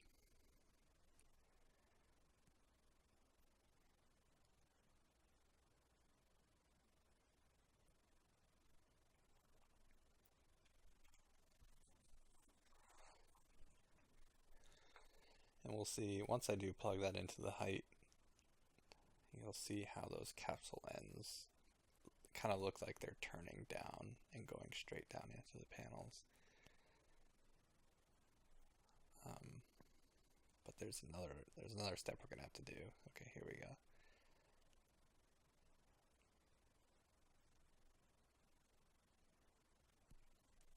So there's a lot of stretching there. So I want to actually bend those pipes and move them down, like slant down into that inset area. And once we do that, that stretching should be minimized, and those like capsule shapes at the end should feel like the pipe is turning down and going into the inset piece.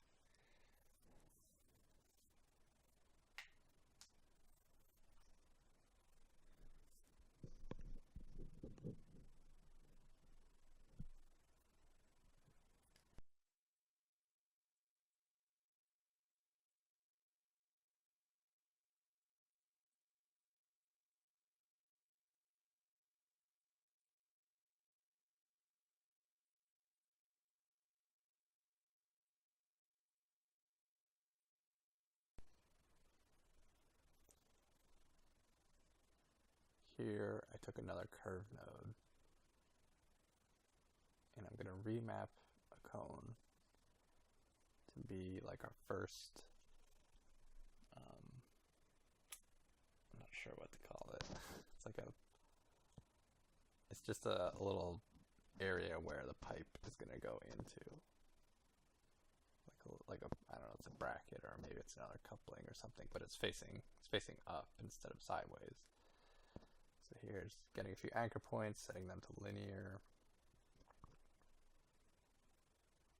And you can see pretty quickly, if you look at the curve, you see update. Yeah, so we created this little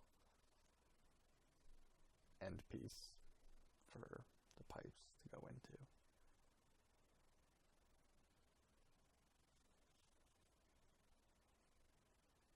And I'm moving the curve to change the value of it, but that can also be done with levels. Doing it this way removes the use of one of the nodes, though. You don't have to use levels. Plug that in.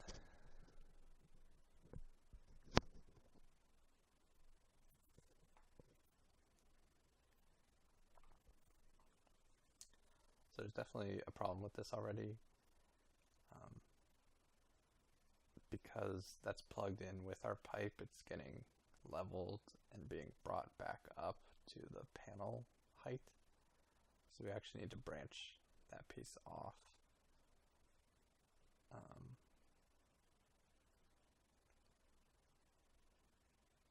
So it sits lower into the inset.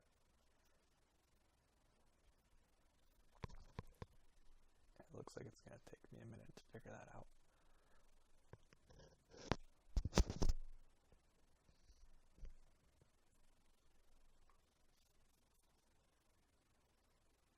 Yeah, I'm wondering why there's such crazy stretching, and it's just because there's stretching.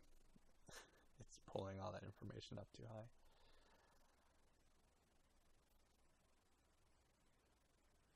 Alright, so it looks like I'm branching it right now.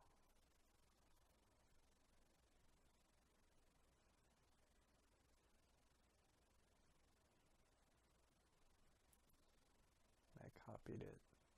Yeah, I copy pasted that transform. So it has the same position.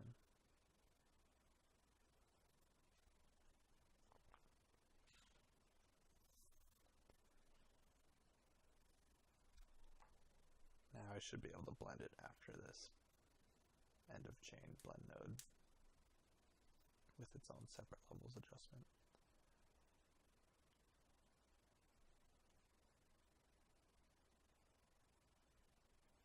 Also trying to soften that pipe position on the histogram scan for the mask to see if I can soften that transition. But ultimately I do end up bending that whole piece down.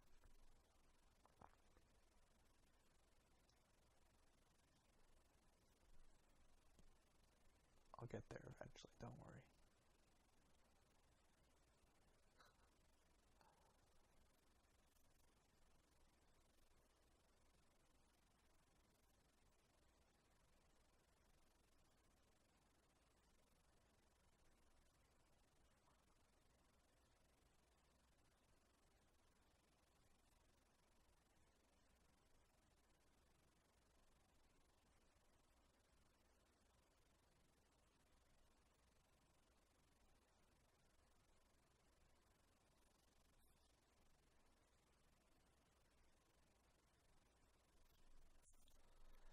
There they are. Now we can control the height of those coupling pieces.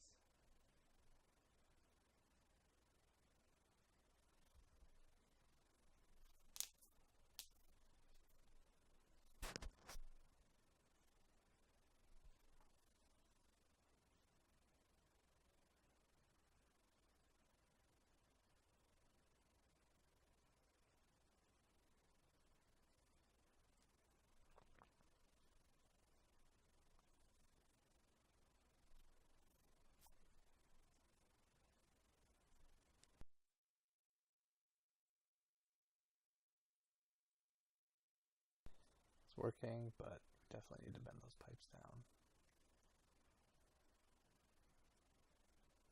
Probably evaluating that right now, figuring out how I'm going to do that.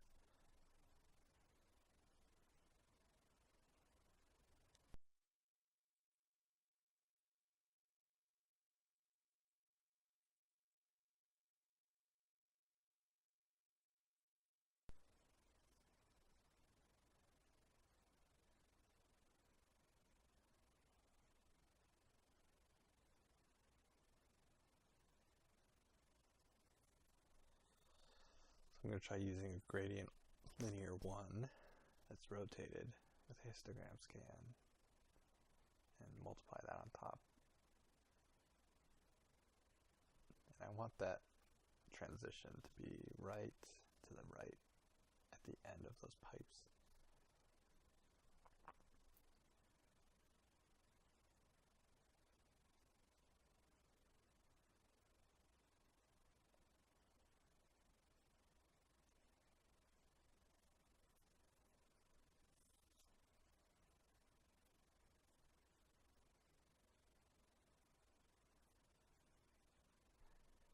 Kind of worked.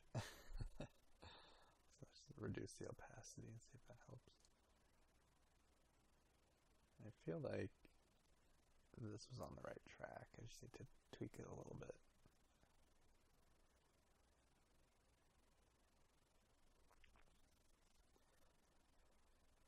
So that's pretty decent, and you can see there's like a little triangle right underneath the pipe sandwiched in between the coupling and the wall of the inset that's being pushed up. And I mean, there's nothing we can do about that. Since we're working in like as a height map, you know, the triangles can only go up or down. So we're just pulling those triangles up, and there's going to be a little bit of stretching, but that's okay. You don't really see it in the end.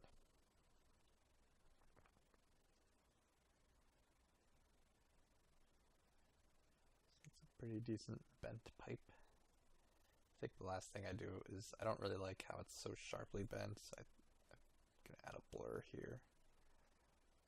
So kind of a little bit smoother transition.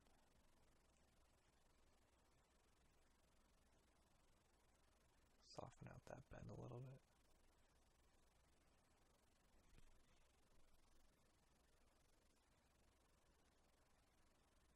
And I know I already have a gradient 1, so I'm just going to go find it and reuse it.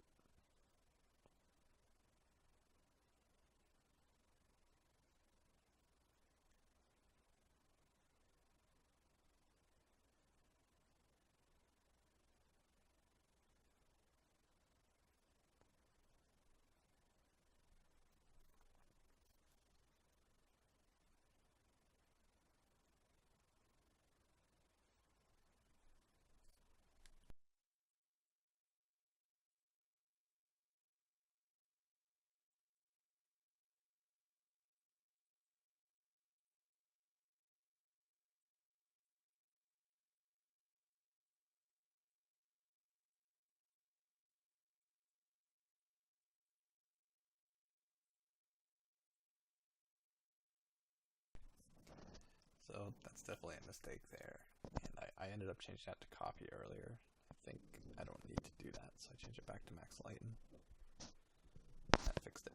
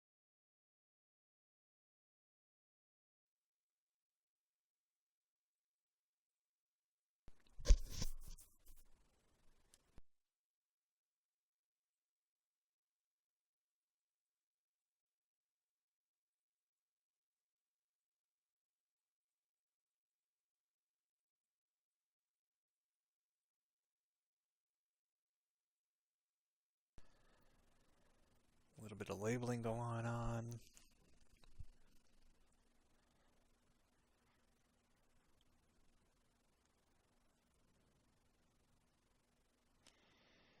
See our graph's kind of getting a little bit larger and crisscrossy everywhere now. It's really like, if you zoom out and look at it, it looks kind of bad, obviously, but most of the time we're working in like these isolated pockets where we're just working on like, long pipe 1, long pipe ends 1, engine pipe 2, and we're just working in these little areas. And yeah, stuff to the left of what's going on is tracing back to those original shapes, but from what we're seeing most of the time, it's not really interfering. It kind of makes a mess. Like if we were to go back and work on the panels or work on anything that's has a lot of crisscrossy stuff going on over it, it can be a little annoying. So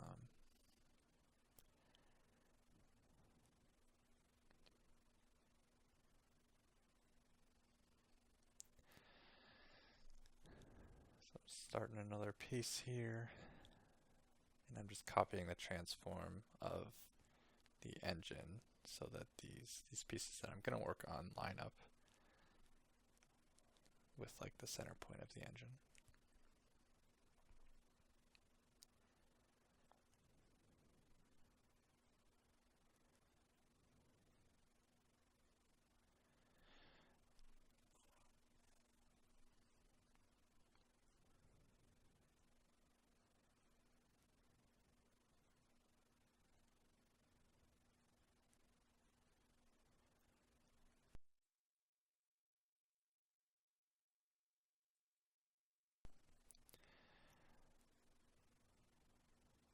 That's kind of a cool trick with the shape mapper. Although I didn't use it, you can change the shape from circle to polygon, and that'll like square off the shapes being mapped instead of like rounding it to a circle. It'll be faceted. Could be useful, but didn't end up using it for this project. And here I'm trying to decide, I want this bracket, this large bracket piece to curve around the left side of the engine. And I'm just trying to figure out, do I want shape mapper? Do I want splatter circular? What's the easiest way to mask this out?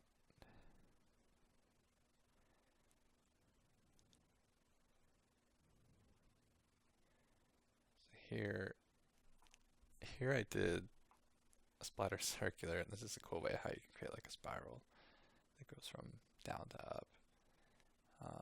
You can change it luminance by pattern number, and basically each sample is numbered, 1, 2, whatever amount you have, and it colors it grayscale based on that number. I don't know what I'm doing. I think this ends up working out in the end. You can see I don't want the pattern amount to go super high. I mean, here I turn it to 128. So I was experimenting with like either a paraboloid or a square shape to get a smooth circle. And now because there's a gradient around this like spiral shape, I should be able to histogram scan it and find like a range of this to select like a ring, a partial ring. But I don't think that ends up working out. So here I change it back to square, and more iterations. There's still some jaggies there, which I really don't like. I'm pretty sure I end up with a different solution than this. But it's fun to experiment.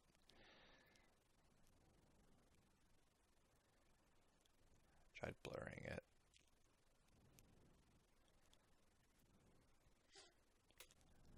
Histogram scan it. So here you can see we're creating like a partial shape. Now, this is actually really not that good. You can see it's not, I don't know, just there's some inaccuracies with it, especially with the whitest part. It straightens out instead of curving. And here I try histogram selecting it, but there's some artifacts there.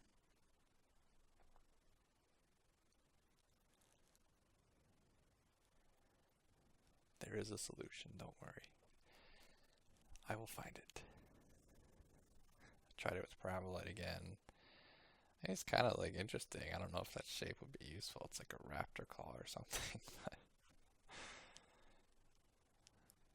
disc did not work.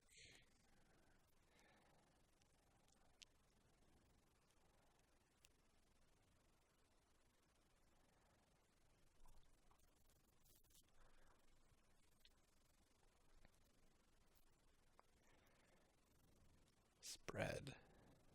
That's the key. I think that's the key.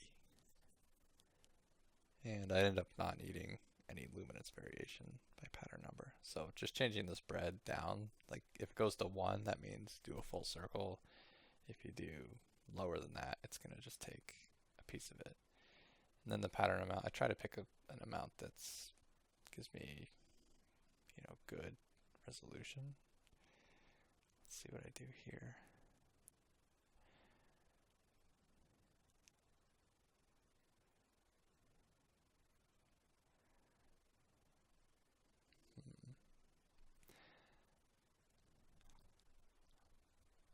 I don't recall if that's final or not. We'll see, I guess. But it doesn't look as good as I thought, as I remember.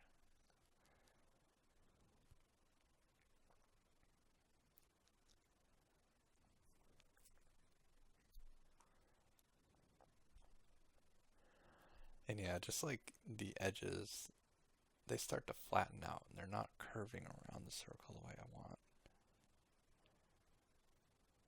That looks a little bit better.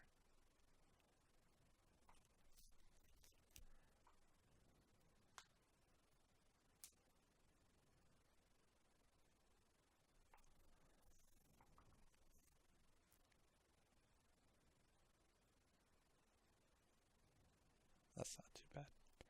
That feels more like an arcing circle.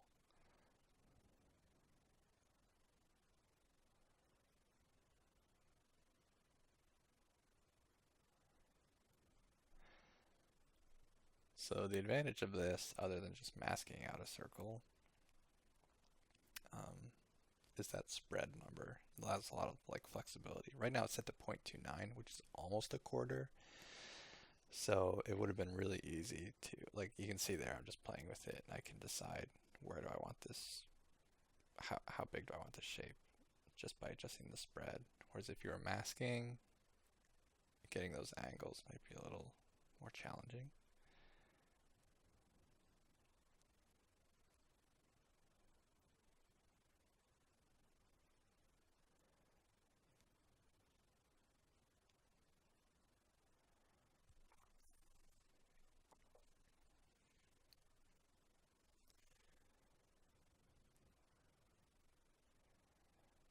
Now that I'm thinking about the masking though, I guess it wouldn't be too hard. It would be a few extra nodes, but you'd have pretty good control over it.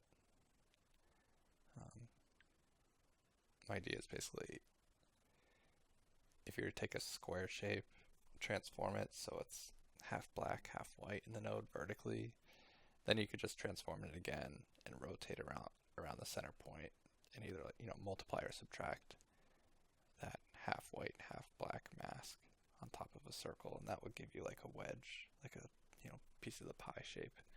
If you have two of those, one going in either direction, I think that would work. But I wanted to use this, and I didn't think of that method when I was making this. This works fine though.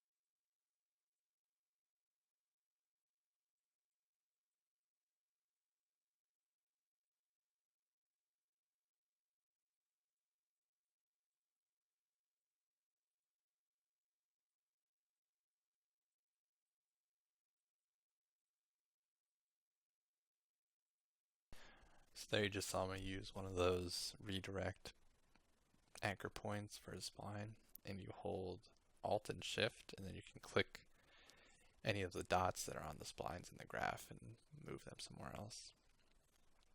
It's an easy way to redirect your splines. In the final version that's commented that you have, I do a combination of redirecting the splines with those anchors and also just using like levels nodes to redirect splines. Because I found with the anchors, you have to do it individually per spline, whereas levels, if you can have 5, 6, 7 splines coming out of the same node, and it can move that one node and everything follows, but the anchor points don't operate that way. And sometimes selecting them and moving them is annoying. Ideally, I think they should all be anchor points, but it's a little bit more work to get it to that way.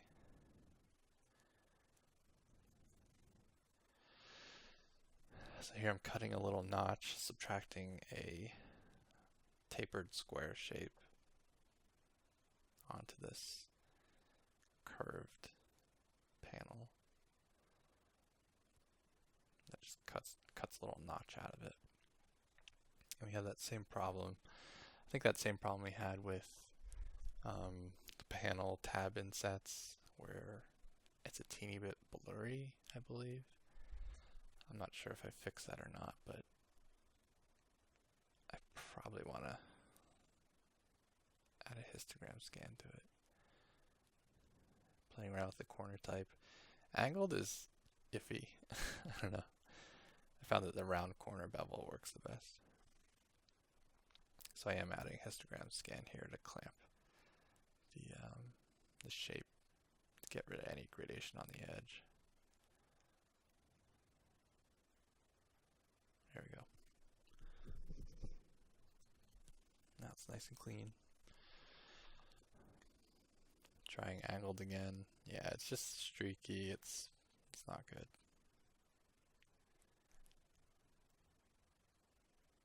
Although I did use angular there, and I just smoothed it out a little bit.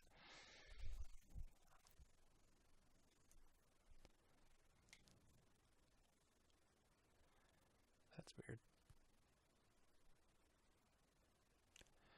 Oh. The other thing with angular bevels is I think it brightens the black just a tad. So when I had my histogram scan at the end there with position set to 1, there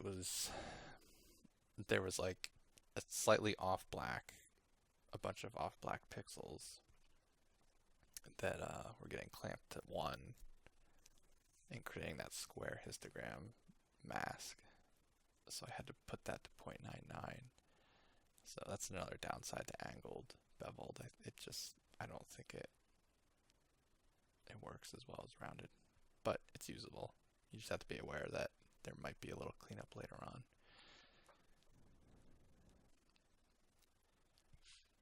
Here I'm creating a curve profile. Change that back to round anyway. Oh, just kidding. Back to angular. Round again. Can't make up my mind. Looks like I settled on round and then I fixed my histogram scan position to 1.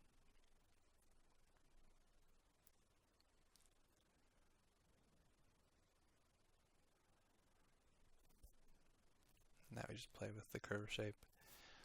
I don't know if I commit to this or if I copy paste another curve shape. Because I think in the end this looks very similar to the other box shapes that I made.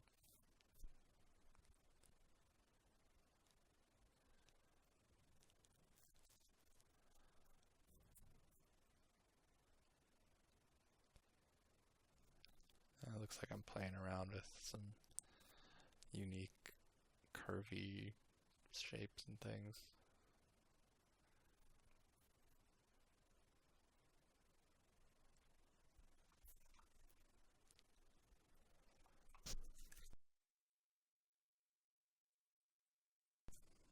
So just plugging it into that levels and transform and all that, and now we can adjust the height value of it. Shift dragging that output to our new output blend. There we see it.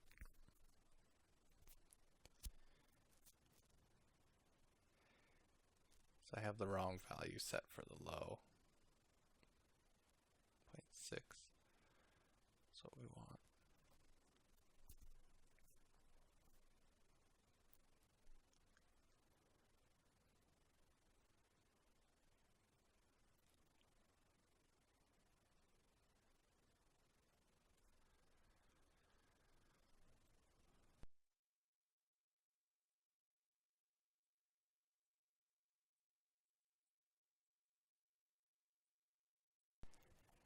Really trying to just take a close look at that curve. Like it felt like it was just stretching a little bit too much at the steeper parts. So I got rid of that. Straightened it out.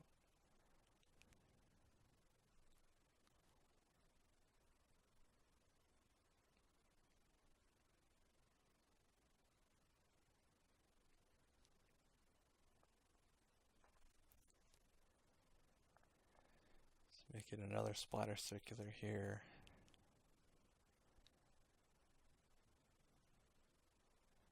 Pattern amount to 12.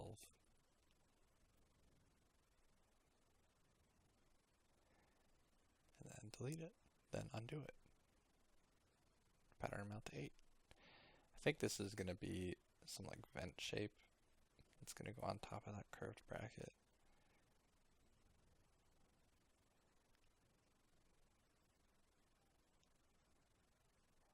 Yeah, so I think I copy pasted similar splatter circular that had a bunch of like parameters that I have to reset. But it had the right radius.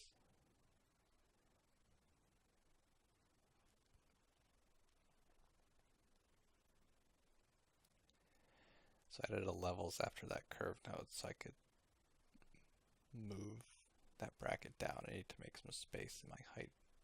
And it goes to white and I need to be darker if I'm going to add something on top. And then I delete it. Okay, so I'm adding these after the chain, which is probably a better idea.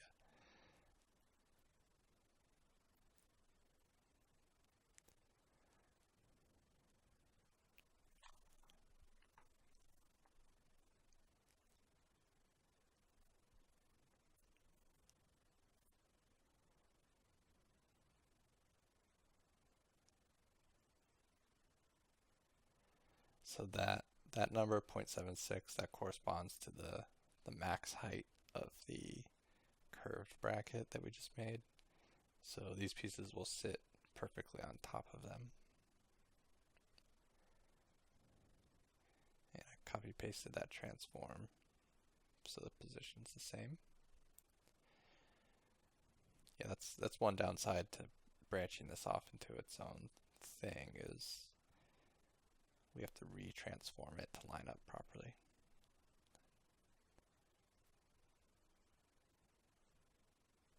I see. Okay. So now I don't have to retransform it. I just plugged it in. Cool. So yeah, the levels we shifted to be behind the transform so that it's set at the proper height value. And then those circle dome pieces, which will change, they rest on top of it. And also, just real quick, I changed the matte color of the transform to be whatever our flat lowest value is. So 153 it looked like. Our mask is not behaving perfectly at this point. So we're trying to tweak that position. We want to find the edge, like right where it turns to all white, the edge of that, where it turns from like this mask to all white is the number we want. And it's not at 1 because our input is not black to white. We've already changed like the base color of our height to be lighter, so our position has to be different. So now I can see everything. I'm changing the pattern amount.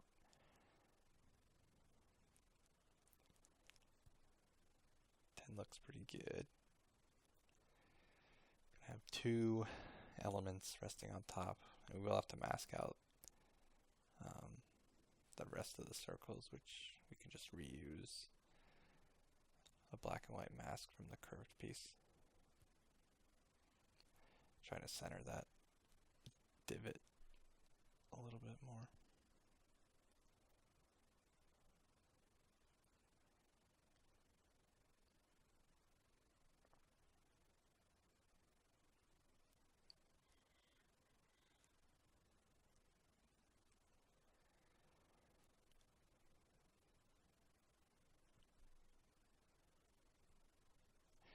Suppose you could, since there's only 2 of these vents that are going to get placed on top, it is possible that you just make the shape you want and then transform it into position. But this has a little bit more flexibility, I think. Like if you wanted to have 3 of those shapes or 4, 5, 6, 7 of those shapes, you could easily do that by increasing the pattern amount and adjusting the scale. Yeah.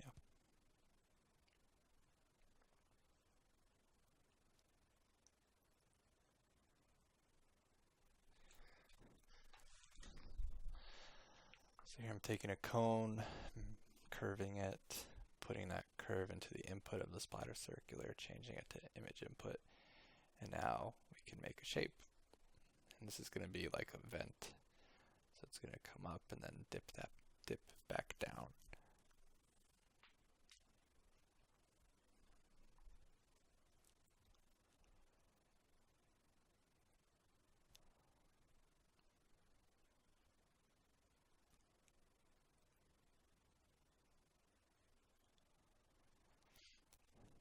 And this, I believe, is maxing out our like height value. I tone it down, I push it down, but that would be like the maximum amount of height because it's white that we can get with our current like height scale. It's not really that important. I don't think anything goes any higher than the engine turbine.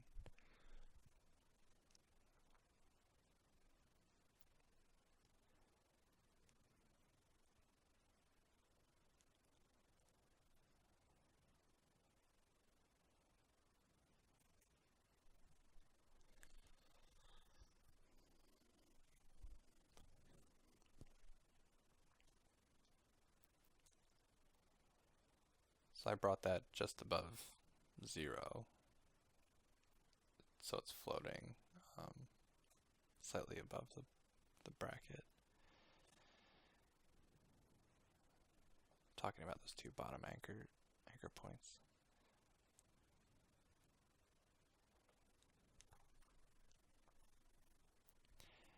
And part of the reason for that is I believe it might be easier to mask out that inner area. If it was flush with the panel, then depending on where we pull the mask, it might give us a little trouble. I don't think this is necessarily like successful in the end with my thinking of masking it out, of just pulling that up so it masks better. I think I still have to do like some custom mask work for these pieces later, but you'll get to that.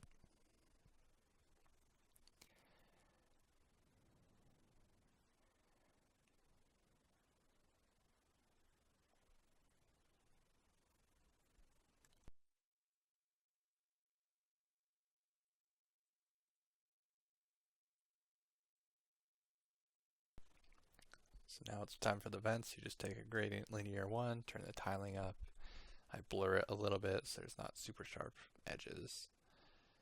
Gives a little bit more tooth for the tessellation to hang on to. And histogram scan. So it's not going to work completely.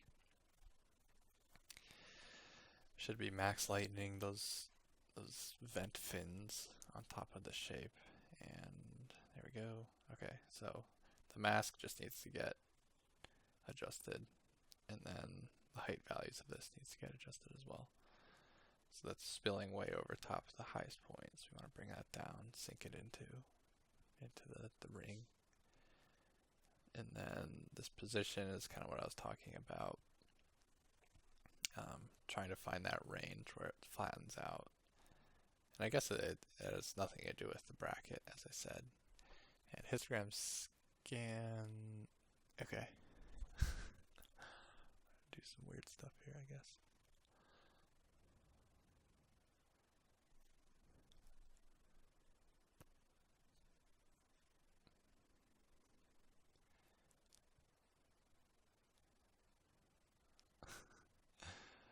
It's very strange the way I'm trying to solve this mask. I think I should do a histogram select and then try to find that height value. Oh, looks like I'm doing a custom mask. I don't really like this idea. I mean, I like when you can derive masks. Sorry, you can derive masks from your height inputs. But yeah. So I just took a disk and scaled it down for my mask. I think a histogram select would have worked fine though with the curve.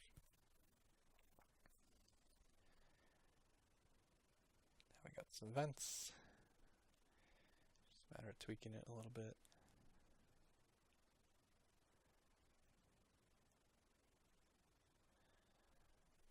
it's pretty cool how like quickly you can get some really intricate decal detail um, into your graph just by tiling some pieces a little bit.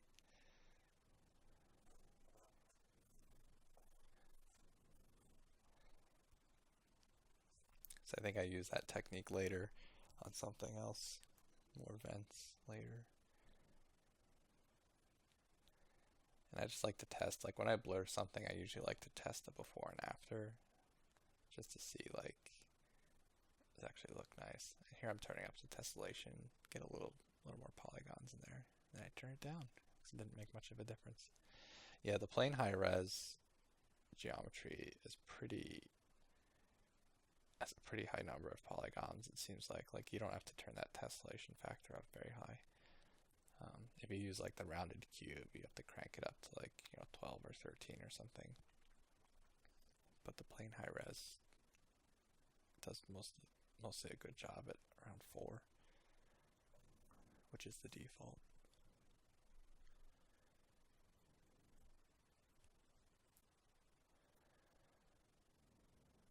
So just little minor tweaks here to finish up these vents.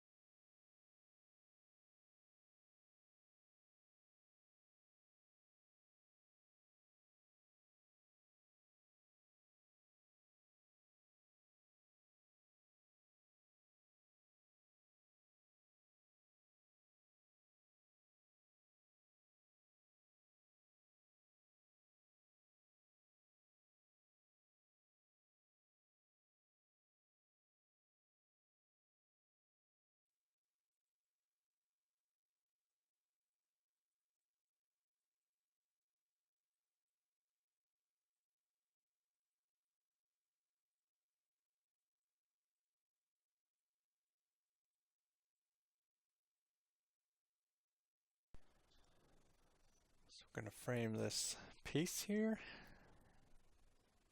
and move on to the next one.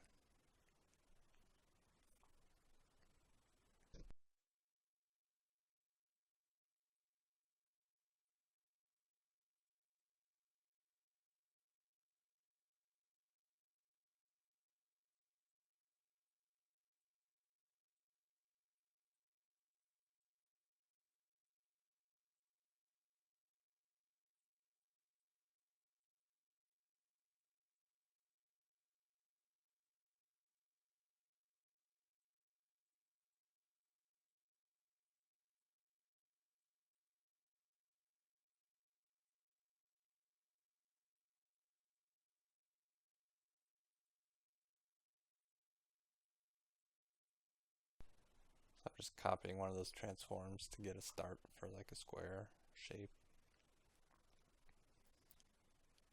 Now going back and copying the bevel, the curve.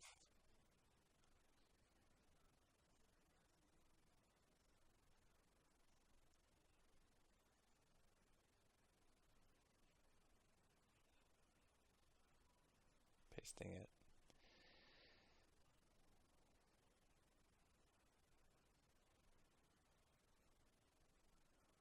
So this shape is going to go right below that curved bracket we just made. It's kind of an extension of it.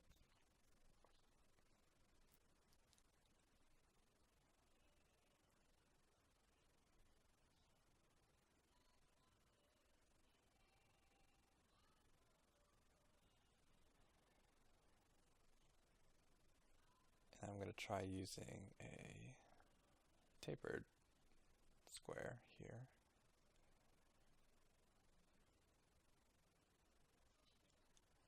I'm going to subtract that from our original square piece, and then rotate it around.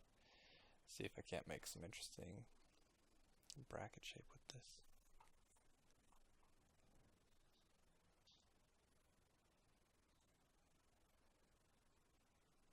I think in my head I kind of have an idea of what I want to do, but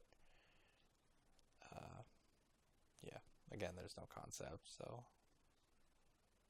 I kind of just play around and feel for these shapes until I feel like it'll work.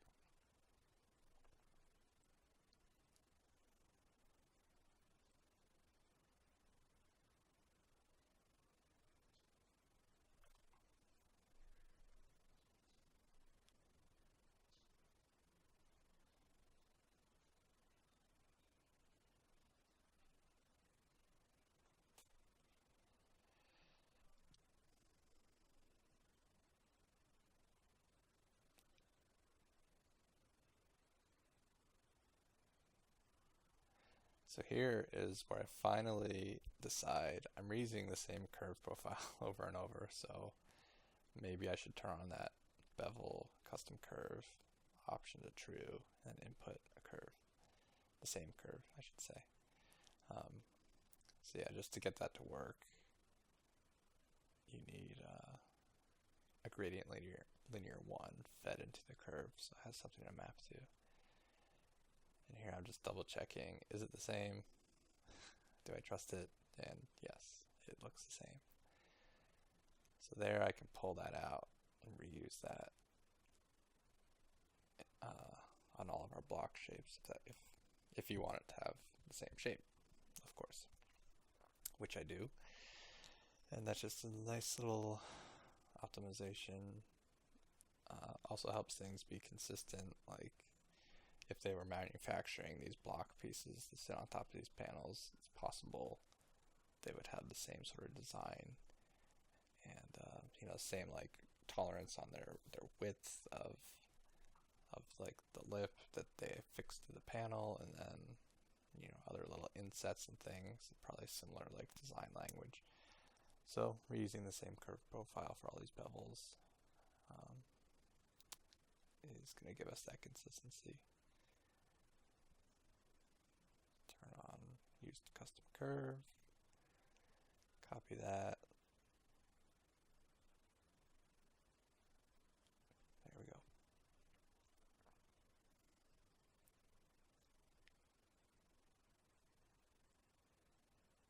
I think I'm just double checking if I missed anything. Looks like I got everything.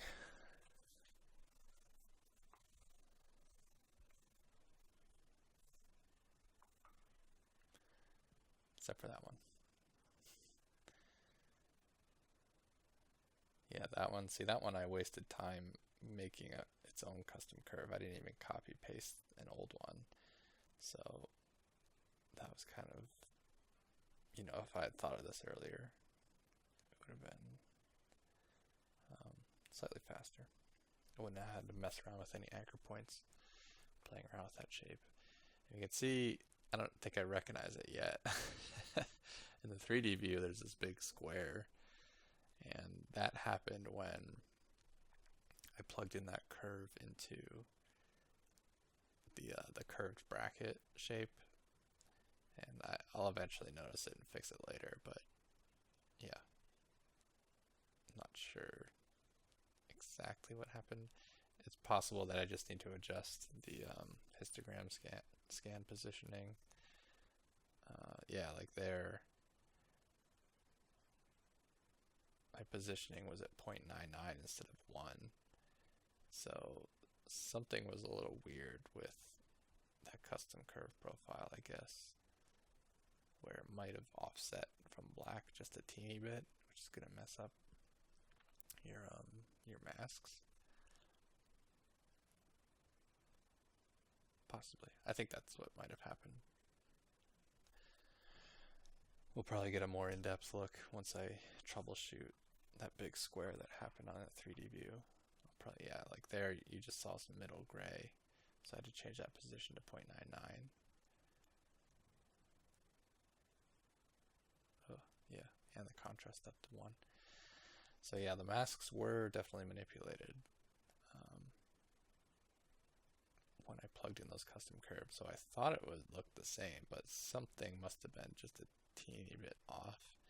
And I don't know if it's the same sort of error that you get when you use angular corner type with bevel. Like if you use the custom curve, it just automatically bumps your black up to, 111 or something like that. Like a really, really, really slightly brighter than black. And if that, yeah, so there I noticed like what's going on. Got to adjust that.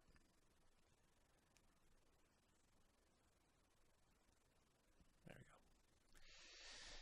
we go. So something to be aware of, I guess.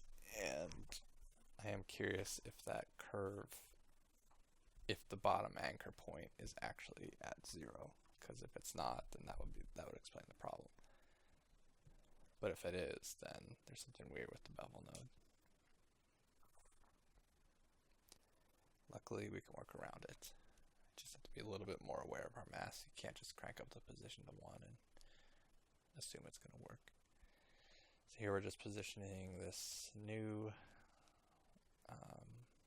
extension to this curve bracket. Plug that in. Now we'll tweak the position.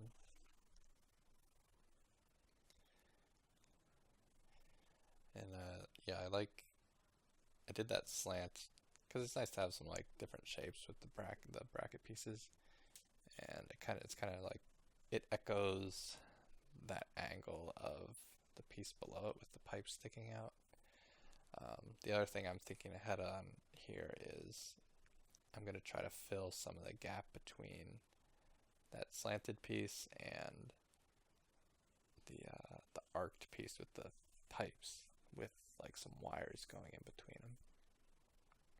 So I kind of want a little bit of negative space. I don't want them butting up against each other.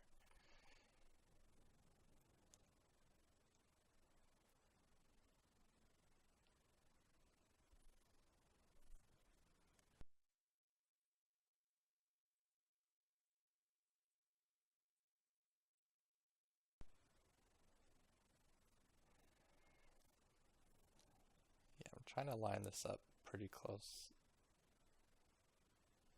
And I can get it pretty close, but I don't necessarily like how it looks, how it's intersecting with the engine frame to the right.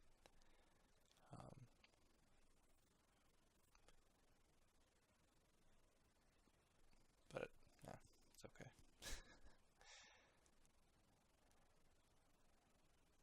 Kind of trim it like this. Trim it by manipulating the original 2D shape. Yeah, there we go. Okay, so now it's not intersecting the engine frame because I pulled that side to the left. And I'm happier with that.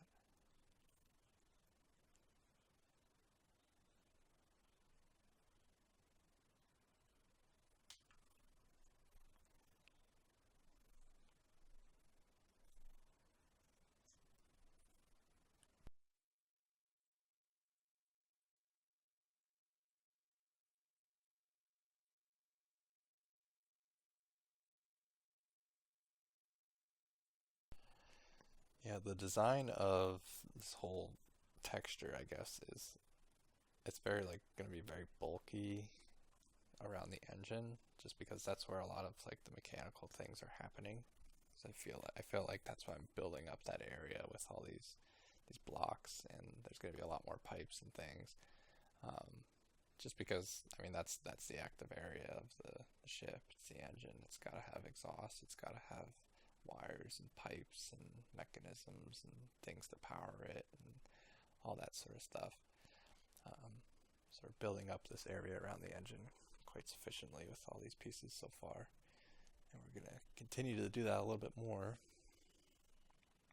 and then we'll have some areas of rest where it's just panels and areas of smaller and medium detail, which will happen in the inset areas. And then that's pretty much it for the height. I mean, it'll take a while to get all that, but um, then we'll have like our own pass on the base color and like rust, dripping, and scorching from exhaust, and it's gonna be like little blaster holes with little kind of like scorched fire inside the hole.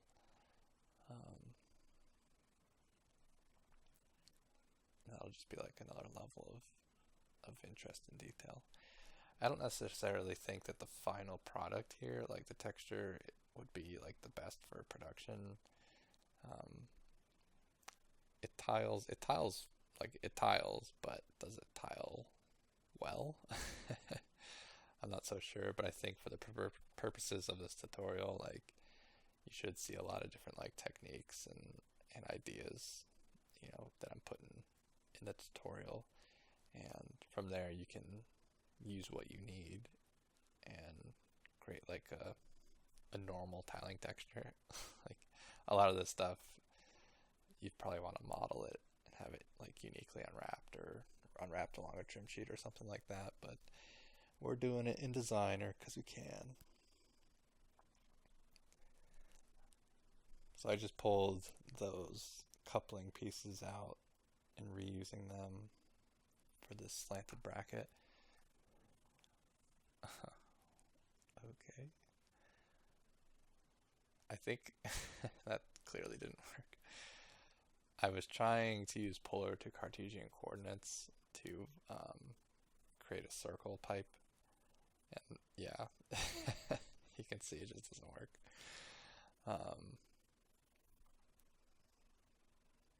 So yeah, I wanted to create like a loop of a pipe, but we're gonna have to start it from scratch.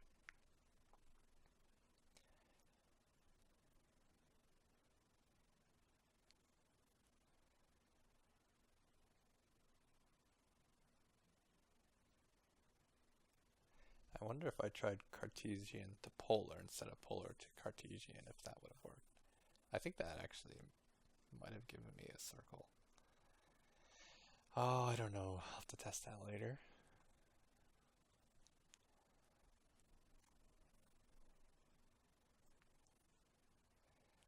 So here I'm just histogram selecting a cone, and you can see that's a real quick way to make a ring. Before histogram select. Actually, I'm not sure if histogram select was in Designer 5, but if it wasn't, you had to like multiply or subtract two discs on top of each other to create a ring. And this is a really fast, quick way. Just histogram select a cone, and you can pick the range, which is like the width of it, and then the position, which isn't that important. Somewhere in the middle is fine. But it's a quick way to make a disc, or a ring, I should say. We're going to bevel it, use the curve, same curve profile, to hopefully give us a nice cylinder.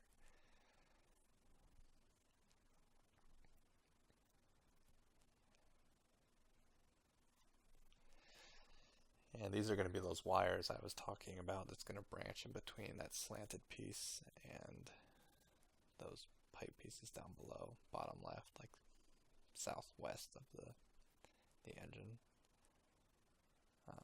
And I want to warp these because I want them to be like wires.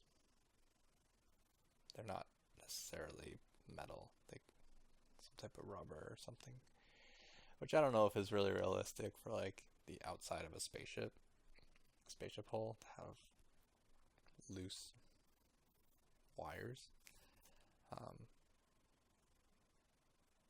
But in my world, it is realistic, so I'm doing it.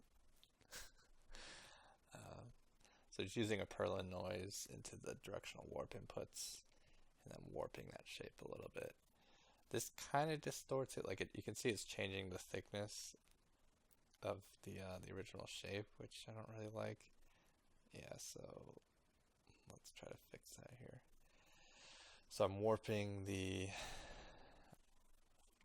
original ring, and I'm making that ring really, really, really thin. let's see. I can beef up the ring with like an edge detect later. I don't know if I do that. I guess I don't do that. Yeah, if the warp intensity is low enough, it's tolerable, and there's a lot of area to work. I only need like a tiny sliver of those wires, so I just need a good enough piece of it that looks slightly warped without distorting like the diameter of the cylinder. So I feel like there's enough to work with there.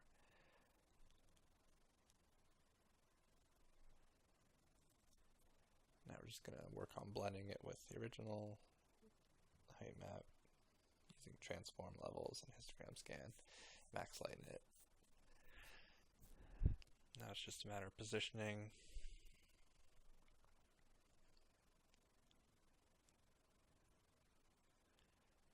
Scale it down, transform, tiling mode, absolute, no tiling.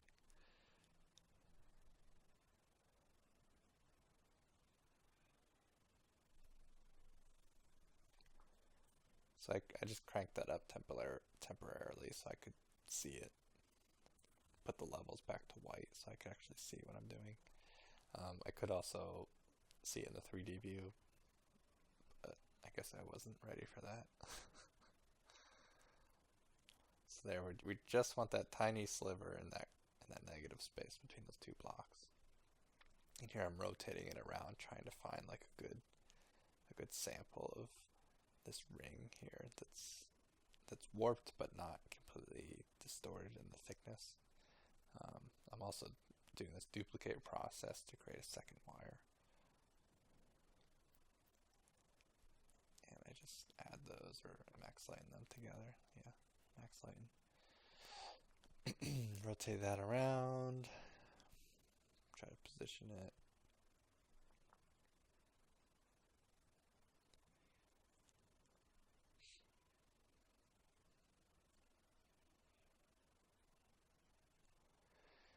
Can adjust the range of that histogram select to adjust the thickness of the wires pretty quickly.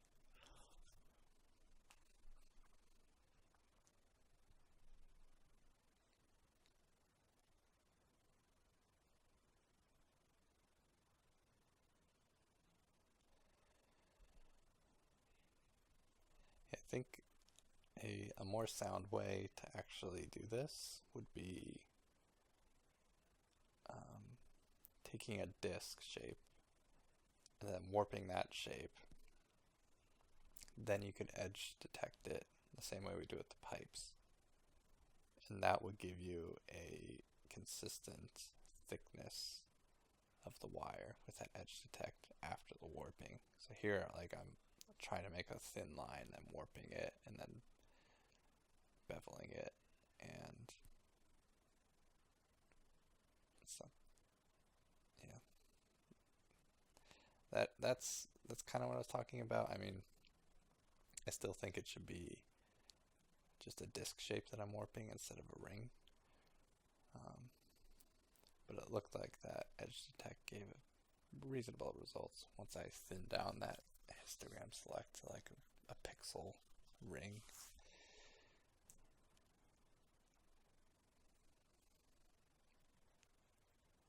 So the graph would be pretty much the same. It would just, instead of the histogram select, it would be a disk. That's it. Here I'm figuring out the masking of this.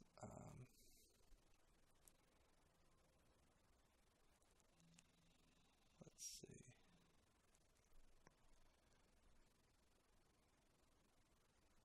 So yeah, we don't want those wires spilling everywhere. We just want it in that little negative space. A little wedge in between those two bottom brackets. So I think I just do another custom mask here using a square and then rotating that square into position. And setting it to multiply. Should be multiply. Yep.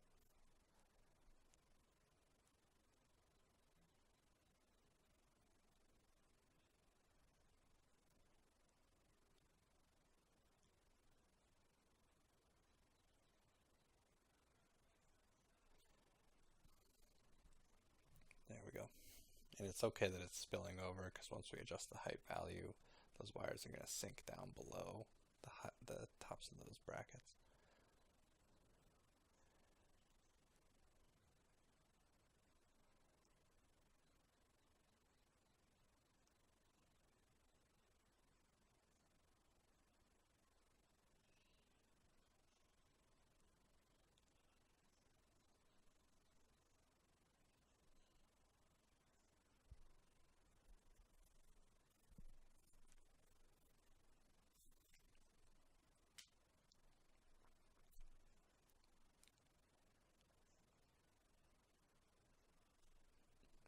Really spending a lot of time just tweaking the rotation and the position of those wires. I thought there was 2 instances already where I thought it looked fine, but I kept going. Just watching it back, I thought it was okay just a few minutes ago. Okay, now we're going to take the levels and bring that white value down and then input it into our final output, height output. So it's at this weird spot where it's like clipping between that bottom lip of those brackets. And like I'm deciding, do I want it to just come above or be below? Like this is a case where I don't think it ends up being a perfect like cylinder, half cylinder shape.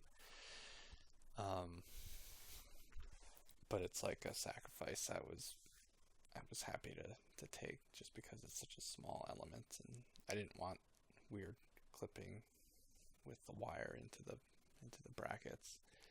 So I think it's raised up above where it should be to be a perfect cylinder.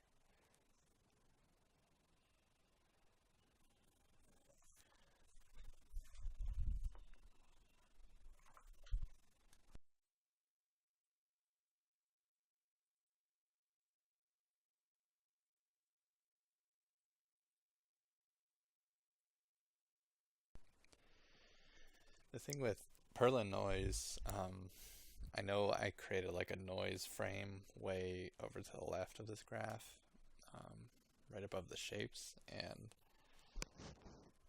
I probably could have reused a bunch of Perlin noises,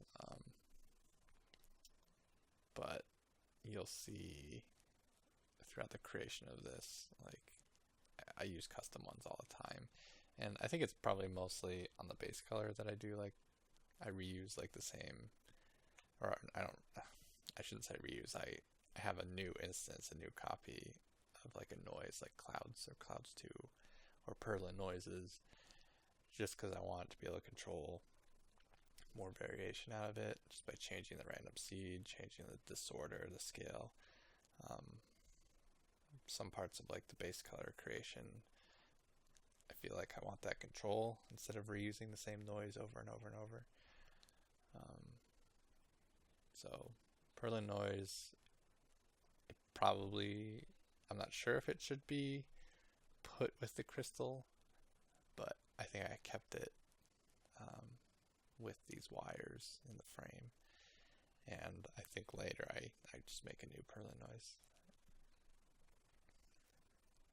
So just a disclaimer, and if since I talk about optimizing your graph and reusing like the same shapes, noises for me I feel like are kind of an exception in some cases. Sometimes.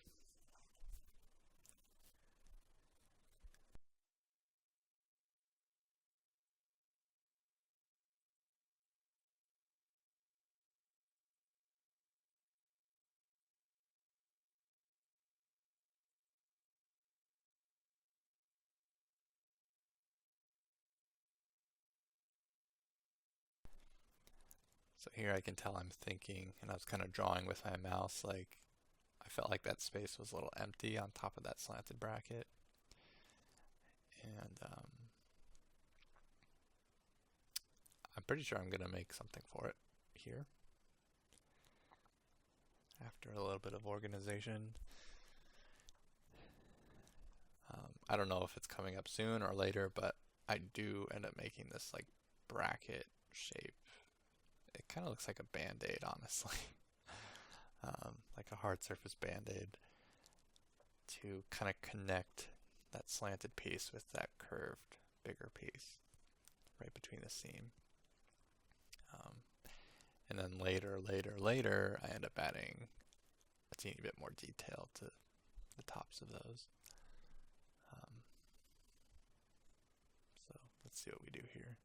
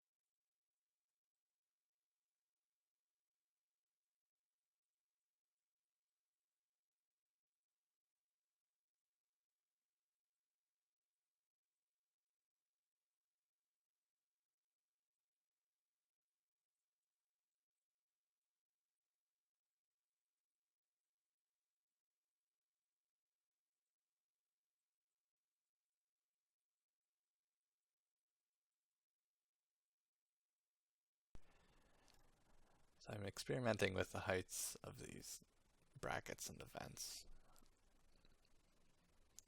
I think that might have been the solution that I thought of before, thinking of like the band-aid brackets, just to see like would it help to have a different height variation there? Is that enough to like break up the form a little bit? And I didn't like it, so undo.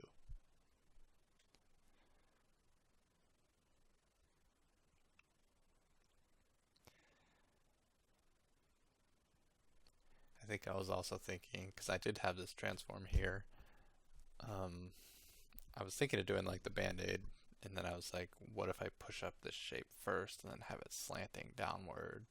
And it's kind of like this slanted bracket, but I felt like also after pushing that shape, that curved bracket higher, it just, I don't know, it looked unproportional to the rest, and it started to tower as high or higher than like the engine turbine, which I didn't want. So I just brought it level, and then now we're creating this custom band-aid shape. You'll see why I said band-aid, because I think it looks like a band-aid. So multiplying histogram scanned gradient linear 3 on top of a rectangle shape.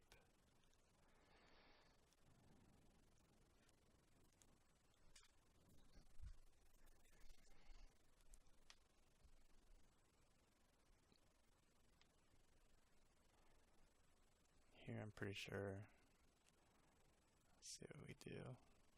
Yeah, I want to cut the corners of this rectangle.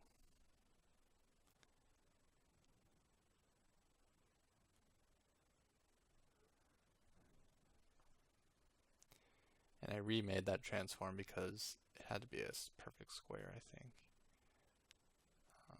And it already had transform information, so it wasn't good.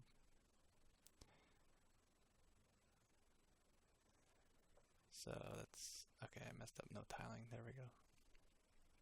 Now we've cut 45-degree corners off of this band-aid shape.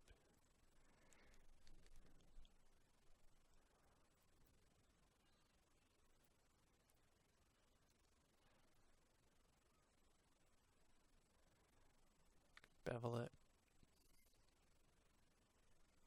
See how it looks with the multiply.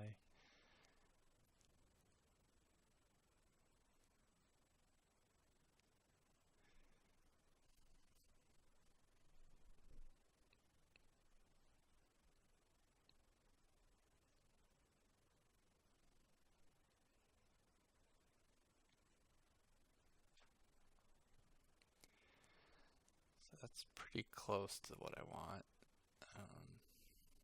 I think I'm going to try to blend it in and see how it looks.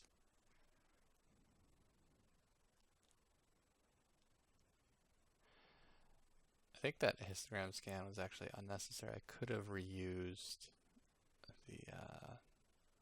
the like chopped off corner shape. It's like it's the first blend in this chain all the way to the left. That could have just been used as a mask. Or although, just kidding. It could have, but with these transforms, yeah, that's why I always have the histogram scan after the transform, because if you move the shape, you want the mask to come with it. So if I use that original shape, I'd have to duplicate that transform, and that's unnecessary. Stitch up this crevice with a band-aid.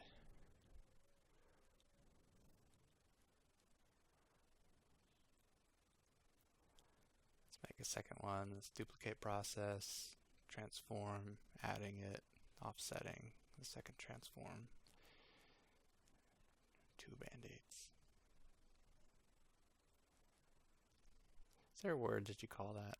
I mean, you're trying to bolt 2 pieces of metal together with like a bracket, but I use bracket for a lot of things. So it would be called a band-aid. Kind of looks like a car too.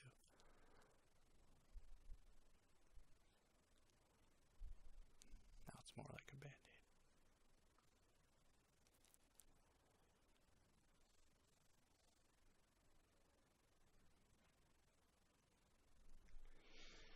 Just trying to dial in these numbers.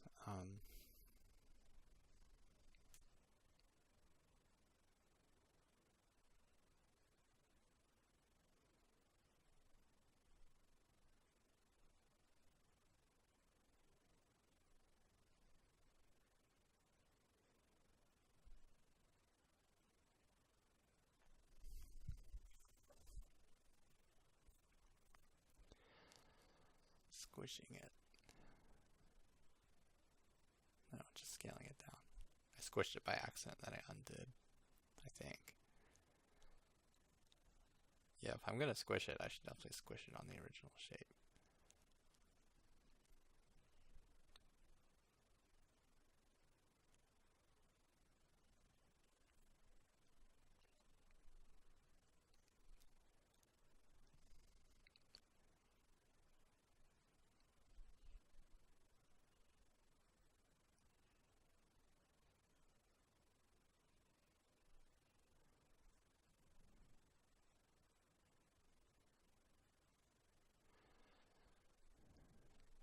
Just tweaking, tweaking, tweaking, trying to get it to sit the way I want and look the way I want.